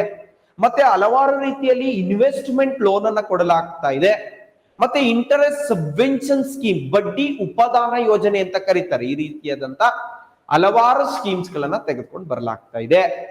ಮತ್ತೆ ಭಾರತದಲ್ಲಿ ರೈತನ ಸಾಲದ ಹೊರೆಯನ್ನ ಕಡಿಮೆ ಮಾಡಬೇಕು ಅಂತೇಳಿ ಪ್ರಧಾನ ಮಂತ್ರಿ ಅನ್ನದಾತ ಆರ್ಯ ಸಂರಕ್ಷಣಾ ಅಭಿಯಾನ್ ಅಂತಕ್ಕಂತ ಒಂದು ಸ್ಕೀಮ್ ಅನ್ನ ತೆಗೆದುಕೊಂಡು ಬರಲಾಗಿದೆ. ಆದ್ರಿಂದ ಭಾರತದಲ್ಲಿ ರೈತನಿಗೆ ಸಾಲವನ್ನು ಕೂಡ ಕೊಡಲಾಗ್ತಾ ಇದೆ. ಯಾರು ಸಾಲ ಕೊಡ್ತಾ ಇದ್ದಾರೆ? ಅತಿ ಹೆಚ್ಚಾಗಿ ಭಾರತದಲ್ಲಿ ರೈತನಿಗೆ ಸಾಲ ಕೊಡ್ತಾ ಇರ್ತಕ್ಕಂಥದ್ದು ಈ ಸ್ಟೇಟ್ಸ್, ಸೆಂಟ್ರಲ್ ನಲ್ಲಿ, ಮತ್ತೆ ರಿಸರ್ವ್ ಬ್ಯಾಂಕ್ ಆಫ್ ಇಂಡಿಯಾದೇ ಸಾಲ ಕೊಡ್ತಾ ಇದೆ ಭಾರತದಲ್ಲಿ ರೈತನಿಗೆ. ಬಟ್ ಆ ರೈತ ಸಾಲ ಕಟ್ತಾ ಇಲ್ಲ. ಅದರಿಂದ ದಿನದಿಂದ ದಿನಕ್ಕೆ ಸಾಲದ ಹೊರೆ ಜಾಸ್ತಿ ಆಗ್ತಾ ಇದೆ. ಮತ್ತೆ ನ್ಯಾಷನಲ್ ಅಗ್ರಿಕಲ್ಚರ್ ರಿಸರ್ಚ್ ಸಿಸ್ಟಮ್ ಅಂತೇಳಿ ಮತ್ತೊಂದು ಟಾಪಿಕ್ ಇದೆ. ಕೃಷಿ ಸಂಶೋಧನಾ ವ್ಯವಸ್ಥೆ, ಅಗ್ರಿಕಲ್ಚರ್ ರಿಸರ್ಚ್ ಸಿಸ್ಟಮ್ ಅಂತೇಳಿ ಮತ್ತೊಂದು ಟಾಪಿಕ್ ಇದೆ. ನೀವು ಆಫ್ಟರ್ ಇಂಡಿಪೆಂಡೆನ್ಸ್, ಭಾರತದಲ್ಲಿ ಸ್ವತಂತ್ರ ಬಂದ ಮೇಲೆ ರಿಸರ್ಚ್ ಸಾಕಷ್ಟು ಸಂಶೋಧನೆಗಳು ನಡೀತು. Indian council of agriculture research ನೀವು ಕೇಳಿರ್ಬೋದು. Indian council of agriculture research, ಭಾರತೀಯ ಕೃಷಿ ಸಂಶೋಧನಾ ಸಂಸ್ಥೆ ಅಂತೇಳಿ ಒಂದು ಸಂಸ್ಥೆ ಇದೆ ದೆಹಲಿನಲ್ಲಿ. ಆ ಕೃಷಿ ಸಂಸ್ಥೆ ಬಗ್ಗೆ ಇಲ್ಲಿ ಮಾತನಾಡಬೇಕಾಗತ್ತೆ. ಮತ್ತು ಭಾರತದಲ್ಲಿ ಕೃಷಿಯನ್ನ ಜಾಸ್ತಿ ಮಾಡ್ಬೇಕಂತ ಹೇಳಿ ಕೃಷಿ ವಿಜ್ಞಾನ ಕೇಂದ್ರಗಳನ್ನ ತೆರೆಯಲಾಯಿತು. ಮತ್ತೆ Indian council of agriculture research system ಅಂತಕ್ಕಂತ ಬಹುದೊಡ್ಡ ಸಂಸ್ಥೆ ಇದುವರೆಗೂ ಕೂಡ 46ಕ್ಕೂ ಹೆಚ್ಚು ಆರ್ಗ್ಯಾನಿಕ್ ಫಾರ್ಮಿಂಗ್ ಮಾಡ್ಯೂಲ್ಸ್ ಗಳನ್ನ ದೇಶಕ್ಕೆ ಪರಿಚಯ ಮಾಡಿರ್ತಕ್ಕಂಥ ಸಂಸ್ಥೆ. ಇದು ಕೂಡ Indian council of agriculture research system ಅನ್ನ ಎಕ್ಸಾಂಪಲ್ ಆಗಿ ತೆಗೆದುಕೊಂಡು ಈ ಕಾನ್ಸೆಪ್ಟ್ ಅನ್ನ ಎಕ್ಸ್ಪ್ಲೈನ್ ಮಾಡ್ಬೇಕಾಗುತ್ತೆ. ಈ Indian council of agriculture research system ಅಂತಕ್ಕಂಥದ್ದು ಕೂಡ ministry of agriculture and farmers welfare ನ ಡಿಪಾರ್ಟ್ಮೆಂಟ್ ನ ಅಂಡರ್ ನಲ್ಲಿ ಬರ್ತಕ್ಕಂಥದ್ದು ಇದು Indian council of agriculture research system ಅಂತಕ್ಕಂಥದ್ದು. ಇದು ಕೂಡ ದೇಶದಲ್ಲಿ ಒಂದು ಅತ್ಯುನ್ನತ ಸಂಸ್ಥೆಯಾಗಿ ಒಂದು ಅಪೆಕ್ಸ್ ಬಾಡಿಯಾಗಿ ಕೆಲಸ ಮಾಡ್ತಾ ಇದೆ. ಅದರಿಂದ ಕೃಷಿ ವಿಜ್ಞಾನ ಕೇಂದ್ರಗಳಿರ್ಬೋದು, ಇವೆಲ್ಲ ಹೆಲ್ಪ್ ಆಗ್ತಾ ಇದೆ. ಮತ್ತೆ ಈ ಅಗ್ರಿಕಲ್ಚರ್ ಡೆವಲಪ್ಮೆಂಟ್ ಪಾಲಿಸೀಸ್ ನಲ್ಲಿ ಅತಿ ಹೆಚ್ಚಾಗಿ ರೈತರ ಅಭಿವೃದ್ಧಿ ಕಾರ್ಯಕ್ರಮಗಳನ್ನು ಕೂಡ ತೆಗೆದುಕೊಂಡು ಬರಲಾಗ್ತಾ ಇದೆ. ಈ ಯೂನಿಟ್ ನಲ್ಲಿ ಅದನ್ನ ಮೆನ್ಷನ್ ಮಾಡಿದ್ದಾರೆ. Farmers welfare programmes in India and also farm women development programmes ಬಗ್ಗೆನೂ ಕೂಡ ಮಾತನಾಡಬೇಕಾಗುತ್ತೆ. ಒಂದ್ 5-6 ಪ್ರೋಗ್ರಾಮ್ಸ್ ಅನ್ನ ನಾನು ಎಕ್ಸಾಂಪಲ್ ಕೊಡ್ತೀನಿ. ರೈತರ ಕಲ್ಯಾಣ ಕಾರ್ಯಕ್ರಮಗಳು ಅಂತ ಬಂದಾಗ ಮತ್ತು ರೈತ ಮಹಿಳಾ ಅಭಿವೃದ್ಧಿ ಕಾರ್ಯಕ್ರಮಗಳು ಅಂತ ಬಂದಾಗ ಈ ಸಾಯಲ್ ಹೆಲ್ತ್ ಕಾರ್ಡ್ ಸ್ಕೀಮ್ ಇರ್ಬೋದು, ಮಣ್ಣಿನ ಆರೋಗ್ಯ ಕಾರ್ಡ್ ಯೋಜನೆ, ಮತ್ತೆ ಪ್ರಧಾನ ಮಂತ್ರಿ ಕಿಸಾನ್ ಸಮ್ಮಾನ್ ನಿಧಿ ಇರ್ಬೋದು, ಮತ್ತೆ ಪ್ರಧಾನಮಂತ್ರಿ ಮತ್ತೆ ಇನ್ನೊಂದು ನ್ಯಾಷನಲ್ ಅಗ್ರಿಕಲ್ಚರ್ ಮಾರ್ಕೆಟ್, ಮತ್ತೆ ಅದನ್ನ ಇ ನ್ಯಾಮ್ ಅಂತಾನೂ ಕೂಡ ಕರೀಬಹುದು. ಇ ನ್ಯಾಮ್ ಇರ್ಬೋದು, ಮತ್ತೆ ಈ ರಾಷ್ಟ್ರೀಯ ಕೃಷಿ ವಿಕಾಸ್ ಯೋಜನೆ ಇರ್ಬೋದು, ಕರ್ನಾಟಕ ರೈತ ಸಿರಿ ಸ್ಕೀಮ್ ಇರ್ಬೋದು, ಕೃಷಿ ಭಾಗ್ಯ ಇರ್ಬೋದು. ಇವೆಲ್ಲವೂ ಕೂಡ ಕರ್ನಾಟಕದಲ್ಲಿ ಮತ್ತು ಭಾರತ ಸರ್ಕಾರದಲ್ಲಿ ರೈತರ ಅಭಿವೃದ್ಧಿಗೆ ತಂದಿರತಕ್ಕಂತ ರೈತರ ಕಾರ್ಯಕ್ರಮಗಳು, ಅಭಿವೃದ್ಧಿ ಕಾರ್ಯಕ್ರಮಗಳು. ಮತ್ತೆ ಮಹಿಳಾ ಅಭಿವೃದ್ಧಿ ಕಾರ್ಯಕ್ರಮಗಳ ಬಗ್ಗೆ ಮಾತಾಡೋದಾದ್ರೆ, ಯಾಕೆಂದ್ರೆ ಅತಿ ಹೆಚ್ಚಾಗಿ ಭಾರತದಲ್ಲಿ ಮಹಿಳಾ ರೈತರು ಅಂತೇಳಿ ನ್ಯಾಷನಲ್ ವುಮೆನ್ಸ್ ಫಾರ್ಮರ್ಸ್ ಡೇ ಅನ್ನ, ರಾಷ್ಟ್ರೀಯ ಮಹಿಳಾ ರೈತ ದಿನವನ್ನ ನಾವು ಅಕ್ಟೋಬರ್ 15 ಆಚರಣೆ ಮಾಡ್ತಾ ಇದ್ದೇವೆ to respect the womens farmers. ಅದರಿಂದ ವಿಶೇಷವಾಗಿ ಎವರಿ ಸ್ಟೇಜಸ್, ಎಲ್ಲ ಹಂತಗಳಲ್ಲೂ ಕೂಡ ಮಹಿಳೆಯರು ಭಾರತ ದೇಶದಲ್ಲಿ ಕೃಷಿ ಕ್ಷೇತ್ರಕ್ಕೆ ಮತ್ತು ಕೃಷಿಗೆ ಸಂಬಂಧಪಟ್ಟಂತ ಕ್ಷೇತ್ರಕ್ಕೆ ಹೆಲ್ಪ್ ಮಾಡ್ತಾ ಇದ್ದಾರೆ. ಅದರಿಂದ ಇವರಿಗೆ ಅನುಕೂಲ ಆಗ್ಲಿ ಅನ್ನೋ ದೃಷ್ಟಿಯಿಂದ ಭಾರತ ಸರ್ಕಾರದಲ್ಲಿ ಸಾಕಷ್ಟು ಯೋಜನೆಗಳನ್ನ ತೆಗೆದುಕೊಂಡು ಬರಲಾಗ್ತಾ ಇದೆ. ಇದು ದೊಡ್ಡ ಮಟ್ಟದ ಚಾಲೆಂಜ್ ಇದೆ ಇವರಿಗೆ. ಮಹಿಳಾ ಕಿಸಾನ್ ಸಶಕ್ತೀಕರಣ ಪರಿಯೋಜನಾ ಅಂತಕ್ಕಂತ ಒಂದು ಯೋಜನೆಯನ್ನ ತೆಗೆದುಕೊಂಡು ಬಂದಿದ್ದಾರೆ. ಇದನ್ನ ಎಕ್ಸಾಂಪಲ್ ಕೊಟ್ಟು ನಾವು ಮಾತನಾಡಬೇಕಾಗುತ್ತೆ. ಯಾಕೆಂದ್ರೆ ಇವತ್ತು ಮಹಿಳೆಯರು ಉದ್ಯಮಿಗಳಾಗಿ ಕೆಲಸ ಮಾಡ್ತಾ ಇದ್ದಾರೆ, ಮಹಿಳೆಯರು ಕೂಲಿ ಕಾರ್ಮಿಕರಾಗಿ ಕೆಲಸ ಮಾಡ್ತಾ ಇದ್ದಾರೆ, ಲೇಬರ್ಸ್ ಆಗಿ, ಮತ್ತು ಮಹಿಳೆಯರು ವಿಶೇಷವಾಗಿ ಎಲ್ಲ ಕ್ಷೇತ್ರದಲ್ಲೂ ಇವತ್ತು ಭಾರತದ ರಾಷ್ಟ್ರಪತಿಯು ಕೂಡ ಮಹಿಳೆ ದ್ರೌಪದಿ ಮುರ್ಮು ಅವರು. ಆದ್ರಿಂದ ಎಲ್ಲ ಹಳ್ಳಿಯಿಂದ ಹಿಡಿದು ದಿಲ್ಲಿವರೆಗೂ ಕೂಡ ಮಹಿಳೆಯರ ಪಾತ್ರ ಬಹಳ ದೊಡ್ಡದಿದೆ. ಅದಕ್ಕೋಸ್ಕರ ಫಾರ್ಮ್ ವುಮೆನ್ ಡೆವಲಪ್ಮೆಂಟ್ ಪ್ರೋಗ್ರಾಮ್ಸ್ ಅಂತೇಳಿ ಅವರಿಗೂ ಕೂಡ ವಿಶೇಷ ಕಾರ್ಯಕ್ರಮಗಳನ್ನ ತೆಗೆದುಕೊಂಡು ಬರ್ಲಾಗ್ತಾ ಇದೆ. ಮತ್ತೆ ಅಗ್ರಿಕಲ್ಚರ್ ಅಂಡರ್ ನಲ್ಲಿ 5 year ಪ್ಲಾನ್ಸ್ ಗಳನ್ನ ಅಗ್ರಿಕಲ್ಚರ್ ನ ಡೆವಲಪ್ಮೆಂಟ್ ಮಾಡ್ಲಿಕ್ಕೆ, ಸ್ಟ್ರೆಂಥನ್ ಮಾಡ್ಲಿಕ್ಕೆ, ಮತ್ತೆ ಇನ್ಫ್ರಾಸ್ಟ್ರಕ್ಚರ್ ಮೂಲ ಸೌಕರ್ಯವನ್ನ ಮಾಡ್ಲಿಕ್ಕೆ 5 ವರ್ಷಗಳಿಗೊಮ್ಮೆ ಪಂಚವಾರ್ಷಿಕ ಯೋಜನೆಗಳನ್ನ ತೆಗೆದುಕೊಂಡು ಬಂದ್ರು. 11ನೇ ಪಂಚವಾರ್ಷಿಕ ಯೋಜನೆ, 12ನೇ ಪಂಚವಾರ್ಷಿಕ ಯೋಜನೆ ಆಗಿ ಈಗ ಅದು ನೀತಿ ಆಯೋಗ ಅಂತೇಳಿ ಬದಲಾವಣೆ ಆಗಿದೆ. ಮತ್ತೆ ಇನ್ನೊಂದು ಕ್ರಾಪ್ ಇನ್ಸೂರೆನ್ಸ್ ಸ್ಕೀಮ್ ಅಂತೇಳಿ ಒಂದು ನ್ಯಾಷನಲ್ ಅಗ್ರಿಕಲ್ಚರ್ ಇನ್ಸೂರೆನ್ಸ್ ಅಂತೇಳಿ ಒಂದು ಟಾಪಿಕ್ ಇದೆ. ಈ ನ್ಯಾಷನಲ್ ಅಗ್ರಿಕಲ್ಚರ್ ಇನ್ಸೂರೆನ್ಸ್ ಅಂತ ಹೇಳಿದ್ರೆ ರಾಷ್ಟ್ರೀಯ ಕೃಷಿ ವಿಮಾ ಯೋಜನೆ ಅಂತ ಕರೀತಾರೆ ಕನ್ನಡದಲ್ಲಿ. ಅದರಲ್ಲಿ 2 ಇನ್ಸೂರೆನ್ಸ್ ಸ್ಕೀಮ್ ಅನ್ನ ರೀಸೆಂಟ್ ಆಗಿ ಬಂದಿರತಕ್ಕಂಥದ್ದನ್ನ ತೆಗೆದುಕೊಂಡು, ಯಾಕೆಂದ್ರೆ ಅಗ್ರಿಕಲ್ಚರ್ ಕ್ರಾಪ್ಸ್ ಗಳ ಮೇಲೂ ಇನ್ಸೂರೆನ್ಸ್ ಅನ್ನ ಕೊಡ್ತಾ ಇದ್ದಾರೆ ಇವತ್ತು. ಅದರಲ್ಲಿ ಪ್ರಧಾನ ಮಂತ್ರಿ ಫಸಲ್ ಬಿಮಾ ಯೋಜನೆ ಇರ್ಬೋದು, ಮತ್ತೆ restricted weather based crop insurance, ಪುನರ್ರಚಿಸಿದ ಹವಾಮಾನ ಆಧಾರಿತ ವಿಮಾ ಯೋಜನೆ ಅಂತ ಕರೀತಾರೆ. ಈ ಯೋಜನೆಗಳನ್ನ ಎಕ್ಸಾಂಪಲ್ ಆಗಿ ತೆಗೆದುಕೊಂಡು ಈ ಅಗ್ರಿಕಲ್ಚರ್ ಇನ್ಸೂರೆನ್ಸ್ ಸ್ಕೀಮ್ ಅನ್ನ ನಾವು ಎಕ್ಸ್ಪ್ಲೇನ್ ಮಾಡಬಹುದು. ಮತ್ತೆ ಕೃಷಿ ಕ್ಷೇತ್ರದಲ್ಲಿ ಇನ್ಸೂರೆನ್ಸ್ ಅನ್ನ ಕವರ್ ಮಾಡಬೇಕು ಅಂತ ಹೇಳಿದ್ರು ಕೂಡ ಎಷ್ಟೆಷ್ಟು ಇದರಲ್ಲಿ ಹಲವಾರು ಯೋಜನೆಗಳಿದೆ, ಮತ್ತೆ ಶೇರಿಂಗ್ ಪ್ಯಾಟರ್ನ್ ಇದೆ, ಫಂಡಿಂಗ್ ಪ್ಯಾಟರ್ನ್ ಇದೆ. ಅದರಲ್ಲಿ ವೆರಿ ಇಂಪಾರ್ಟೆಂಟ್ ಆಗಿ ಇನ್ಸೂರೆನ್ಸ್ ಕವರ್ ಆಗ್ಬೇಕು ಅಂತ ಹೇಳಿದ್ರೆ ರೈತರು ಪ್ರೀಮಿಯಂ ಅನ್ನ ಕಟ್ಟಬೇಕು. ಪ್ರೀಮಿಯಂ ಅನ್ನ ಎಷ್ಟು ಕಟ್ಟಬೇಕು ಅಂತ ಹೇಳಿದ್ರೆ ಖಾರಿಫ್ ಕ್ರಾಪ್ಸ್ಗೆ ಪ್ರೀಮಿಯಂ 2% ಪೇ ಮಾಡಬೇಕು, ಇನ್ಸೂರೆನ್ಸ್ ಕವರ್ ಆಗ್ಬೇಕು ಅಂತ ಹೇಳಿದ್ರೆ. ಮತ್ತೆ ರಾಬಿ ಕ್ರಾಪ್ಸ್ ನಲ್ಲಿ ಇನ್ಸೂರೆನ್ಸ್ ಕವರ್ ಆಗ್ಬೇಕು ಅಂದ್ರೆ 1.5% for rabi crops. Commercial crops, ವಾಣಿಜ್ಯ ಬೆಳೆಗಳು, ಹಾರ್ಟಿಕಲ್ಚರ್ ಕ್ರಾಪ್ಸ್ ಇರ್ಬೋದು, ಈ ರೀತಿಯಾದಂತಹ ಕಮರ್ಷಿಯಲ್ ಕ್ರಾಪ್ಸ್ ಗಳಿಗೆ 5% ಅಷ್ಟು ಇನ್ಸೂರೆನ್ಸ್ ಅನ್ನ ಅವರು ಪ್ರೀಮಿಯಂ ಅನ್ನ ಕಟ್ಟಿದ್ರೆ ಅವ್ರಿಗೆ ಇನ್ಸೂರೆನ್ಸ್ ಕವರ್ ಆಗುತ್ತೆ. ಮತ್ತೆ ಫುಡ್ ಸೆಕ್ಯೂರಿಟಿ ಅಂತೇಳಿ ಮತ್ತೊಂದು ಟಾಪಿಕ್ ಇದೆ. ಫುಡ್ ಸೆಕ್ಯೂರಿಟಿ ಅಂತೇಳಿ ಆಹಾರ ಭದ್ರತೆ. ಇದ್ರ ಬಗ್ಗೆ ಸುಮಾರು ಶಾರ್ಟ್ ಫಾರ್ಮ್ ಆಗಿ ಹೇಳೋದಾದ್ರೆ, ಭಾರತದಲ್ಲಿ ಆಹಾರ ಭದ್ರತೆ ಅಂತಕ್ಕಂಥದ್ದು ದೇಶದಲ್ಲಿ ಆಗ್ಬೇಕಾಗಿದೆ. ಯಾಕೆಂದ್ರೆ ರೀಸೆಂಟ್ ನ ರಿಪೋರ್ಟ್ ಪ್ರಕಾರ ಗ್ಲೋಬಲ್ ಫುಡ್ ಪ್ರೊಡಕ್ಟ್ ಸೆಕ್ಯೂರಿಟಿನಲ್ಲಿ, ಜಾಗತಿಕ ಆಹಾರ ಭದ್ರತೆಯಲ್ಲಿ ಭಾರತ ದೇಶ 68ನೇ ಸ್ಥಾನದಲ್ಲಿದೆ. ಅದಕ್ಕೋಸ್ಕರ ಭಾರತದಲ್ಲಿ ಆಹಾರ ಭದ್ರತೆಯನ್ನ ಜಾಸ್ತಿ ಮಾಡ್ಬೇಕು. ಯಾಕಂದ್ರೆ ದಿನದಿಂದ ದಿನಕ್ಕೆ ಪಾಪ್ಯುಲೇಷನ್ ಜಾಸ್ತಿ ಆಗ್ತಾ ಇದೆ. ಫುಡ್ ಸೆಕ್ಯೂರಿಟಿ ಯಾಕೆ ದೇಶಕ್ಕೆ ಬೇಕು ಅಂತ ಅಂದಾಗ, why food security is important for nation, ಯಾಕೆ ರಾಷ್ಟ್ರಕ್ಕೆ ಆಹಾರ ಭದ್ರತೆ ಅಂತಕ್ಕಂಥದ್ದು ಬೇಕು ಅಂತ ಪ್ರಶ್ನೆ ಬಂದಾಗ, ಅಗ್ರಿಕಲ್ಚರ್ ಸೆಕ್ಟರ್ ಬೂಸ್ಟ್ ಅಪ್ ಆಗ್ಲಿಕ್ಕೆ ಬೇಕು, ಮತ್ತೆ ಫುಡ್ ಪ್ರೈಸ್ ಅನ್ನ ಕಂಟ್ರೋಲ್ ಮಾಡ್ಲಿಕ್ಕೆ, ಮತ್ತೆ ಎಕನಾಮಿಕ್ ಗ್ರೋತ್ ಆಗ್ಲಿಕ್ಕೆ, ಟ್ರೇಡಿಂಗ್ ಆಪರ್ಚುನಿಟಿ, ವ್ಯಾಪಾರವನ್ನ ಭಾರತದಲ್ಲಿ ಕೃಷಿ ವ್ಯಾಪಾರವನ್ನ ಜಾಸ್ತಿ ಮಾಡ್ಲಿಕ್ಕೆ, ಮತ್ತೆ ಈ ರೀತಿಯಾಗಿ ಉದಾಹರಣೆಗಳನ್ನ ಕೊಡಬಹುದು. ಮತ್ತೆ ನೀವು ಗಮನಿಸಿರ್ಬೋದು, ಫುಡ್ ಸೆಕ್ಯೂರಿಟಿಯನ್ನ ಮಾಡ್ಬೇಕಾದ್ರೆ ದೊಡ್ಡ ಮಟ್ಟದ ಚಾಲೆಂಜ್ ಇದೆ. ಮತ್ತೆ ನ್ಯಾಷನಲ್ ಫುಡ್ ಸೆಕ್ಯೂರಿಟಿ ಆಕ್ಟ್ 2013ರಲ್ಲಿ ನ್ಯಾಷನಲ್ ಫುಡ್ ಸೆಕ್ಯೂರಿಟಿ ಆಕ್ಟ್ ಅನ್ನ, ಆಹಾರ ಭದ್ರತಾ ಕಾಯ್ದೆಯನ್ನ ಮಾಜಿ ಪ್ರಧಾನಮಂತ್ರಿಗಳಾದಂತ ಮನಮೋಹನ್ ಸಿಂಗ್ ಅವರು ತೆಗೆದುಕೊಂಡು ಬಂದ್ರು. ಅದರಲ್ಲಿ 75% of the rural population, 50% of the urban population receiving the subsidiary food grains ಅಂತೇಳಿ ನ್ಯಾಷನಲ್ ಫುಡ್ ಸೆಕ್ಯೂರಿಟಿ ಆಕ್ಟ್ ನಲ್ಲಿ ಮೆನ್ಷನ್ ಮಾಡಿದ್ದಾರೆ.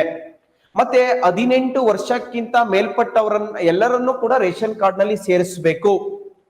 18 years are above it's mandatory to head of the household, ಮನೆಯ ಮುಖ್ಯಸ್ಥರು ಅಂತೇಳಿ ಕನ್ಸಿಡರ್ ಮಾಡಿ ಅವರಿಗೆ ರೇಷನ್ ಕಾರ್ಡ್ ಅನ್ನ ವಿತರಣೆ ಮಾಡಬೇಕು ಅಂತೇಳಿ ನ್ಯಾಷನಲ್ ಫುಡ್ ಸೆಕ್ಯೂರಿಟಿ ಆಕ್ಟ್ ನಲ್ಲಿ ಮೆನ್ಷನ್ ಮಾಡಿದ್ದಾರೆ. ಈ ರೀತಿಯಾಗಿ ಅಂತ್ಯೋದಯ ಅನ್ನ ಯೋಜನೆ, ಪ್ರಿಯಾರಿಟಿ ಹೌಸ್ ಹೋಲ್ಡ್ ಸ್ಕೀಮ್ ಅಂತೇಳಿ 6 ಯೋಜನೆಗಳಿದೆ. ಮತ್ತೆ ಪ್ರಧಾನ ಮಂತ್ರಿ ಗರೀಬ್ ಕಲ್ಯಾಣ ಅನ್ನ ಯೋಜನೆ, ಗರೀಬ್ ಅಂದ್ರೆ ಬಡವರು, ಬಡವರಿಗೆ ಫ್ರೀ ಧಾನ್ಯಗಳನ್ನ ಕೊಡಬೇಕು ಅನ್ನೋ ದೃಷ್ಟಿಯಿಂದ ಫುಡ್ ಸೆಕ್ಯೂರಿಟಿಯನ್ನ ಸ್ಟ್ರೆಂಥನ್ ಮಾಡಲಾಗ್ತಾ ಇದೆ.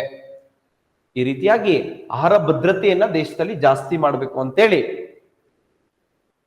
ಕೃಷಿಯ ಉತ್ಪಾದನೆಯನ್ನ ಜಾಸ್ತಿ ಮಾಡಬೇಕಾಗಿದೆ. ಮತ್ತೆ ಭಾರತದಲ್ಲಿ ರಾಷ್ಟ್ರೀಯ ಜಲಾನಯನ ಅಭಿವೃದ್ಧಿ ಕಾರ್ಯಕ್ರಮಗಳು ಅನ್ನು ಕೂಡ ಮಾಡಲಾಗ್ತಾ ಇದೆ.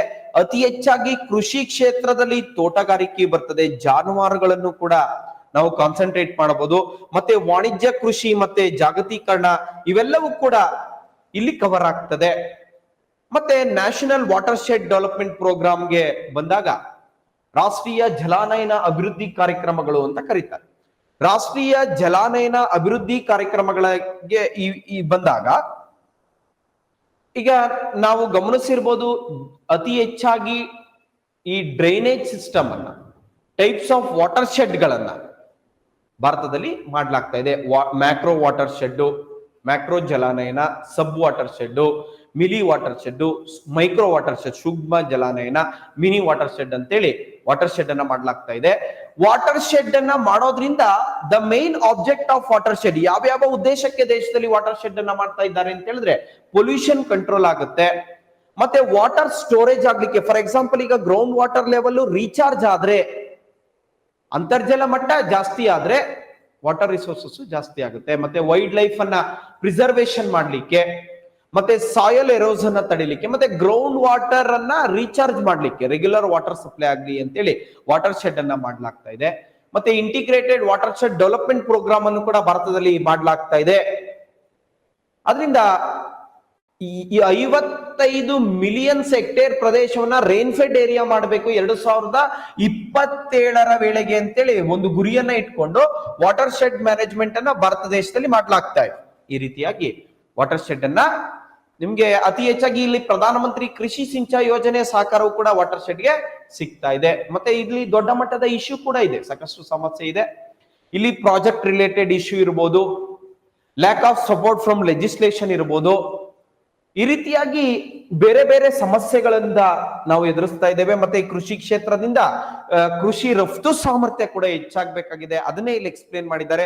ತೋಟಗಾರಿಕೆ ಇರಬಹುದು, ಜಾನುವಾರುಗಳಿರ್ಬೋದು, ಕೃಷಿಯ ವಾಣಿಜ್ಯೀಕರಣ ಆಗಿರ್ಬೋದು, ಗ್ಲೋಬಲ್ ಲೆವೆಲ್ ನಲ್ಲಿ ನಾವು ಗ್ಲೋಬಲೈಸೇಷನ್ ಇನ್ ಅಗ್ರಿಕಲ್ಚರ್ ಬಗ್ಗೆನೂ ಕೂಡ ಇಲ್ಲಿ ಅಗ್ರಿಕಲ್ಚರ್ ಡೆವಲಪ್ಮೆಂಟ್ ಪಾಲಿಸಿನಲ್ಲಿ ನಾವು ಮಾತನಾಡಬೇಕಾಗತ್ತೆ. ತುಂಬಾ ವಾಸ್ಟ್ ಸಿಲೆಬಸ್ ಇದು. ಅದಕ್ಕೋಸ್ಕರ ನಿಮ್ಗೆ ಸಿಲೆಬಸ್ ಅನ್ನ ಜಸ್ಟ್ ಪರಿಚಯ ಮಾಡ್ಕೊಡ್ತಕ್ಕಂಥ ಪ್ರಯತ್ನವನ್ನ ಈ ಸೆಷನ್ ಅಲ್ಲಿ ನಾನು ಮಾಡ್ತಾ ಇದ್ದೇನೆ. ಮತ್ತೆ ಇದು ಮತ್ತೊಂದು ಯೂನಿಟ್ ಇದೆ, ಅದು ಅಗ್ರಿಕಲ್ಚರ್ ಅಲ್ಲಿ ಏನ್ ಬರೋದಿಲ್ಲ, ಇದು ಸಪರೇಟ್ ಯೂನಿಟ್. ಇದು ಹೆಲ್ತ್ ಅಂಡ್ ಹೈಜಿನಿ ಅಂತೇಳಿ, ಆರೋಗ್ಯ ಮತ್ತು ನೈರ್ಮಲ್ಯ ಅಂತೇಳಿ. ಭಾರತದಲ್ಲಿ ಇಲ್ಲಿ ನೀವು ಗಮನಿಸಿರ್ಬೋದು, ಇಂಡಿಯಾದಲ್ಲಿ 5th standard 6th standard books ಅನ್ನ ನೀವು ತೆಗೆದು ನೋಡಿದಾಗ, ಯಾವುದೇ ಸಿಲೆಬಸ್ ಅನ್ನ ತೆಗೆದು ನೋಡಿ, ಹ್ಯೂಮನ್ ಡೈಜೆಸ್ಟಿವ್ ಸಿಸ್ಟಮ್, ಜೀರ್ಣಾಂಗ ಕ್ರಿಯೆ, ಹ್ಯೂಮನ್ ಸರ್ಕ್ಯುಲೇಟರಿ ಸಿಸ್ಟಮ್, ರಕ್ತ ಪರಿಚಲನೆ ಮತ್ತು ಉಸಿರಾಟ ಕ್ರಿಯೆ, ರೆಸ್ಪಿರೇಟರಿ ಸಿಸ್ಟಮ್, ಎಕ್ಸ್ಕ್ರೀಟರಿ ಸಿಸ್ಟಮ್, ವಿಸರ್ಜನಾಂಗಗಳು ಮತ್ತು ಸಂತಾನೋತ್ಪತ್ತಿಯ ವ್ಯವಸ್ಥೆಗಳು, ಇವೆಲ್ಲವೂ ಕೂಡ ಇರ್ತವೆ. ಆ ಸಿಲೆಬಸ್ ನಲ್ಲಿ ಇದು ಕೂಡ ಮೆನ್ಷನ್ ಮಾಡಿದ್ದಾರೆ. ಮತ್ತೆ ಇಂಡಿಯನ್ ಸಿಸ್ಟಮ್ ಆಫ್ ಮೆಡಿಸಿನ್ಸ್ ನಲ್ಲಿ ನೀವು ಗಮನಿಸಿರ್ಬೋದು. ತುಂಬಾ ಶಾರ್ಟ್ ಆಗಿ ಹೇಳಲಿಕ್ಕೆ ಪ್ರಯತ್ನ ಮಾಡ್ತೇನೆ, ಯಾಕೆಂದ್ರೆ ಸಾಕಷ್ಟು ಲಾಂಗ್ ಆಗುತ್ತೆ ವಿಡಿಯೋ. ಅತಿ ಹೆಚ್ಚಾಗಿ AYUSH Indian system of medicines ನಲ್ಲಿ ಆಯುರ್ವೇದ, ಸಿದ್ಧ, ಯುನಾನಿ, ಯೋಗ, ನ್ಯಾಚುರೋಪತಿ, ಹೋಮಿಯೋಪತಿ ಅಂತಕ್ಕಂಥ ಆಯುಷ್ ಅಂತೇಳಿ ಒಂದು ಡಿಪಾರ್ಟ್ಮೆಂಟ್ ಅನ್ನ ಇದರೆಲ್ಲ ಅಂಡರ್ ಅಲ್ಲಿ, ಮಿನಿಸ್ಟ್ರಿ ಆಫ್ ಆಯುರ್ವೇದ ಅಂಡರ್ ಅಲ್ಲಿ ಆಯುಷ್ ಅಂತಕ್ಕಂಥ ಒಂದು ಅಡಿನಲ್ಲಿ ಇವೆಲ್ಲವನ್ನು ಕೂಡ ತೆಗೆದುಕೊಂಡು ಬಂದಿದ್ದಾರೆ. ಇದನ್ನ department of Indian system of medicines ನಲ್ಲಿ ಮೊದಲಿತ್ತು. ಇದನ್ನ 9th November 2014 ನಲ್ಲಿ ಆಯುಷ್ ಸಿಸ್ಟಮ್ ಹೆಲ್ತ್ ಕೇರ್ ಗಳನ್ನ ಸ್ಟಾರ್ಟ್ ಮಾಡ್ಬೇಕು ಅಂತ ಹೇಳಿ ನರೇಂದ್ರ ಮೋದಿ ಅವರ ಗವರ್ನಮೆಂಟ್ ಇದಕ್ಕೆ ವಿಶೇಷವಾಗಿ ಒತ್ತನ್ನ ಕೊಡ್ತು. ಮತ್ತೆ ನ್ಯಾಷನಲ್ HIV ಪ್ರೋಗ್ರಾಮ್ಸ್ ಬಗ್ಗೆ, ಇವತ್ತು HIV ಅಂತಕ್ಕಂಥದ್ದು ದೇಶದಲ್ಲಿ ಅತಿ ಹೆಚ್ಚಾಗಿ ಹರಡ್ತಾ ಇದೆ. ಯಾಕೆಂದ್ರೆ ಇಡೀ ಕಂಪ್ಲೀಟ್ ಆಗಿ ಯೂನಿಟ್ ಇರ್ತಕ್ಕಂಥದ್ದೇ ಆರೋಗ್ಯ ಮತ್ತು ನೈರ್ಮಲ್ಯವನ್ನ ಕಾಪಾಡ್ಕೋಬೇಕು, ಹೆಲ್ತ್ ಮತ್ತು ಹೈಜಿನಿ ಬಗ್ಗೆ. ಅದ್ರ ಬಗ್ಗೆ ನ್ಯಾಷನಲ್ HIV ಪ್ರೋಗ್ರಾಮ್ ಬಗ್ಗೆನೂ ಕೂಡ ಮಾತನಾಡಬೇಕಾಗಿದೆ. ಇಲ್ಲಿ ನ್ಯಾಕೋ ಕಮಿಟಿ ಅಂತೇಳಿ ಒಂದು ಕಮಿಟಿ ಬರ್ತದೆ, ನ್ಯಾಷನಲ್ ಏಡ್ಸ್ ಕಂಟ್ರೋಲ್ ಆರ್ಗನೈಸೇಷನ್ ಅಂತೇಳಿ ಒಂದು ಕಮಿಟಿ ಬರ್ತದೆ. ಅದರ ರಿಪೋರ್ಟ್ ಅನ್ನ ಮತ್ತೆ HIV ರೀಸೆಂಟ್ ರಿಪೋರ್ಟ್ ಬಗ್ಗೆ ಮಾತನಾಡಬೇಕಾಗುತ್ತೆ. ಮತ್ತೆ ಗ್ಲೋಬಲ್ ಫೈಟ್ ಅಗೇನ್ಸ್ಟ್ HIV, ಜಾಗತಿಕ ಮಟ್ಟದಲ್ಲಿ HIV ವಿರುದ್ಧ ನಾವು ಹೋರಾಟ ಮಾಡಬೇಕಾಗಿದೆ. ಮತ್ತೆ effort, government of India effort ಏನಾಗ್ತಾ ಇದೆ, ಗವರ್ನಮೆಂಟ್ ಇನಿಷಿಯೇಟಿವ್, ಸರ್ಕಾರದ ಉಪಕ್ರಮಗಳೇನಿದೆ ಅಂತ ಇದ್ರ ಬಗ್ಗೆ ಮಾತನಾಡಬೇಕಾಗುತ್ತೆ. ಮತ್ತೆ ವೇರಿಯಸ್ ಪ್ರೋಗ್ರಾಮ್ಸ್ ಗಳು, ಟ್ಯೂಬರ್ಕ್ಯುಲೋಸಿಸ್ ಪ್ರೋಗ್ರಾಮ್ ಆಗ್ಬೋದು, ಮತ್ತೆ ಅದನ್ನ ಪ್ರಿವೆನ್ಷನ್ ಮಾಡ್ತಕ್ಕಂಥದ್ದು. ಮತ್ತೆ ಡಿಸೀಸಸ್ ಗಳಲ್ಲಿ ಇಲ್ಲಿ ಕೆಲವು ವೆಕ್ಟಾರ್ ಬಾರ್ನ್ ಡಿಸೀಸ್, ವಾಹಕಗಳಿಂದ ಹರಡ್ತಕ್ಕಂಥ ರೋಗಗಳಿರ್ಬೋದು. ಮತ್ತೆ ಬೇಸಿಕ್ ನಾಲೆಡ್ಜ್ ಆಫ್ ಇನ್ಫೆಕ್ಷನ್ಸ್ ಗಳ ಬಗ್ಗೆನೂ ಕೂಡ ಇಲ್ಲಿ ಸಿಲೆಬಸ್ ನಲ್ಲಿ ಇಟ್ಟಿದ್ದಾರೆ ನಿಮ್ಗೆ. ಅಂದ್ರೆ ಅತಿ ಹೆಚ್ಚಾಗಿ ಇಲ್ಲಿ ಸಾಕಷ್ಟು ಸಾಂಕ್ರಾಮಿಕ ರೋಗಗಳ ಬಗ್ಗೆ ಮಾತನಾಡಬೇಕು. ಮತ್ತೆ ಅಂಟು ರೋಗಗಳಿದೆ, ಮತ್ತೆ ಸಾಕಷ್ಟು ವೈರಸ್ ಗಳಿಂದ ಹರಡತಕ್ಕಂತ ರೋಗಗಳಿದೆ. ಅದರಲ್ಲಿ ಬೇಸಿಕ್ ನಾಲೆಡ್ಜ್ ಆಫ್ ಇನ್ಫೆಕ್ಷನ್ಸ್ ಗಳಲ್ಲಿ caused by different group of micro organisms ಗಳ ಬಗ್ಗೆ ಇಲ್ಲಿ ಮಾತನಾಡಬೇಕಂದ್ರೆ, ಸೂಕ್ಷ್ಮ ಜೀವಿಗಳ ಬಗ್ಗೆ, ಗ್ಯಾಸ್ಟ್ರೈಟಿಸ್ ಬಗ್ಗೆ, ಆಕ್ಚುಲಿ ಗ್ಯಾಸ್ಟ್ರೈಟಿಸ್ ಅಂತಕ್ಕಂಥದ್ದು, ಮತ್ತೆ ಕಾಲರಾ ಬಗ್ಗೆ ಮಾತನಾಡಬೇಕು. ಮತ್ತೆ HIV ಅನ್ನು ಕೂಡ ಇಲ್ಲಿ ಎಕ್ಸಾಂಪಲ್ ಕೊಟ್ಟಿದ್ದಾರೆ. ಮತ್ತೆ ಅದ್ ಹೇಗೆ ಪ್ರಿವೆನ್ಷನ್ ಆಗ್ಬೇಕು. ಮತ್ತೆ ಎನ್ಸಿಫಲೈಟಿಸ್, ಮೆದುಳಿನ ಉರಿಯೂತ ಅಂತ ಕರೀತಾರೆ ಎನ್ಸಿಫಲೈಟಿಸ್ ಅಂತ ಹೇಳಿದ್ರೆ, ಅದ್ರ ಬಗ್ಗೆ ಕೂಡ ಮಾತನಾಡಬೇಕಾಗುತ್ತೆ. ಮತ್ತೆ ಚಿಕನ್ ಗುನ್ಯಾ, ಬರ್ಡ್ ಫ್ಲೂ, ಅಕ್ಕಿ ಜ್ವರ, ಮತ್ತೆ ಡೆಂಗು, ಈ ರೀತಿ ಮಾತನಾಡಬೇಕಾಗುತ್ತೆ. ಮತ್ತೆ ರೀಸೆಂಟ್ ಆಗಿ ಬಂದಂತ ವ್ಯಾಕ್ಸಿನ್ಸ್ ಗಳ, ಇವ್ದು ಯಾವ್ದಕ್ಕೆ ವ್ಯಾಕ್ಸಿನ್ಸ್ ಇದೆ, ಯಾವ್ದಕ್ಕೆ ವ್ಯಾಕ್ಸಿನ್ಸ್ ಇಲ್ಲ, ಅದ್ರ ಬಗ್ಗೆನೂ ಕೂಡ, ವ್ಯಾಕ್ಸಿನ್ಸ್ ಗಳ ಬಗ್ಗೆನೂ ಕೂಡ ಮಾತನಾಡಬೇಕಾಗುತ್ತೆ. ಇವೆಲ್ಲದ್ರ ಬಗ್ಗೆನೂ ಕೂಡ ಬೇಸಿಕ್ ನಾಲೆಡ್ಜ್ ಆಫ್ ಇನ್ಫೆಕ್ಷನ್ಸ್ ನಲ್ಲಿ ನಾವು ಮಾತನಾಡಬೇಕಾಗುತ್ತೆ. ಇಲ್ಲಿ ಸೂಕ್ಷ್ಮ ಜೀವಿಗಳ ವಿವಿಧ ಗುಂಪುಗಳ ಇಂದ ಉಂಟಾಗುವ ಸೋಂಕುಗಳ ಸಾಮಾನ್ಯ ಜ್ಞಾನ ಅಂತ ಮೆನ್ಷನ್ ಮಾಡಿದ್ದಾರೆ. ಬೇಸಿಕ್ ನಾಲೆಡ್ಜ್ ಆಫ್ ಇನ್ಫೆಕ್ಷನ್ ಅಂತ ಮೆನ್ಷನ್ ಮಾಡಿದ್ದಾರೆ. ಇದ್ರ ಬಗ್ಗೆ ಇದೆಲ್ಲ ಮಾತನಾಡಬೇಕಾಗುತ್ತೆ. ಮತ್ತೆ ಇಲ್ಲಿ ರೀಸೆಂಟ್ ಆಗಿ ಬಂದಂತ ವ್ಯಾಕ್ಸಿನ್ಸ್ ಗಳನ್ನ, ಈಗ ಫಾರ್ ಎಕ್ಸಾಂಪಲ್ ವ್ಯಾಕ್ಸಿನ್ಸ್ ಗಳು ಅಂತ ಬಂದಾಗ, ರೀಸೆಂಟ್ ಆಗಿ 3-4 ವರ್ಷಗಳ ಹಿಂದೆ ಕೋವ್ಯಾಕ್ಸಿನ್ ಆಗಿರ್ಬೋದು, ಕೋವಿಡ್ ಶೀಲ್ಡ್ ಆಗಿರ್ಬೋದು, ಮತ್ತೆ ಸ್ಪುಟ್ನಿಕ್ ವಿ ಇಂಡಿಯಾ ಅಂತಕ್ಕಂಥ ವ್ಯಾಕ್ಸಿನ್ ಇದೆ. ಮತ್ತೆ ರೇಬಿಸ್ ಅನ್ನು ಕೂಡ ಇಲ್ಲಿ ಸ್ಪೆಸಿಫಿಕ್ ಆಗಿ ಮೆನ್ಷನ್ ಮಾಡಿದ್ದಾರೆ. ರೇಬಿಸ್ಗೂ ಕೂಡ ವ್ಯಾಕ್ಸಿನ್ ಇದೆ. ಮತ್ತೆ ಅತಿ ಹೆಚ್ಚಾಗಿ ಇಲ್ಲಿ ಹೆಲ್ತ್ ಅಂಡ್ ಹೈಜಿನಿ ನಲ್ಲಿ ಹೆಪಟೈಟಿಸ್ ಅಂತ ಹೇಳಿದ್ರೆ, it's the infection of liver, ಮನುಷ್ಯನ ಯಕೃತ್ತಿಗೆ ಇನ್ಫೆಕ್ಟ್ ಮಾಡ್ತಕ್ಕಂಥದ್ದು. ಹೆಪಟೈಟಿಸ್ ಬಗ್ಗೆ ಟೈಪ್ಸ್ ಆಫ್ ಹೆಪಟೈಟಿಸ್ ಇದೆ.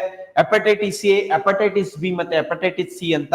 ಮತ್ತೆ ಹೆಪಟೈಟಿಸ್ ಎ ಮತ್ತೆ ಹೆಪಟೈಟಿಸ್ ಬಿ ಗೆ ವ್ಯಾಕ್ಸಿನ್ ಇದೆ. ಹೆಪಟೈಟಿಸ್ ಸಿ ಗೆ ಇದುವರೆಗೂ ಕೂಡ ವ್ಯಾಕ್ಸಿನ್ ಇಲ್ಲ, ಸ್ಟಿಲ್ ರಿಸರ್ಚ್ ಗೋಯಿಂಗ್ ಆನ್. ಮತ್ತೆ ಹೆಲ್ತ್ ಅವೇರ್ನೆಸ್ ಪ್ರೋಗ್ರಾಮ್ಸ್ ಗಳ ಬಗ್ಗೆ ಮಾತನಾಡಬೇಕಾಗಿದೆ. ಭಾರತ ಸರ್ಕಾರ ಮತ್ತು ರಾಜ್ಯ ಸರ್ಕಾರ ಹೆಲ್ತ್ ಅವೇರ್ನೆಸ್ ಪ್ರೋಗ್ರಾಮ್ಸ್ ಗಳನ್ನ ಇಲ್ಲಿ ಆರೋಗ್ಯ ಜಾಗೃತಿ ಕಾರ್ಯಕ್ರಮಗಳನ್ನ ತೆಗೆದುಕೊಂಡು ಬರಲಾಗಿದೆ. ಅಲ್ಲಿ ಒಂದ್ 2-3 ಮೆನ್ಷನ್ ಮಾಡೋದಾದ್ರೆ ಆರೋಗ್ಯ ಕವಚ ಇರ್ಬೋದು, ಜನನಿ ಸುರಕ್ಷಾ ವಾಹಿನಿ ಇರ್ಬೋದು, ನಗು ಮಗು ಇರ್ಬೋದು, ಬೈಕ್ ಆಂಬ್ಯುಲೆನ್ಸ್ ಇರ್ಬೋದು, ಆಶಾ ಪ್ರೋಗ್ರಾಮ್ ಅಂತಕ್ಕಂಥದ್ದು ಇರ್ಬೋದು, ಮತ್ತೆ ಜ್ಯೋತಿ ಸಂಜೀವಿನಿ ಕಾರ್ಯಕ್ರಮ ಇರ್ಬೋದು. ವಿಶೇಷವಾಗಿ ಸರ್ಕಾರಿ ನೌಕರರಿಗೆ ಈ ಕಾರ್ಯಕ್ರಮ ಹೆಲ್ಪ್ ಆಗ್ತಾ ಇದೆ. ಆರ್ಗನ್ ಟ್ರಾನ್ಸ್ಪ್ಲಾಂಟೇಶನ್ ಸ್ಕೀಮ್ ಇರ್ಬೋದು, ಮತ್ತೆ ಹರೀಶ್ ಯೋಜನೆ ಅಂತೇಳಿ ಒಂದು ಯೋಜನೆ ಇದೆ. ಈ ರೀತಿಯಾಗಿ ಹೆಲ್ತ್ ಅವೇರ್ನೆಸ್ ಪ್ರೋಗ್ರಾಮ್ಸ್ ಗಳ ಬಗ್ಗೆ ಮಾತನಾಡಬೇಕು. ಆದ್ರಿಂದ ಇಡೀ ನನಗೆ ಈ ಸಿಲೆಬಸ್ ಅನ್ನ ಡಿಸ್ಕಸ್ ಮಾಡ್ಲಿಕ್ಕೆ ಶಾರ್ಟ್ ಟೈಮ್ ನಲ್ಲಿ ನಿಮಗೆ ವಿಷಯವನ್ನ ತಲುಪಿಸಿದ್ದೇನೆ. ಆದ್ರಿಂದ agriculture and health science mains ಮತ್ತೆ ಪ್ರಿಲಿಮಿನರಿ ಎಕ್ಸಾಮಿನೇಷನ್ ಅಲ್ಲೂ ಕೂಡ ಹೆಲ್ಪ್ ಆಗುತ್ತೆ. ತುಂಬಾ ಇಂಪಾರ್ಟೆಂಟ್ ಆದಂತ ಪೇಪರ್. ಮತ್ತೆ ಅಗ್ರಿಕಲ್ಚರ್ ಮತ್ತೆ ಅದರ ಅಲೈಡ್ ಸೆಕ್ಟಾರ್ಸ್ ಗಳ ಬಗ್ಗೆ ಕಂಪ್ಲೀಟ್ ಆಗಿ ತಿಳ್ಕೊಳ್ಬೇಕಾಗುತ್ತೆ. ಈ ಪತ್ರಿಕೆ ಪ್ರಿಲಿಮ್ಸ್ ಮತ್ತೆ ಮೈನ್ಸ್ ಗೆ ಎರಡಕ್ಕೂ ಹೆಲ್ಪ್ ಆಗೋದ್ರಿಂದ NCG ಕಾಂಪಿಟೇಟಿವ್ ಇನ್ಸ್ಟಿಟ್ಯೂಟ್ ನಲ್ಲಿ ಪ್ರಿಲಿಮ್ಸ್ ಕಮ್ಸ್ ಮೈನ್ಸ್ ಬ್ಯಾಚಸ್ ಅನ್ನ ನಡೆಸಲಾಗುತ್ತೆ.